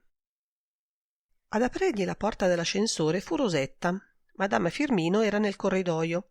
Sembrava occupata a osservare alla luce d'una delle porte del salone alcuni campioni di stoffe e quando lo vide fece un gesto di meraviglia. Già di ritorno? diede uno scappellotto a Rosetta, cacciandola verso il fondo. Va nel laboratorio tu. La piscinina trotterellò e scomparve per la scala. Allora madama Firmino si avvicinò a De Vincenzi. Non direte che vi ho telefonato, eh? Le orchidee sono nella stanza dei bauli, la prima a sinistra, uscendo dall'ascensore. Come avete fatto a trovarle? Le ho cercate. Nulla di più naturale che le abbiano nascoste in quella camera, nella quale non entra mai nessuno. Quante sono? Non le ho contate, parecchie. Chi pensate che possa avervele messe? Lo guardò con sospetto. Scherzate? Se lo sapessi, scrollò la testa gettandola all'indietro, quasi in atto di sfida. Lo faceva per darsi coraggio e subito aggiunse: se lo sapessi avrei meno paura. Null'altro di nuovo? Nulla, se non che m'hanno lasciata quasi sola. De Vincenzi la scrutò. Intendete che Cristiana è uscita? Cristiana e Oremus e persino la Campbell, che deve aver accompagnato la sua padrona. Oremus? Non sorrise neppure. Lo chiamano così le operaie e le indossatrici. È mister Olari. Sono usciti tutti e tre assieme? No, Prospero è rimasto in direzione con Marta e con me. In quel momento Cristiana doveva trovarsi nella sua camera, secondo noi. Invece Marta si è recata da lei e non c'era. A che ora? Saranno state le 2, forse le 2:30. Allora l'abbiamo cercata dappertutto, senza trovarla. Siete sicura che sia uscita? E dove volete che si sia cacciata? Anche la sua cameriera manca, ve l'ho detto. Certo sono uscite assieme. È una semplice supposizione la vostra. Madama Firmino alzò le spalle. Adesso vi accompagno a vedere le orchidee. Oppure volete parlare a Marta? E si diresse alla porta dell'amministrazione. Un momento, e il signor Olari? Ah, era preoccupato dell'assenza di Cristiana. Quando Marta e io siamo tornati in direzione a dirgli che certo Cristiana doveva essere uscita con la Campbell, lo abbiamo visto che ci attendeva col pastrano e il cappello, pronto ad andarsene. E se n'è andato subito, infatti, dicendoci: immagino dove può essersi recata, sarà meglio che la raggiunga. E dove può essersi recata, secondo voi? Non lo so, commissario. Voi mi attribuite una conoscenza di cose e persone che davvero io non ho. Alle 2:30 avete detto? Pressappoco. Guardò l'orologio. Erano le 3:20. Fatemi entrare in direzione, poi andremo di sopra. Passarono per la stanza di Evelina. De Vincenzi si fermò qualche secondo davanti alla scrivania della donna. Evelina era stata strangolata fra le 18 e le 18:30. A quell'ora i saloni si stavano vuotando. In direzione si trovava madama Firmino e Prospero Lari. Poco dopo i due erano stati raggiunti da Cristiana, che lui aveva fatto discendere per rimanere solo sul luogo del delitto. E lui poi aveva scoperto il cadavere alle 19 circa, quando cioè le due donne e Prospero si trovavano nella stanza della direzione. A strangolare Evelina non poteva essere stata che una persona, a lei ben nota, e di cui lei diffidava tanto poco da consentirle l'uso del proprio telefono. Ma adesso poteva aggiungere un altro indizio a quei pochi esistenti. Colui o colei che aveva strangolato Evelina doveva necessariamente provenire dal terzo piano ed era disceso col proposito di compiere il delitto, dal momento che aveva portato con sé un'orchidea, andandola a prendere là dove le aveva nascoste, nella stanza dei bauli, vale a dire. Si volse e fissò madama Firmino. Cercate di ricordarvi bene, signorina. Ieri alle 18 io vi lasciai in quella stanza, indicò la porta della direzione. Eravate in vestaglia e fumavate una sigaretta dopo l'altra. Ebbene? Quando più tardi io tornai di dentro e vi annunciai la morte di Evelina, con voi c'erano anche Cristiana e Olari. Quale dei due era entrato per primo? Prospero. Fu dopo qualche minuto, una decina almeno, che entrò Cristiana. E da quel momento nessuno di voi tre è più uscito da quella stanza fino al mio ingresso? La donna corrugò la fronte. Aspettate. Ricordo che Cristiana trasse Prospero nel vano della finestra e si misero a parlare fittamente tra di loro. Io badavo appena a quel che facevano. Ma sì, ecco, non vorrei dirvi qualcosa di inesatto, ma mi sembra che a un certo punto Prospero uscisse, mentre Cristiana andava a sedere alla sua scrivania. A ogni modo, però, l'assenza di Oremus non può essere durata che pochissimi minuti. Siete sicura di questo? Sicura? No. Ho l'impressione che sia così, ma potrei benissimo sbagliarmi. Sbagliarvi al punto da avere il dubbio che ad uscire sia stata Cristiana O'Brien? No, no, Cristiana è andata alla sua scrivania. Questo lo ricordo perfettamente. De Vincenzi entrò in direzione. Marta stava seduta alla scrivania di Cristiana. Fissò De Vincenzi con preoccupazione. Che cosa è accaduto ancora? Perché siete tornato? Nulla di strano che io sia tornato. Ma voi che cosa temete? Marta si era alzata, guardò Madama Firmino. Gli avete detto che Cristiana è uscita? Siete sicura, proprio sicura che sia uscita, signorina Marta? Marta impallidì, rispose con voce bianca. Nelle sue stanze non c'è e non vedo dove potrebbe essere andata a finire. Se si trovasse nei laboratori l'avremmo veduta. De Vincenzi si avvicinò alla scrivania.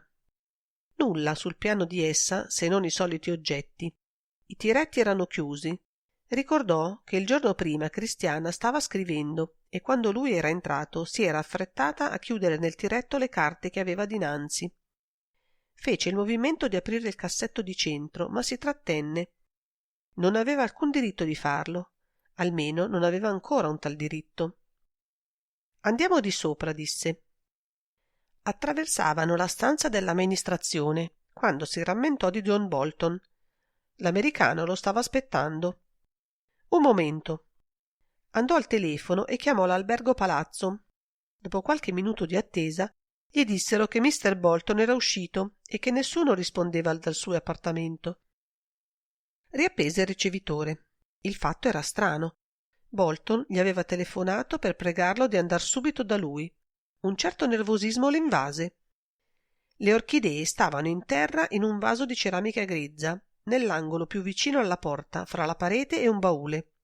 Le contò. Erano 5. Il nascondiglio era tale per modo di dire. Chiunque fosse entrato in quella stanza le avrebbe vedute. Colui che ve le aveva messe doveva aver fatto affidamento soltanto sul poco uso che si faceva di quella stanza. Uscì nel corridoio dove lo attendevano Marta e Madama Firmino. Richiuse la porta.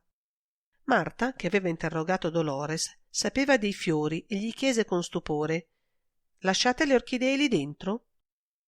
«Naturalmente, e prego voi due di non dire a nessuno, badate bene, senza eccezioni, che le abbiamo scoperte.» Gli occhi di Marta si allargarono e Madama Firmino ebbe un sussulto. «Commissario, voi non potete obbligarmi a rimanere in questa casa?» «Calma, Madama Firmino, calma. Nulla è accaduto e nulla accadrà, forse. Diamo un'occhiata a queste stanze.» Ma dalla scala di servizio saliva correndo Rosetta. La fanciulla era livida e agitava le mani convulsamente. «Là, là, sulla scala!» E non poté dir altro che, coprendosi il visuccio con le mani, scoppiò in un pianto singhiozzante.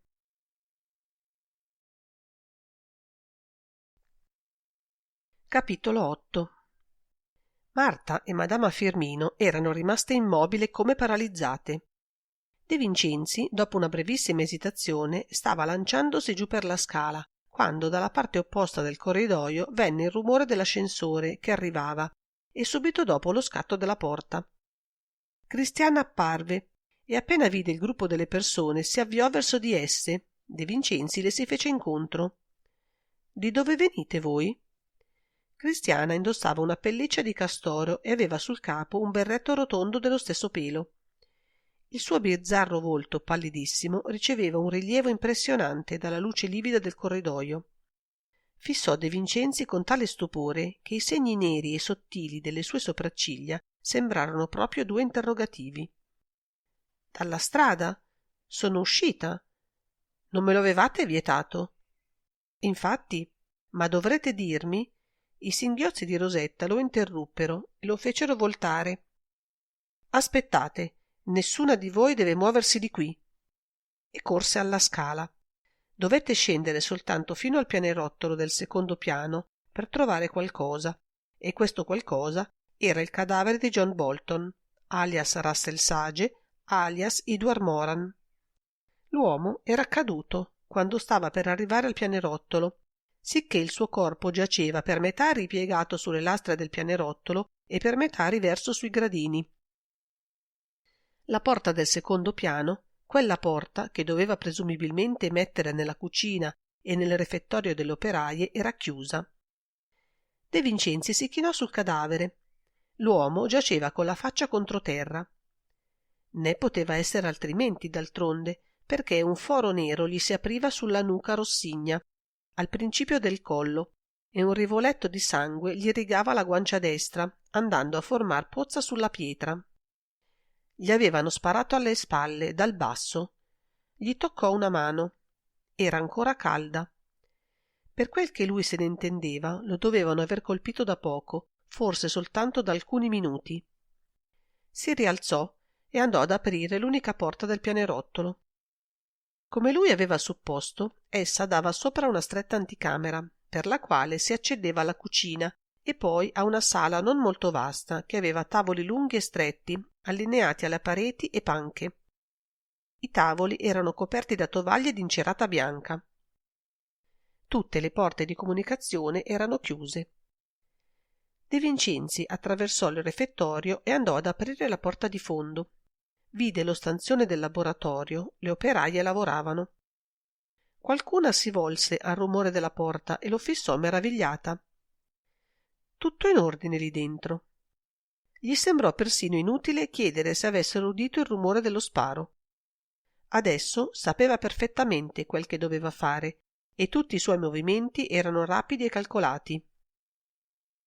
La porta di Valerio era chiusa, quella di Verna Campbell aperta invece, e la donna stava mettendosi il grembiulino bianco sull'abito nero. «Siete uscita con la signora O'Brien?» Verna diede un'occhiata al cappello e al mantello deposti ancora sul letto. «Torno adesso, infatti», disse. «Ma siete stata con la signora? Chiedetelo a lei». «Glielo chiederò, ma voi rispondetemi. Di dove siete passata per venire qui?» Fece un gesto di meraviglia e rispose: «Siamo salite con l'ascensore. La signora ha proseguito». «Eravate solo voi due? E chi altri? Prospero Lari? No, non lo abbiamo veduto». «Non muovetevi da questa camera. Avrò ancora bisogno di parlarvi». Girò su di sé e tornò rapidamente nel laboratorio. Vide un'operaia che, in piedi presso un tavolo, stava misurando un taglio di seta. Colori, fiori, arabeschi. Un senso di pesantezza molle si sprigionava da quella seta. E si rivolse a lei. «È passato nessuno per questa sala?» La donna aveva un volto slavato, occhi troppo chiari, la personcina grama. Le pupille glauche le si accesero. Tutte le operaie guardavano curiosamente De Vincenzi. «Passato? Che cosa volete dire?» «Sì, è entrato nessuno qui da voi? Avete veduto qualcuno attraversare il laboratorio?» «No, nessuno». Dalla stanza delle tagliatrici avanzò rapida Clara. «Che cosa c'è, commissario? Chi cercate?» «Da quanto tempo siete qui voi, signorina Clara?» «Da molto tempo. Il mio posto è qui, sapete, con le operaie». «Ebbene, ripeto a voi la domanda. Avete veduto entrare qualcuno nel laboratorio? Qualcuno di estraneo alle operaie, intendo. La cameriera della signora O'Brien, per esempio». «No, commissario, da un'ora almeno nessuno è venuto». De Vincenzi diede un'occhiata attorno. Volti stupiti, volti maliziosi, volti incuriositi. Capelli biondi, neri, castani, rossi, in pettinature scomposte. Fece un cenno di saluto a Clara. «Impedite a chiunque di uscire dal laboratorio. Per nessuna ragione chi si trova qui dentro deve uscirne». E tornò nella cucina, poi sul pianerottolo. Passò accanto al cadavere, discese a precipizio la scala. In basso si trovò nell'atrio. Il portoncino di servizio era accostato. Chiunque avrebbe potuto entrare e uscire di lì. Risalì. Si fermò al primo piano. Corse verso la direzione, spalancò le porte, traversò di volata l'amministrazione. In direzione trovò Prospero Lari. Stava seduto alla sua scrivania e consultava alcune carte. De Vincenzi non diede alcun segno di meraviglia. Già di ritorno? L'ometto era balzato in piedi. Voi qui, commissario? Che cosa è accaduto ancora? Nulla. Non vi bastano i 2 cadaveri di ieri, signor Olari? Il tono di De Vincenzi era faceto. Egli fissava Prospero con bonomia. Oremus si passò una mano sul cranio. La mano discese poi a lisciare i risvolti della redingote. A me? Oh, a me? Dove siete stato, signor Olari? Perché mi domandate dove sono stato? Decisamente non riusciva a ritrovare il suo equilibrio. Bisogna che me lo diciate. Anche la signora Cristiana O'Brien è uscita e tutti sono preoccupati per la sua assenza. Sul volto di Prospero passò un lampo. Subito dopo sembrò più sicuro di sé. Infatti sono andato a cercare Cristiana.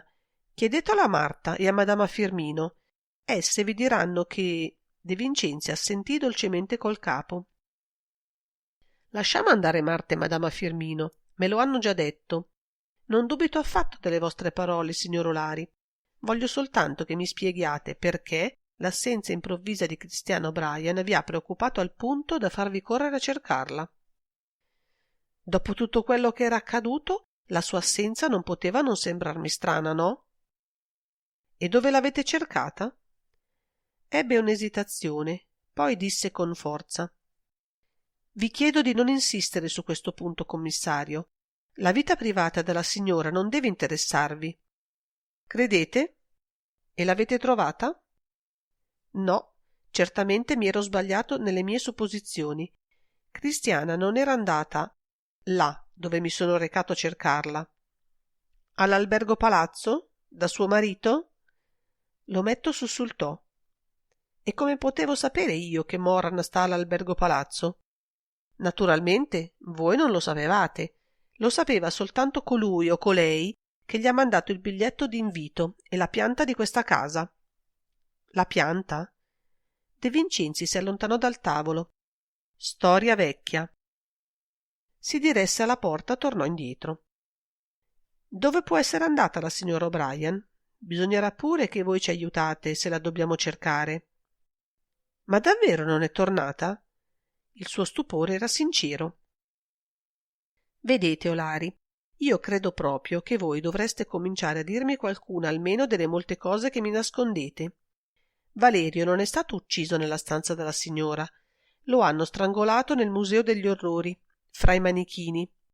E là dove lo hanno ucciso, io ho trovato una medaglia del cinodromo di San Siro, che verosimilmente apparteneva a Cristiana O'Brien. Oh! Fece Oremus, alzando le mani con un gesto di comica deprecazione. Non supporrete adesso? Se conosceste la quantità enorme delle cose che io suppongo, signor Olari, vi meravigliereste che esse possano rimanere tutte tranquille nel mio cervello. L'ometto tacque. Più che mai scrutava il volto di De Vincenzi. Parve prendere una decisione. Avete ragione, bisogna cercarla. Senza volerlo, può essersi messa in un pasticcio. In questi ultimi tempi Cristiana era molto mutata, faceva quel che non aveva mai fatto. Si era data, sì, insomma, si serviva di Valerio. L'idea non deve essere stata sua. Vi dico che era molto mutata, commissario. De Vincenzi sorrise. Tutto questo lo so, ormai, signor Olari, come lo sapeva Evelina. L'hanno strangolata perché lo sapeva. Olari fece un gesto di rassegnata disperazione. Che orrore! Non sembrava disposto a difendere Cristiana. E allora, commissario? Per adesso nulla, signor Olari. Adesso è indispensabile che io mi occupi del terzo cadavere. Che dite? Si fece paonazzo, poi di colpo si sbiancò. Un terzo cadavere? Precisamente. Non sapevate che le orchidee erano 3? E 3 sono i cadaveri. Gli voltò le spalle e si diresse al telefono. Oremus cadde a sedere, lo fissava come paralizzato.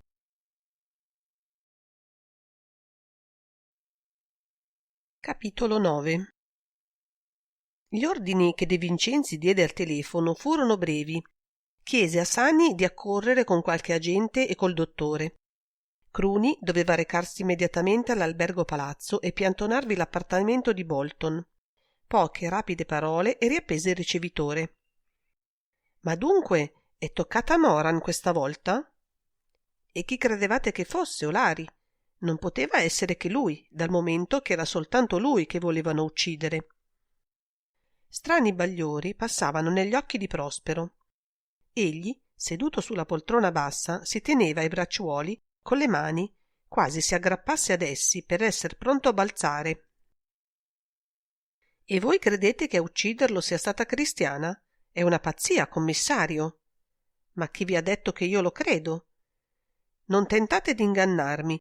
Voi lo credete, come credete che sia stata lei a uccidere Valerio. Un unico assassino ha commesso questi delitti, e se l'aver trovato la medaglia del cinodromo accanto ai manichini vi ha fatto dubitare di Cristiana. De Vincenzi lo osservava con attenzione. Prospero si era interrotto. La vostra teoria è interessante, Olari. L'ometto si alzò. Si deve trovare Cristiana, commissario. Soltanto lei potrà dimostrare la propria innocenza. E dove l'andiamo a cercare, Olari? Se almeno voleste dirmi dove l'avete cercata voi. Cristiana, qualche volta, dà appuntamento ai suoi amici in una pasticceria di via Santa Margherita. È lì che mi sono recato e ci sono rimasto per oltre un'ora, ma non l'ho veduta. Ai suoi amici, signor Olari? Prospero evitò lo sguardo di De Vincenzi. Lei li crede tali?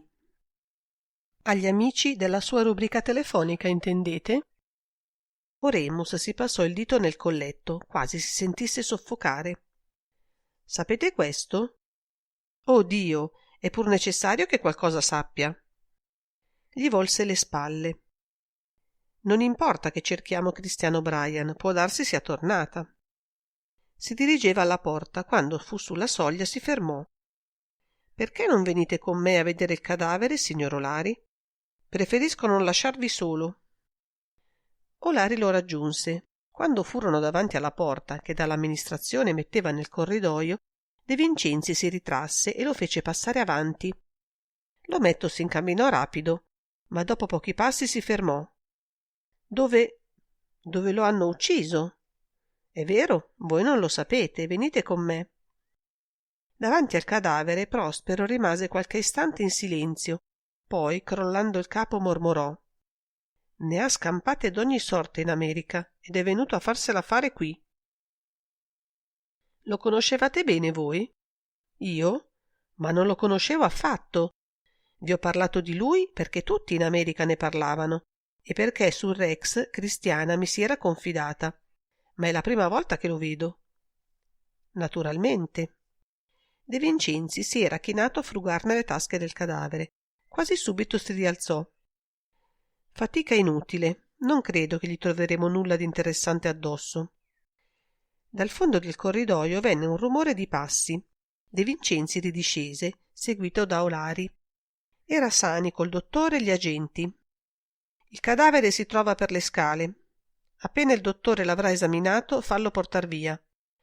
Tra poco dovranno uscire le operaie e non si può umanamente imporre loro un tale spettacolo. Il giudice istruttore comprenderà. E del resto, Sani, fallo avvertire subito. Se può venire in tempo, tanto meglio. Mise 2 agenti di guardia nel corridoio ed entrò nell'ascensore, dicendo a Olari: rimanete qui voi.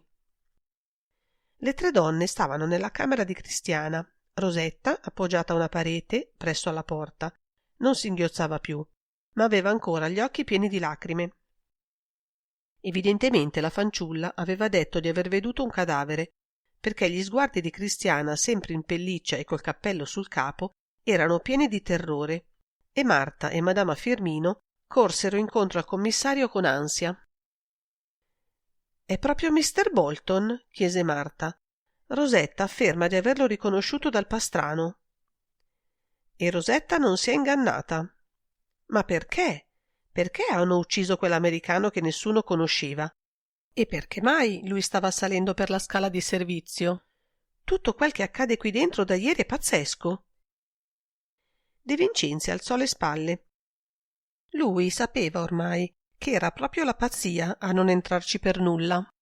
I calcoli dell'assassino erano stati perfetti. Egli aveva saputo trar partito da ogni occasione con una prontezza e un'abilità sorprendenti. Se riuscirò a smascherarlo, si disse, potrò dirmi fortunato.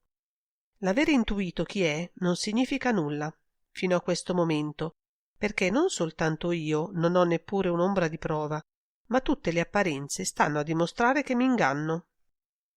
Si avvicinò alla piscinina. Di dove venivi tu quando lo hai veduto? Rosetta rispose con voce singhiozzante. Uscivo dal laboratorio. Madama, e indicò Dolores, mi aveva mandata via dagli uffici, ma io dovevo tornare al primo piano. Se fosse venuta qualche signora non c'era nessuno alla porta. E perché sei salita quassù, invece di tornare nel laboratorio? Ho sentito la voce della signorina Marta. Infatti era il momento in cui lui aveva terminato di ispezionare la stanza dei bauli e Marta e madama Firmino si trovavano proprio al sommo della scala di servizio. Avevi sentito qualche rumore prima di uscire dal laboratorio? Il rumore di uno sparo? No. Torna nel laboratorio e non dir nulla a nessuno di quel che è accaduto. L'accompagnò nel corridoio e la fece discendere con l'ascensore. Quando rientrò nella camera, Cristiana era seduta. Mi duole, signora, ma è assolutamente necessario che scendiate al primo piano. Madama Firmino e Marta vi accompagneranno. Cristiana lo guardò sorpresa. Dopo una breve esitazione cominciò a togliersi il berretto di pelo e si alzò. Gettò il berretto e la pelliccia sul letto e si incamminò verso il corridoio. Dalla soglia disse con ironia: «Questa volta il cadavere non è stato trovato sul mio letto, commissario». «Infatti, ma forse dovete soltanto a Rosetta se esso è rimasto per le scale». La donna sussultò e apparve agitata da un fremito convulso. I suoi occhi a mandorla, dalle grandi pupille luminose, le si fecero immensi. Credete che volessero? De Vincenzi la spinse dolcemente. Oh, quel che volevano nessuno può saperlo ancora. Non pensate a questo adesso. Un fatto è sicuro. A ogni modo, non uccideranno più nessuno e voi non troverete altre orchidee. Cristiana tacque, procedeva come un automa. Dietro a lei e a De Vincenzi venivano madama Firmino e Marta. Quando furono alla porta dell'ascensore, De Vincenzi premette il bottone di chiamata e mentre attendevano chiese: «Volete dirmi dove siete stata oggi?» Cristiana si scosse, mormorò: «Non mi crederete». «Non importa, ditelo egualmente». «Sono stata da mio marito, da colui che è stato mio marito. Poiché avevo paura di vederlo da sola, mi sono fatta accompagnare dalla Campbell». «E gli avete parlato?» «Sì». «A che ora?» «Prima delle 3. Alle 3 ero fuori dell'albergo. Ci siamo detti poche parole soltanto». «Avete veduto lui solo?» «Sì».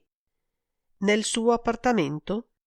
«In un salotto pieno di fiori», sorrise tristemente. «Lui ama i fiori». Si intese lo scatto dell'ascensore che era giunto all'altezza del loro piano.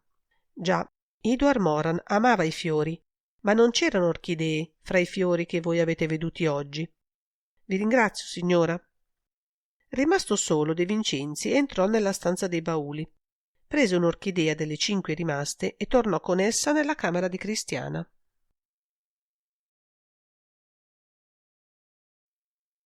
Capitolo 10. Depose l'orchidea in un bicchiere che aveva riempito d'acqua al rubinetto del lavabo e, aperta la porta di comunicazione, entrò nel Museo degli Orrori. Era un trucco il suo. Non faceva altro che preparare una trappola. Forse il colpevole ci sarebbe caduto e forse no. A ogni modo erano così poche le carte che poteva giocare per tentare di confonderlo e spingerlo a tradirsi che egli non aveva troppa scelta. Il suo gioco non era leale, ma nemmeno quello dell'assassino lo era. Egli non aveva mai incontrato un colpevole che avesse voluto e saputo accumulare tanti e così terribili indizi contro un innocente per perderlo.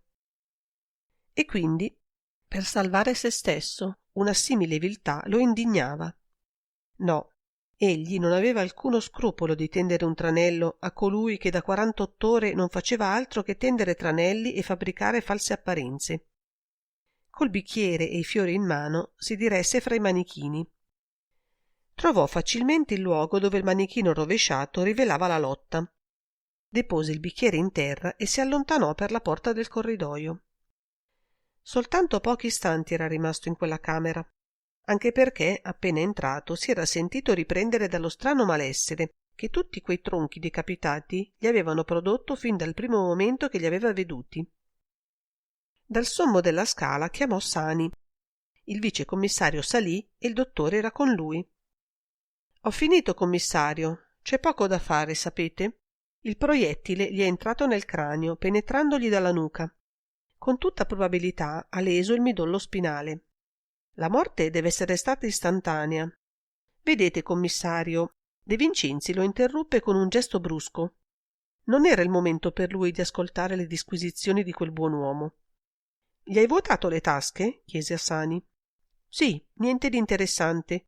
Un portafogli ben imbottito e un passaporto al nome di John Bolton di Chicago. Ma l'interessante viene adesso, guarda». E Sani aprì il pugno della mano destra e sulla palma mostrò un fiore, un'orchidea. De Vincenzi sussultò. «Dove l'hai trovata?» «L'aveva il morto all'occhiello». Assurdo. Edward Moran si era messo un'orchidea all'occhiello, eppure nella sua camera non c'erano orchidee. Doveva averne acquistata una di proposito. Ma perché? De Vincenzi prese il fiore, che era ormai pesto e schiacciato, e se lo mise in tasca. «Bene», disse, «adesso entra in quella camera». Gli indicò la stanza di Cristiana. «E fruga dovunque. Non importa se metti in disordine». «Che cosa vuoi trovare?» «Non lo so, nulla di preciso. Ti dico di farlo, ma non ho la più piccola speranza che tu scopra qualcosa di interessante». Si volse al medico. «Spero proprio che con questo terzo cadavere voi abbiate finito il vostro lavoro qui dentro, dottore». Il dottore non sembrava soverchiamente preoccupato da quel suo lavoro. Scosse la testa. «Oh, per me», disse.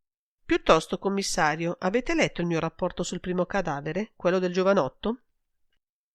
«Non l'ho avuto ancora. Strangolamento, no?» «Precisamente. Ma quanto vi dissi dopo il primo esame era esatto. Una leggera pressione è stata sufficiente a ucciderlo. L'individuo era tarato. Cocaina, morfina e alcole. Chi l'ha ucciso, stringendolo alla gola, deve esserselo trovato morto fra le mani, senza neppure saperlo. Capite?» Era perfettamente chiaro e interessante, molto interessante. Fu con gratitudine nuova che lo accompagnò alla scala. «Grazie, dottore, mi siete stato molto utile, più di quanto voi stesso non possiate supporre». Gli strinse la mano e tornò nella camera di Cristiana. Sani aveva vuotato i tiretti del cassettone e stava per attaccare l'armadio. «Aspetta, qui dentro guardo io. Tu occupati del resto». Adesso il disordine prodotto da colui che si era nascosto nell'armadio era scomparso. I vestiti erano tutti al loro posto e gli attaccapanni si allineavano a eguale distanza. Nulla di strano, dal momento che Cristiana doveva averci messo le mani. Si aprì un varco fra le vesti ed esaminò attentamente il fondo dell'armadio. Nulla. Ed era da escludere che ci fosse qualche passaggio o qualche nascondiglio. La mensola in alto era vuota. Fece scorrere le stampelle e macchinalmente si mise a osservare i vestiti, toccando le sete e i drappi. A un tratto vide che uno di quegli abiti, una veste di seta a fiorami, soffice e leggera, aveva un lungo strappo al collo. La tolse dall'attaccapanni e l'osservò. La laceratura andava dal collo alla spalla. Lui non aveva sperato di trovare un indizio chiarificatore di quella fatta. E il dottore gli aveva detto che Valerio era profondamente tarato. Stava meditando in silenzio su quel capo di vestiario rivelatore quando un'esclamazione violenta di Sani lo fece voltare. «Guarda qui!» Il vicecommissario si sollevava dal caminetto, tenendo una scatola di lacca rossa fra le mani. Era lì, nascosta sotto i legni. De Vincenzi sorrise. Adesso l'insperato esagerava. Prese la scatola e la depose sopra il tavolo. Era chiusa a chiave. Hai un temperino? È inutile, dammi quel calzatore, basterà. Col calzatore d'argento fece saltare il coperchio del bauletto, che era di legno assai fragile. Nell'interno, tra il velluto rosso delle pareti, vide un piccolo pacco di lettere. Erano d'ogni forma e grandezza. Le fece scorrere e constatò che erano tutte dirette a Christiana O'Brien. Ne aprì una e non ebbe bisogno di leggere le altre. Non gli apprendevano nulla di più di quanto gli aveva appreso il colloquio avuto col commendatore N. Richiuse la scatola e la lasciò sul tavolo. Se avessi saputo quel che conteneva non ne avrei rotto il coperchio. È stato un vero vandalismo il mio. Sani lo guardava. Lettere d'amore? Chiamalo amore, se vuoi. Hai finito, eh? Andiamo da basso e vediamo se ci riesci di concludere. Conosci l'assassino? Forse, ma conoscerlo non serve a nulla. Se non mi riesce di farlo tradire, mi sfuggirà dalle mani come un'anguilla. Quando scesero per la scala, il cadavere era sul pianerottolo piantonato da 2 agenti. Gli uomini dell'obitorio non sono ancora venuti? Chiese Sani. Non ancora, dottore. Bolton giaceva adesso supino e il volto rotondo aveva quella sua placida apparenza sorridente e accattivante. Sembrava che dormisse. Certo, il proiettile lo aveva fulminato prima che potesse rendersi conto d'esser stato colpito. De Vincenzi s'era fermato a contemplarlo. Molte cose gli rivelava quella placidezza. Bolton saliva la scala non dubitando affatto d'essere stato attirato in un'imboscata. Egli doveva recarsi a un colloquio che si riprometteva pieno di promesse. E aveva telefonato a lui per pregarlo di raggiungerlo subito, e nella sua voce, mentre gli parlava al telefono, vibrava un'ansia contenuta, quasi un fremito di paura. La telefonata di Bolton era avvenuta alle 3, quando Christiana, se era vero quanto gli aveva affermato, aveva già lasciato l'albergo palazzo. E dopo neppure un'ora l'uomo saliva le scale di Corso del Littorio e si faceva uccidere da un colpo di rivoltella alle spalle.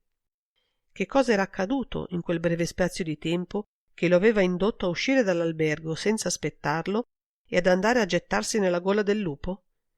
Si scosse e si volse a Sani. «Fa una breve corsa per me, vuoi?» «Si tratta di arrivare qui vicino, ma devi far presto. Io attenderò te per cominciare.» Scendendo la scala gli disse di che si trattava. Il volto di Sani si era illuminato. «Tu sai allora?» «Ma no, mio caro, io non so nulla di concreto. E quel che so è così arbitrario che se non corrisponde a verità è proprio questa la volta in cui mi gioco il posto.»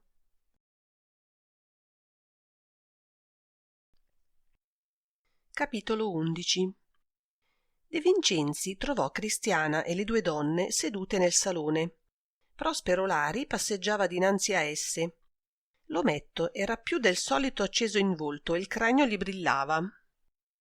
Tutta la sua vernice traslucida da soprammobile di lusso se n'era andata ed egli adesso, nonostante l'impeccabile redingote e gli occhiali che continuavano a scivolargli dal naso, appariva stranamente diverso da quel che fino allora era apparso. Si sarebbe detto che, toltosi di dosso il lustro, scoprisse ora il legno della sua natura alquanto volgare. «Non si può chiudere gli occhi di fronte all'evidenza», diceva, mentre continuava in quel suo deambulare disordinato. «Bisogna affrontarla. Non è il momento di nascondere a sé e agli altri gli errori commessi, quando si sta sotto la minaccia di un'accusa terribile.» Si fermò davanti a Christiana e sollevò le mani verso di lei con un gesto di drammatica implorazione. «Voi siete andata da Russell Sage e gli avete parlato. Subito dopo egli è venuto qui e qualcuno lo ha ucciso. Chi può credere che non siate stata voi ad attirarlo in casa vostra per ucciderlo? Io naturalmente non lo credo, ma gli altri? Perché non dite che Valerio vi ricattava? Neppure a uccidere lui siete stata voi, d'accordo, ma intanto quello sciagurato lascia dietro di sé tanto da compromettervi. Ed Evelina? Tutto verrà fuori, vi dico, tutto. La sua voce era bassa e soffiata, ma perveniva perfettamente intelligibile a De Vincenzi, che s'era fermato sulla soglia. Marta e madama Firmino lo ascoltavano. I loro sguardi, pieni di uno stupore senza limiti, andavano da lui a Cristiana, che per quanto pallidissima lo contemplava con un leggero sorriso sarcastico sul volto contratto, quel suo volto più che mai ora enigmatico. I passi pesanti di un agente che dal vestibolo veniva nel corridoio fecero voltare Prospero. Vide De Vincenzi e ammutolì di colpo. Si morse le labbra e fece un gesto di rabbia. Cristiana sorrideva sempre. Aveva veduto anche lei De Vincenzi e disse con voce perfettamente calma: «Adesso che avete udito la requisitoria di Olari, commissario, non vi resta che mettermi le manette?» Prospero scattò di nuovo. «Damn, non ascoltatela, commissario. Io so che è innocente, ma ho voluto scuoterla perché si rendesse conto della realtà». «Naturale», assentì De Vincenzi e si volse alla gente. «Che c'è?» «Una signora chiede di parlare a Cristiana O'Brien. L'hanno fermata al portone, ma lei insiste. Dice di chiamarsi Anna Bolton. Quando ha veduto entrare la barella dell'obitorio, ha cominciato a gridare e abbiamo dovuto sudare 2 camicie per impedirle di seguirla». «Fatela salire». L'uomo scomparve di corsa. L'annunzio della presenza di Anna aveva avuto il dono di far scuotere dal suo torpore Cristiana. La donna si era alzata e adesso attendeva con gli occhi fissi alla porta, più che mai pallida, tesa e vibrante. Anna Sage giunse, preceduta dalla gente che a un cenno di De Vincenzi si ritirò. La sorella di Edward Moran indossava sempre l'abito nero e portava il piccolo cappello col velo. Il suo volto, naturalmente bianco, era più che mai impressionante. Si dominava adesso, ma le sue pupille verdi mandavano lampi d'un bagliore minaccioso. De Vincenzi le andò incontro, tentando di fermarla nel corridoio, ma la donna procedeva rapida, con quel suo passo tanto leggero da farla credere dotata di magiche virtù di levitazione, e si incontrò con lui in vista della porta aperta e del salone. Era appunto questo che De Vincenzi non voleva, e manovrò in modo da frapporsi fra lei e la porta. Se aveva fatto salire la donna, perché sperava trarre da lei, mossa dall'impeto della collera e del dolore, qualche informazione utile e decisiva, non desiderava che l'urto inevitabile con Cristiana O'Brien si facesse troppo grave. Anna fissò prima De Vincenzi, poi, al di sopra della sua spalla, le persone che erano nella sala. «Mio fratello è venuto qui», disse con voce rauca, ferma e incisiva. «Lo hanno ucciso, vero?» De Vincenzi non si aspettava un attacco così diretto ed ebbe un'esitazione. «È inutile mentirmi. Anche se non avessi veduto la barella, ne avrei avuto la sicurezza. Quando è uscito dall'albergo mi ha detto: «Vado da Eleana. Se tra mezz'ora non sarò di ritorno, avverti il detective che ho chiamato e che deve venire qui tra poco». Fece una pausa e fissò De Vincenzi. «Chi siete voi?» «Appunto, il commissario di polizia che vostro fratello aveva invitato a recarsi da lui». «Ecco», fece Anna a modo di conclusione, e tacque. Il suo pallore era aumentato, se possibile, sino a farla apparire spettrale. A De Vincenzi sembrò che vacillasse e fece per accostarlesi, ma lei lo respinse con un gesto. «Vi hanno detto che ho gridato alla vista della barella?» «Ho gridato, infatti, ma soltanto perché mi si voleva impedire di salire. Il mio posto è qui, accanto a lui». Scosse il capo con forza. «Per vendicarlo. Non vedrete una lacrima nei miei occhi, fin quando non lo avrò vendicato». «Come lo hanno ucciso?» «Gli hanno sparato alle spalle, è morto di colpo, senza soffrire». «Sapete chi lo ha ucciso?» «No, non ancora». «Io lo so». Con un gesto deciso passò dinanzi a De Vincenzi e raggiunse la soglia del salone. Fissò una dopo l'altra le 3 donne e sollevò il braccio in direzione di Cristiana. «È stata lei, sua moglie». Cristiana sussultò, quasi colpita materialmente da quelle parole, che avevano suonato gelidamente mortali. Era visibilmente in preda al terrore. Gridò con voce rotta: «Non è vero!» «È stata lei», ripeté Anna Sage, lanciandole un altro sguardo carico d'odio, e tornò a rivolgersi a De Vincenzi. «Volete le prove voi? Ve le darò. Sapete che era sua moglie, vero? Sì, forse questo lo sapete, ma quel che ignorate sono le ragioni per le quali è fuggita dall'America. Neppure mio fratello ve le ha rivelate. Quando siete stato da lui oggi, perché mio fratello, lo crediate o no, era un sentimentale e amava quella donna». S'interruppe, si sollevò il velo dalla fronte, respirò con più forza, come se si sentisse mancar l'aria. Con voce diversa, in cui vibrava un'infantile nota di pianto, mormorò: «Morto. Me l'ha ucciso. Io non volevo che la rivedesse». Fu un attimo. Subito si raddrizzò e riapparve fredda e decisa. «Mio fratello fu arrestato a Miami in un albergo dove si trovava con costei.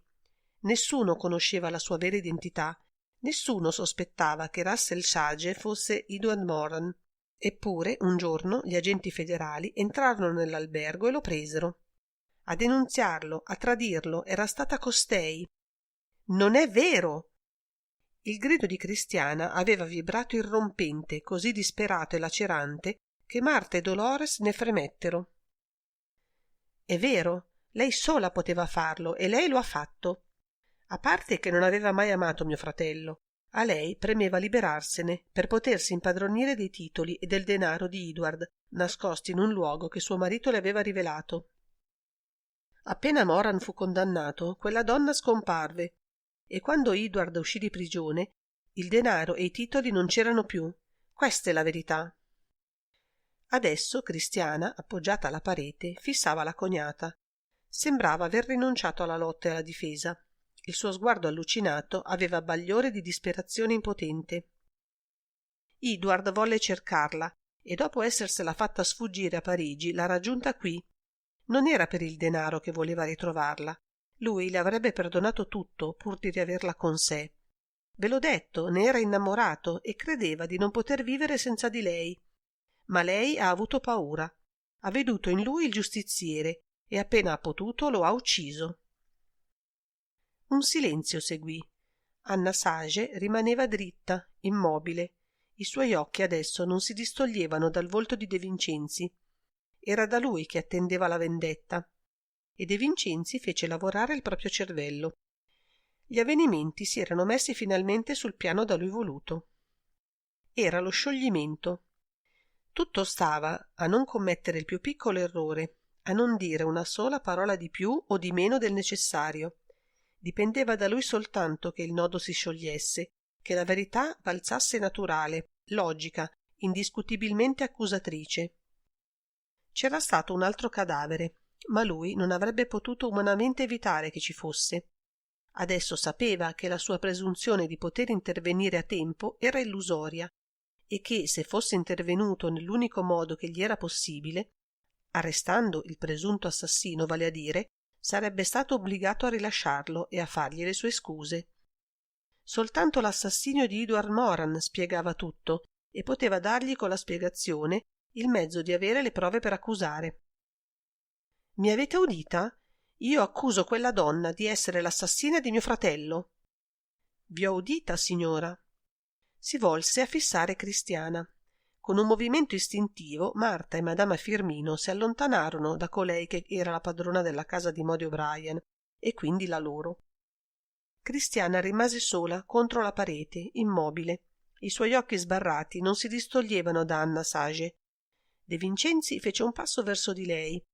Allora Cristiana lo guardò, come se lo vedesse in quel momento per la prima volta.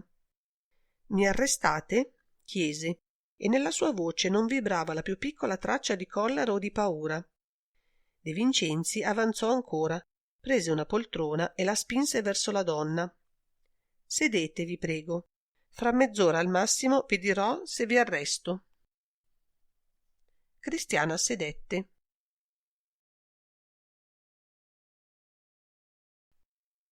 Capitolo 12.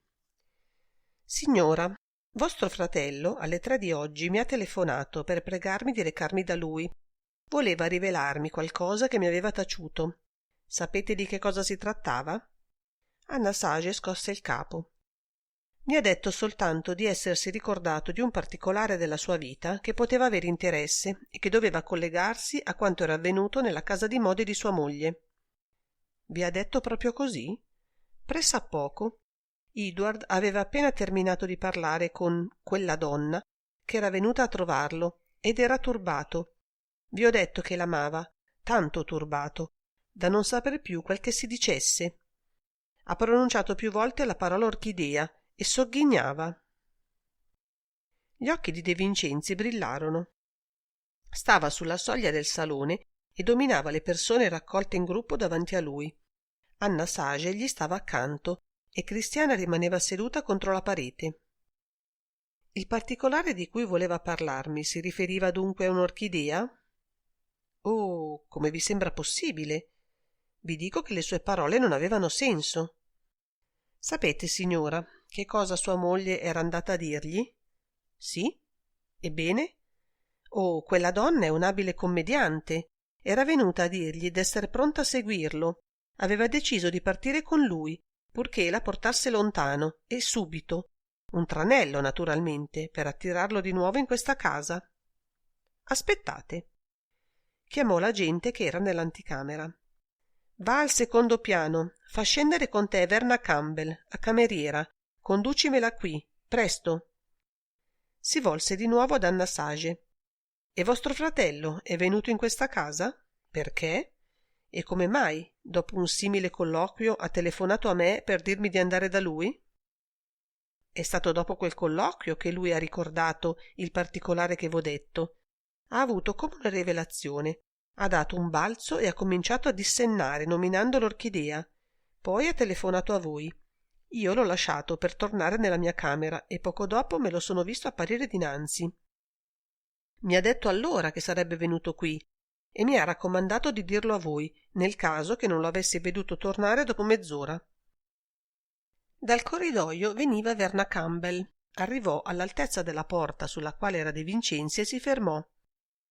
Signorina Campbell, voi avete accompagnato la signora O'Brien all'albergo palazzo? Verna si irrigidì. Vi ho detto di chiederlo a lei. Me lo avete detto, infatti, ma adesso desidero che siate voi a rispondermi e vi avverto che il momento è troppo grave perché voi mi facciate perder tempo con le vostre reticenze. La vostra padrona si trova sotto un'accusa di assassinio. Ve lo dico perché vi rendiate conto della responsabilità a cui andate incontro e dei pericoli che voi stessa correte.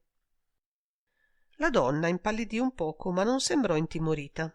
Fu con ironia che disse: Valerio non valeva la pena che la signora si mettesse nei guai, e del resto. Chi vi ha detto che è stata lei a uccidere Valerio? Non è stata? Che cosa volete sapere allora? Ragioni per ucciderlo ne aveva. Come lo sapete voi? Alzò le spalle. Insomma, fatemi domande precise, vi risponderò. Sì, ho accompagnato la signora all'albergo palazzo. È stata lei che lo ha voluto. E poi? Da quando era apparsa Verna Campbell, Cristiana si era tolta dalla sua immobilità. Fissava la ragazza e a De Vincenzi sembrò che molta della sua indifferenza fosse scomparsa. Che cosa ha fatto la signora? Ha chiesto di Mr. Bolton e ha parlato con lui. Voi eravate presente? Ero rimasta nella camera accanto. Avete udito quel che si sono detti? Non ero autorizzata a farlo, ma lo avete udito? Sogghignò. È stato breve. Nell'accompagnarla alla porta, lui le ha detto: Domani partiremo assieme, ti ringrazio, Eleana. Null'altro, signorina Campbell. Tornate nella vostra camera. Verna sembrò esitare. Il brusco congedo l'aveva sorpresa. Ebbe un altro dei suoi sorrisi ironici e si allontanò per il corridoio. De Vincenzi la seguì con lo sguardo per qualche istante, poi si volse e avanzò nel salone. Mi sembra ormai che i fatti siano perfettamente chiari. Ancora qualche pennellata, qualche ritocco, e avremo il quadro completo degli avvenimenti. Cristiana si alzò. Dunque, voi credete, commissario, che a uccidere Russell sia stata io? Questa è l'accusa che vi ha mossa vostra cognata, signora. E a uccidere Evelina sarei stata anche io? Non abbiamo ancora parlato della signorina Evelina. Ma è stata uccisa. È un fatto doloroso, molto doloroso. E un altro fatto è l'assassinio di Valerio. Anche di tale assassinio mi accusate? Bisognerà andare per ordine, signor O'Brien. Ricostruire gli avvenimenti e poi giungere alle conclusioni. Sì, tutte le apparenze stanno ad accusare voi. E poiché desidero convincervi che la nostra giustizia non procede alla cieca, vi illuminerò tali apparenze prima di dichiararvi in arresto. Prospero Lari intervenne. Ma commissario, voi state cadendo in un errore madornale. Quale ragione avrebbe avuto Cristiana, la signora Cristiana, per commettere i delitti? E l'arma? La sua voce si alzò di un tono. Avete trovato l'arma? De Vincenzi sorrise. Non l'ho ancora trovata, signor Olari, ma proprio voi mi chiedete quali causali avrebbe avuto la signora O'Brien per uccidere Valerio ed Evelina? Poco fa voi stesso, ma io, protestò con violenza l'ometto. Lo so, me lo avete detto. Voi avete voluto spaventarla perché si difendesse. Sta bene, nobile intenzione, ma vana. Non basta difendersi rendendosi conto della realtà, come avete detto voi, per distruggere i fatti che accusano. Esaminiamo questi fatti con ponderazione e vedrete che da essi scaturiranno anche le ragioni. Sedete, vi prego. Spinse una poltrona verso le altre allineate lungo la parete e ripeté il suo invito. Accomodatevi. Cristiana fu la prima a sedere, doveva essere stremata. Marta, madama Firmino e Olari sedettero dopo di lei. Per ultima e con riluttanza sedette Anna Sage, lasciando una poltrona vuota tra lei e la cognata. De Vincenzi contemplò per un istante i 4 volti che lo fissavano. Ecco, possiamo cominciare.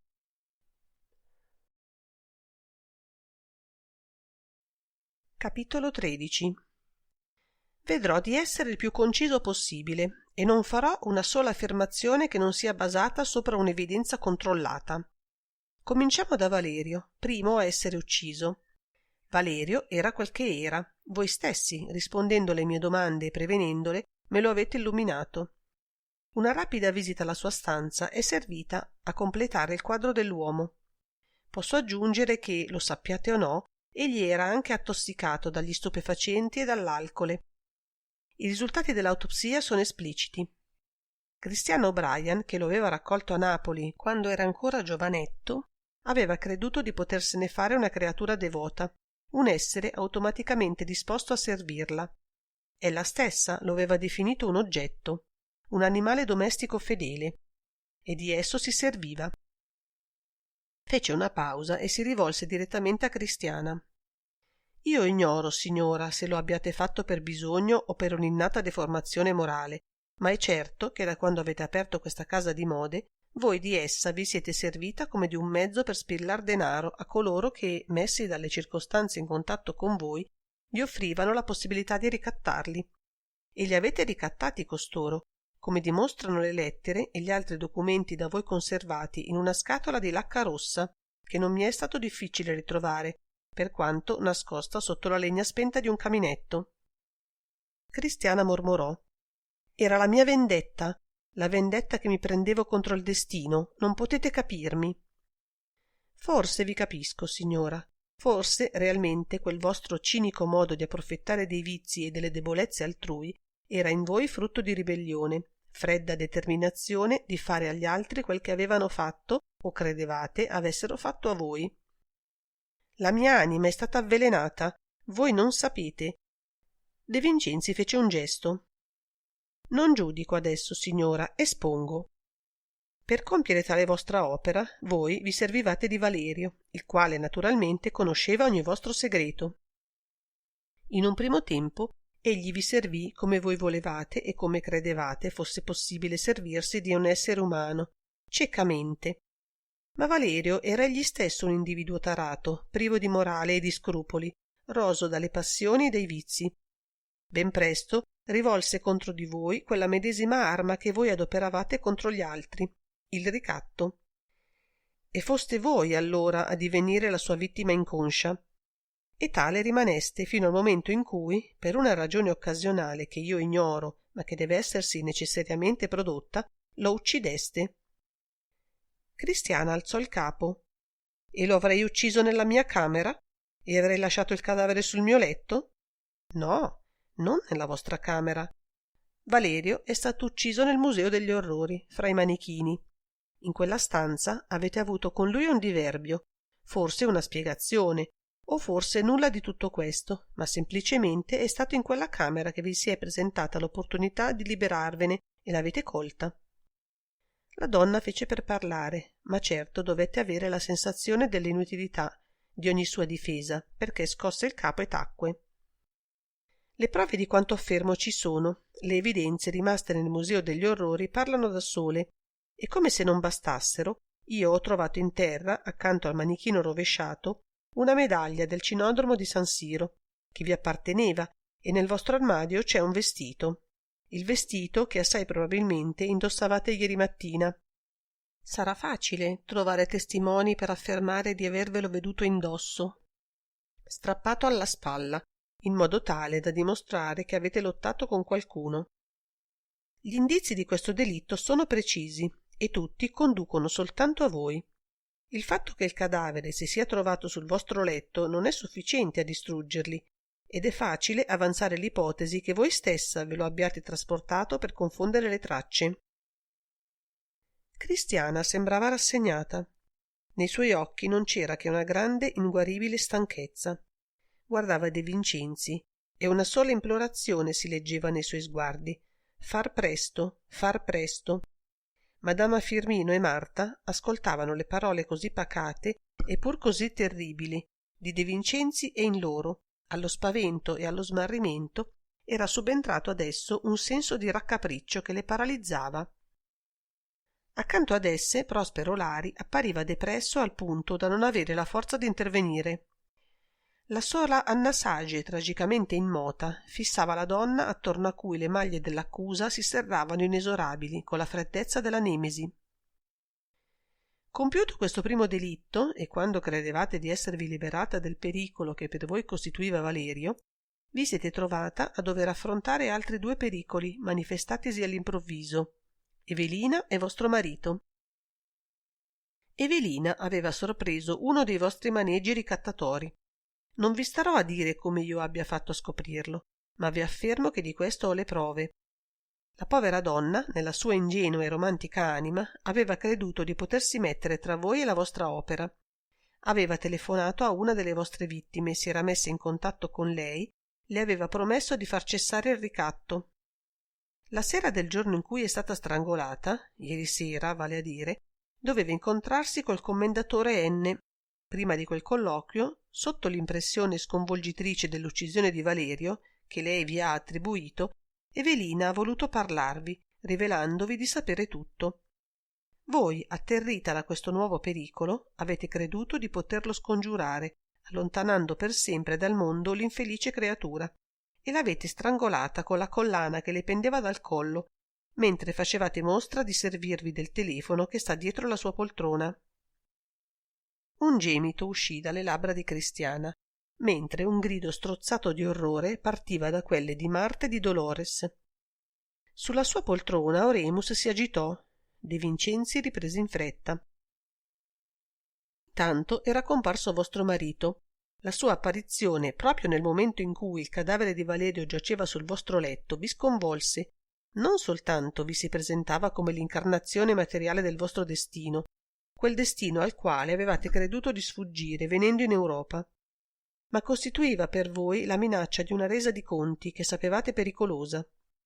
Vostra cognata, nell'accusarvi come ha fatto, ha esposto le ragioni per le quali avreste ucciso Edward Moran, da voi sposato col nome di Russell Sage. Siete andata da lui per proporgli la fuga assieme. Forse in quel momento eravate sincera, ma poi avete temuto che lui avesse compreso che eravate un'assassina e che potesse perciò tenervi in pugno per tutta la vita. Dopo aver mandata nella sua camera Verna Campbell, dalla quale vi eravate fatta accompagnare per non destar sospetti, gli avete telefonato e, attesolo, gli avete sparato alle spalle. Un silenzio seguì, un silenzio di tomba. durava da alcuni interminabili istanti, quando sulla prima porta del salone comparve Sani. Contemplò la scena, poi avanzò di qualche passo. A De Vincenzi, che si era voltato, fece un rapido cenno di assenso col capo e De Vincenzi si alzò. Ecco, questi sono i fatti che vi accusano, signora O'Brien. Cristiana si irrigidì, il volto le si contrasse, si aggrappò con le mani ai braccioli della poltrona e ripeté la domanda da lei già fatta. Mi arrestate, commissario? Per ora vi invito a salire con me nella stanza dei manichini. Credo opportuno mettervi in presenza degli indizi che ho chiamato rivelatori. Si volse agli altri. E voi pure mi seguirete, naturalmente. Capitolo 14. Il piccolo drammatico corteo era aperto da De Vincenzi, che si teneva al fianco di Cristiano O'Brien. Dietro di loro venivano in gruppo Madama Firmino, Marta e Prospero Lari. Anna Sage procedeva da sola, seguita da Sani, a cui si erano aggiunti i 2 agenti posti di guardia alla sala d'ingresso.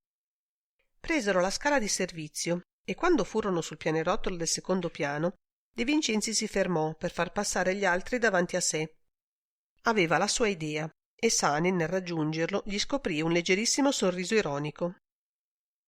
È stato realmente lì, non si è incontrato con nessuno e si è servito del telefono, gli soffiò all'orecchio. De Vincenzi fece col capo un cenno di approvazione. Cristiana, giunta per prima, si era fermata in mezzo al corridoio. Gli altri si tenevano ostentatamente discosti da lei. Signorina Marta, volete essere così gentili da entrare e di aprire tutti gli scuri? Quella stanza, anche con le luci accese, è maledettamente lugubre. Il tono di De Vincenzi era leggero. Si sarebbe detto che lui, risolto il problema poliziesco di quelle morti, non si interessasse più ad esse che per pura forma. Marta entrò nel Museo degli Orrori, lasciando la porta aperta. Poco dopo tornava a mostrarsi sulla soglia. «Venite», disse De Vincenzi e fece passare Cristiana davanti a sé. Gli altri lo seguirono. Sani e i 2 agenti si fermarono sulla porta. Egli andò dritto al luogo dove giaceva il manichino rovesciato. Dietro di lui le 4 donne e l'ometto procedevano con circospezione, quasi temessero di trovarsi di fronte a un altro cadavere. A un tratto sul volto di Cristiana apparve il terrore ed ella, tendendo le mani davanti a sé, gridò con voce strozzata: «Un'altra! C'è un'altra orchidea!» Olari, che stava dietro di lei, l'afferrò per un braccio. «Ma che dite? Siete pazza, Cristiana?» E subito, abbandonatole il braccio, corse da De Vincenzi. «È un'ossessione la sua, commissario. Il fatto che lei veda orchidee dappertutto dimostra il suo stato di squilibrio mentale. Quella donna è irresponsabile». De Vincenzi lo fissava. «Credete, signor Olari? Il guaio sì è che c'è realmente un'orchidea lì in terra». Olari alzò le braccia con veemenza. «Ma che dite anche voi? È impossibile!» «Guardate!» Finalmente Prospero volse lo sguardo e vide in terra il bicchiere con l'orchidea. Quella vista produsse su di lui un effetto fulminante. D'acceso in volto che era, si fece cianotico. Le braccia gli ricaddero e rimase a fissare il fiore, senza più forza di parlare e di muoversi, con gli occhi sbarrati, come davanti a un fatto mostruoso e inspiegabile. De Vincenzi lo contemplò per qualche secondo, poi lo scosse, battendogli una mano sulla spalla. «Su via, Prospero Lari, quella è l'unica orchidea che non siete stato voi a mettere lì dove si trova. E non c'è venuta da sola. È un piccolo tranello che vi ho teso per vedere quale effetto vi producesse trovarvene improvvisamente una davanti». L'ometto diede un balzo. «Che volete dire? Che significa questo scherzo idiota?» «Significa, signor Olari, che io non ho accettato le evidenze da voi preparate. Come avete fatto a credere che potessi ricostruire i 3 delitti nel modo con cui li ho ricostruiti poco fa, attribuendoli a Cristiano O'Brien, senza rendermi conto di tutti i punti deboli delle mie ipotesi, che erano poi quelle che voi avevate voluto farmi fare? E come avete potuto non rilevare che evitavo di proposito di parlare delle orchidee?»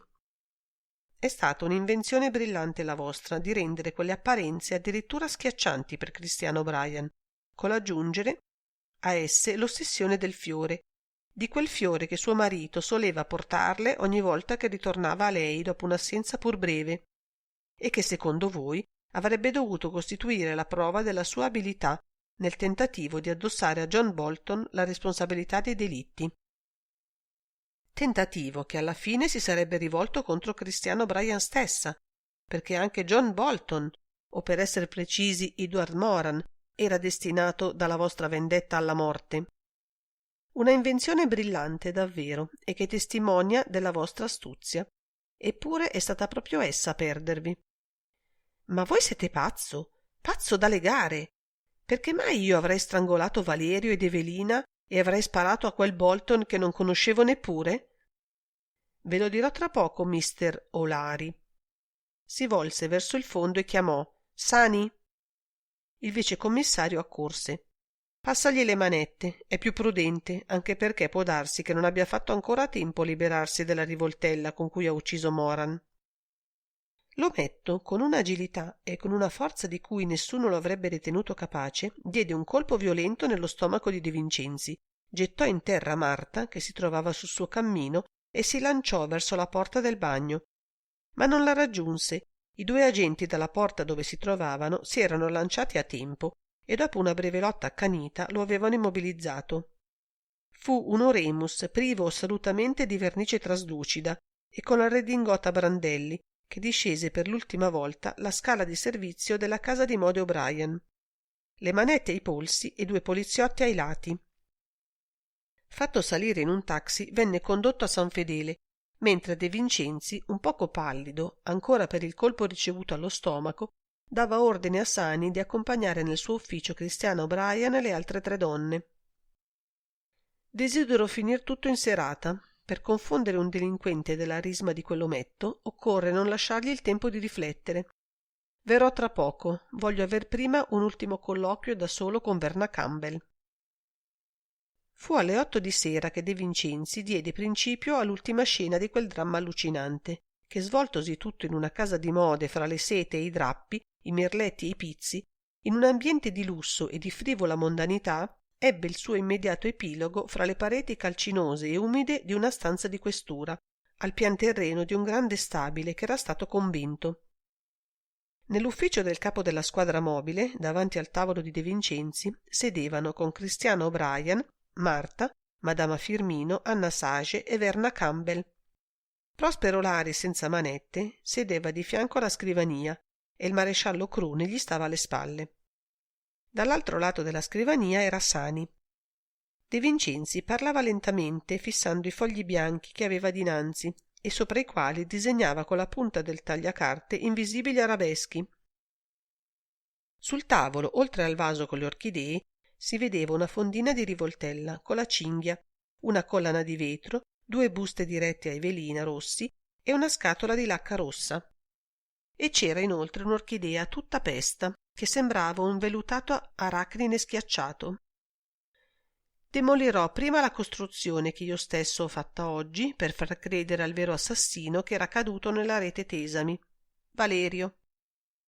Quel che subito mi colpì alla vista del cadavere fu il fatto che esso si trovasse sopra il letto di Cristiano O'Brien. Non era possibile che fosse stata la O'Brien a ucciderlo nella propria camera, a meno di pensare a un delitto compiuto all'improvviso e senza premeditazione. Ma in questo caso il cadavere non avrebbe avuto l'aspetto composto e direi quasi ordinato che aveva. Quando poi scoprii che Valerio era stato ucciso nel Museo degli Orrori e che il cadavere era stato trasportato sul letto della O'Brien, facendolo passare attraverso il bagno, e constatai che per far questo era stato necessario forzare la porta di comunicazione. Mi dissi che soltanto una delinquente d'alta classe, quella classe in cui purtroppo le aberrazioni della delinquenza raggiungono concepimenti e forme assolutamente geniali, avrebbe potuto immaginare di erigere contro se stessa una tale apparenza di colpa per indurre gli altri a rifiutarla. Poteva la signora O'Brien essere una criminale di tal fatta? Sì, lo poteva, e le statistiche e la scienza ci dicono come sia più frequente la genialità criminale fra le donne che non fra gli uomini. ma c'era l'orchidea che doveva necessariamente avere un significato. Quale potesse essere tale significato non mi riusciva neppure ad immaginare, e vi dirò che la vera ragione per la quale l'assassino si è servito di quei fiori non mi è apparsa che in un secondo tempo, vale a dire ieri notte, quando, tornato a casa, ho consultato un libro sulla delinquenza americana scritto dall'attuale capo dei G-Men e ricco di particolari interessanti sui vari gangster famosi e sulla banda di Edward Moran in particolare. Ma dunque, per andare nell'ordine, mi fermerò a osservare che quel fiore aveva avuto il potere di gettare lo spavento nell'animo di Cristiano Bryan. Tale spavento era reale. Non sarebbe stato possibile fingerlo nel modo con cui esso si dimostrava nella O'Brien. Cristiana aveva realmente paura di quel fiore. Perché? La spiegazione l'ho avuta oggi, quando lei si è recata da suo marito. L'orchidea era il fiore preferito da Edward Moran, che lo aveva imposto come segno di riconoscimento a tutti gli appartenenti alla sua banda. Questo ho appreso dal libro che vi ho detto, e questo aveva saputo Eleana Sage dal processo svoltosi dinanzi alla corte di Rutland. Ella quindi, quando aveva trovato l'orchidea nella sua stanza davanti al cadavere di Valerio, e poiché aveva già riconosciuto Anna Sage nel suo salone, non aveva dubitato un istante che il delitto fosse opera di suo marito, il quale avrebbe in quel modo iniziato la vendetta contro di lei. Ed era appunto sopra una tale logica e inevitabile reazione della donna che l'assassino aveva contato per poter colpire Edward Moran, facendo ricadere i sospetti sopra sua moglie. Non è così, Prospero Lari? L'ometto sogghignò. Lo dite voi, ma dovete dimostrare che io volessi davvero colpire Edward Moran, che non conoscevo neppure. De Vincenzi trasse di tasca il ritaglio del giornale trovato fra le carte di Valerio e glielo mise davanti. Leggete questo. Prospero diede un'occhiata al ritaglio e fece un'orribile smorfia. Ebbene? De Vincenzi si volse a Verna Campbell. Signorina Campbell, volete dirmi che è stato a farvi conoscere Cristiano Bryan, che allora si chiamava Eleana Sage? Prospero intervenne con violenza. Sono stato io, ebbene? E si volse a Verna con occhi da spiritato. Bada quel che dici, Verna. La donna alzò le spalle. Sei a posto, Lester Gillis, e non te la prendere con me, lo avrebbero saputo egualmente. Anna Sage si era alzata. Un grande stupore era sul suo volto. Lester Gillis? Fissò l'ometto. Lester Gillis, ma è morto? Mio fratello? S'interruppe. Un poco vacillava e dovette appoggiarsi alla scrivania. Sì, signora Sage. Vostro fratello credeva che Lester Gillis fosse morto perché lui aveva dato ordine che lo uccidessero e perché gli abiti di Gillis e i suoi documenti personali erano stati trovati sulla banchina di un dock sull'East River. Tutti lo credevano del resto, ed è così che Lester Gillis aveva potuto divenire Prospero Lari. Ma vedete, egli, come tutti i delinquenti della sua mentalità, non era stato capace di rinunciare definitivamente alla propria antica personalità, quella personalità che gli aveva valso di appartenere alla banda di vostro fratello. Ma lo aveva tradito. Sì, lo aveva tradito, ed è per questo che Moran aveva dato ordine che lo uccidessero.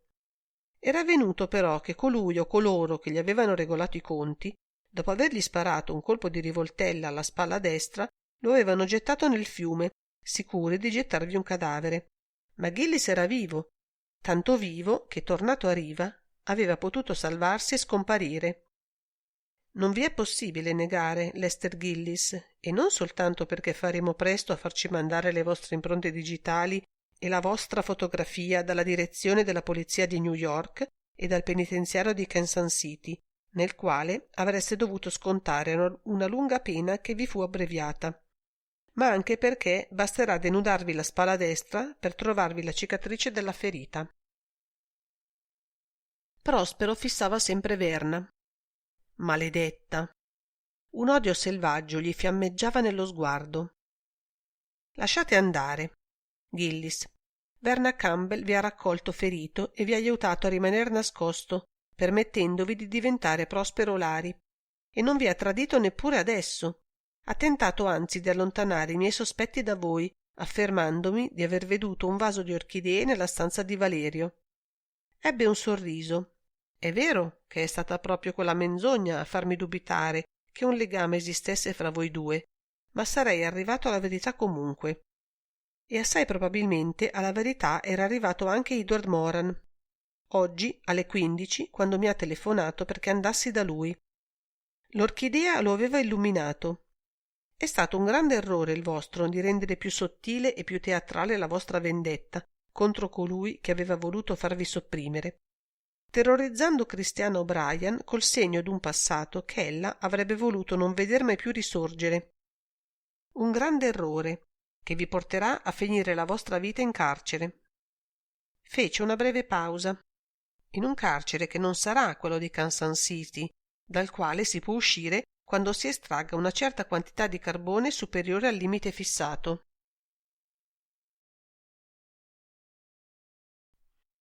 Capitolo 15. Erano le 9:30 quando De Vincenzi cominciò a concludere. Riepilogo. Lester Gillis. A Miami, dove avevate scoperto che si nascondeva Edward Moran sotto il nome di Russell Sage, trovaste il modo di rendervi necessario a Ileana Russell, a cui gli agenti federali avevano appena portato via il marito. Ho la convinzione che foste voi e non lei, come crede Anna Moran, a mettere i G-Men sulle sue tracce. Voi consigliaste Ileana di appropriarsi del bottino messo al sicuro dal marito e di fuggire in Europa. Quando a Parigi sapeste che Moran si trovava in quella città e si era messo alla ricerca della moglie, assai probabilmente in un primo tempo non rimaneste che atterrito. Ma ben presto ritrovaste gli spiriti e decideste di liberarvi per sempre di colui che non soltanto vi ispirava l'odio della vendetta, ma che costituiva sempre per voi una grave minaccia. Fatta fuggire a tempo Ileana da Parigi e fattala stabilire a Milano col nome di Christiana O'Brien, non perdeste di vista le mosse del vostro nemico. Con mezzi che io ignoro, ma assai probabilmente facendolo sorvegliare da qualche agenzia di polizia privata, veniste a conoscere il suo arrivo a Milano. Ideaste allora il vostro piano delittuoso, senza preoccuparvi delle altre vittime che avreste fatte, e col proposito freddo di far ricadere ogni sospetto sopra Ileana Sage. Perdendo anche lei, infatti, dopo aver soppresso Moran, voi avreste anche ottenuto lo scopo di rimanere padrone del denaro che lei aveva tolto a Moran e che aveva saputo far aumentare. Mandaste a John Bolton all'albergo palazzo un invito della casa di Mode O'Brien e una pianta del fabbricato di Corso del Littorio, con ogni indicazione utile a far sì che il marito potesse apparire nella stanza della moglie proprio nel momento in cui sul letto di costei giaceva il cadavere di Valerio. Con l'uccidere proprio Valerio, voi avevate fatto, dal punto di vista del vostro interesse, un colpo magistrale.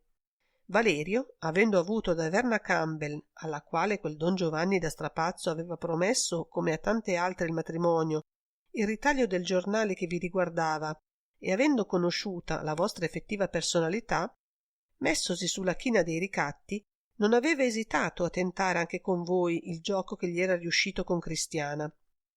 Gioco terribilmente pericoloso, in questo caso per lui, e magnifica occasione per voi di liberarvi di un fastidioso ricattatore, facendone attribuire la morte a colei che certo avrebbe avuto ogni ragione per volersene disfare.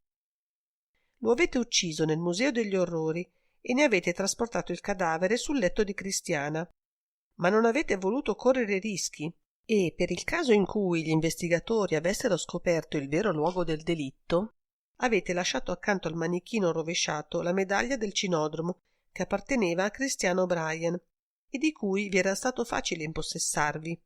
Vi ripeto, magnifico. Prospero Lari, ridivenuto Lester Gillis, aveva rinunciato ormai alla commedia del traslucido e decorativo Remus e ascoltava con un sogghigno le parole di De Vincenzi. Avevate così messo in movimento la ruota e tutto andò secondo le vostre previsioni. Bolton salì effettivamente da Cristiana e voi vi nascondeste nell'armadio. Sarebbe stato troppo imprudente, infatti, farvi vedere da lui e permettergli di osservarvi troppo da vicino. Nell'armadio, per mettere a profitto il vostro tempo e l'occasione, perfezionaste gli indizi contro Cristiana, lacerando l'abito che ella indossava al mattino, per far credere che realmente avesse lottato con Valerio e lo avesse strangolato. Riconosco che tale particolare ha tratto in errore anche me in un primo tempo, quando sono venuto a conoscenza delle condizioni fisiche di Valerio. Ho creduto cioè che fosse stata davvero Cristiana O'Brien a ucciderlo, con una involontaria e troppo forte pressione alla gola. Andiamo avanti. Il resto è sufficientemente chiaro. La seconda vostra vittima, Evelina, vi è stata imposta dalle circostanze, che voi avete sfruttate con una prontezza davvero eccezionale. Il mio di adesso, per ricostruire i fatti, è soltanto un processo di deduzione, ma sono sicuro che esso non si allontana di molto dalla realtà. Cristiana, sconvolta dall'apparizione del marito, atterrita dall'orchidea, preoccupata per l'intervento della polizia, non arrivando a comprendere come Valerio potesse essere stato ucciso sul suo letto, viene fatta allontanare da me e discende in amministrazione. Qui trova Evelina, che, dopo il mio breve interrogatorio ed essendo a conoscenza di alcuni dei maneggi ai quali si abbandona la sua padrona coi clienti della casa di mode, sicura che sia stata Cristiana a uccidere Valerio, l'accusa del delitto e la minaccia di rivelarmi la sua attività ricattatoria. Il terrore di Cristiana aumenta e lei, trovato voi in direzione, vi conduce nel vano della finestra, perché Madama Firmino non oda, e vi riferisce le parole della donna. Voi non avete esitazioni, vi allontanate per pochi secondi dalla direzione, strangolate Evelina nel modo più semplice e sicuro e tornate presso Cristiana, a cui naturalmente nulla dite dell'azione commessa. Quando io scoprirò il cadavere, messo inevitabilmente sulle tracce dei ricatti di Cristiana O'Brien e conosciuto l'intervento di Evelina presso il commendatore N, non potrò che attribuire a lei anche il secondo delitto. Ve l'ho detto, Gillis, la concezione e l'attuazione del vostro piano sono degni della più alta e geniale delinquenza. Che rimane? Ormai tutto è pronto, perché voi possiate uccidere Edward Moran, con la sicurezza che la sua morte verrà anch'essa attribuita a Cristiana.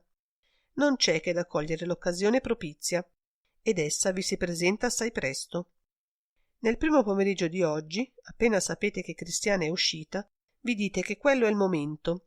Vi recate alla pasticceria di via Santa Margherita, dove realmente Cristiana soleva dare appuntamento ai suoi amici e a quei clienti della casa di mode che la ricattava. E dopo esservi rimasto qualche tempo per poter raccontare a me d'esservi andato ad aspettare Cristiana, telefonate a Moran. Quel che gli abbiate detto, per indurlo ad andare in corso del Littorio, io ignoro, e voi probabilmente non me lo direte mai. Il sogghigno di Gillis si accentuò. Ma no, io sono un buon figliolo in fondo, e quando posso fare un favore, perduto per perduto, tanto vale che vi tolga la curiosità. Gli ho detto che un amico lo aspettava nella stanza di Cristiana, che entrasse da via San Pietro all'orto e salisse per la scala di servizio. E lui vi ha creduto? Naturalmente, avevo aggiunto che l'amico avrebbe portato un'orchidea all'occhiello e che se ne mettesse una anche lui per segno di riconoscimento, come faceva in America. Adesso nell'ufficio non ci sono più che De Vincenzi e Sani. Sani guarda De Vincenzi. E anche questa è finita. Sei stanco? De Vincenzi gli sorride con rassegnazione. Questo qui lo puoi chiamare mistero delle 5 orchidee. 5? No, delle 3 orchidee. Una è stata un trucco mio e l'altra un trucco del destino. Edward Moran non avrebbe dovuto mettersi quel fiore all'occhiello. Non avrebbe dovuto, dal momento che mi aveva affermato di aver mutato pelle. Fine. Grazie per aver ascoltato con noi. Se l'audiolibro ti è piaciuto, lascia un mi piace, un commento e, se vuoi, iscriviti e attiva la campanella per rimanere aggiornato sui prossimi contenuti. A presto e buona continuazione!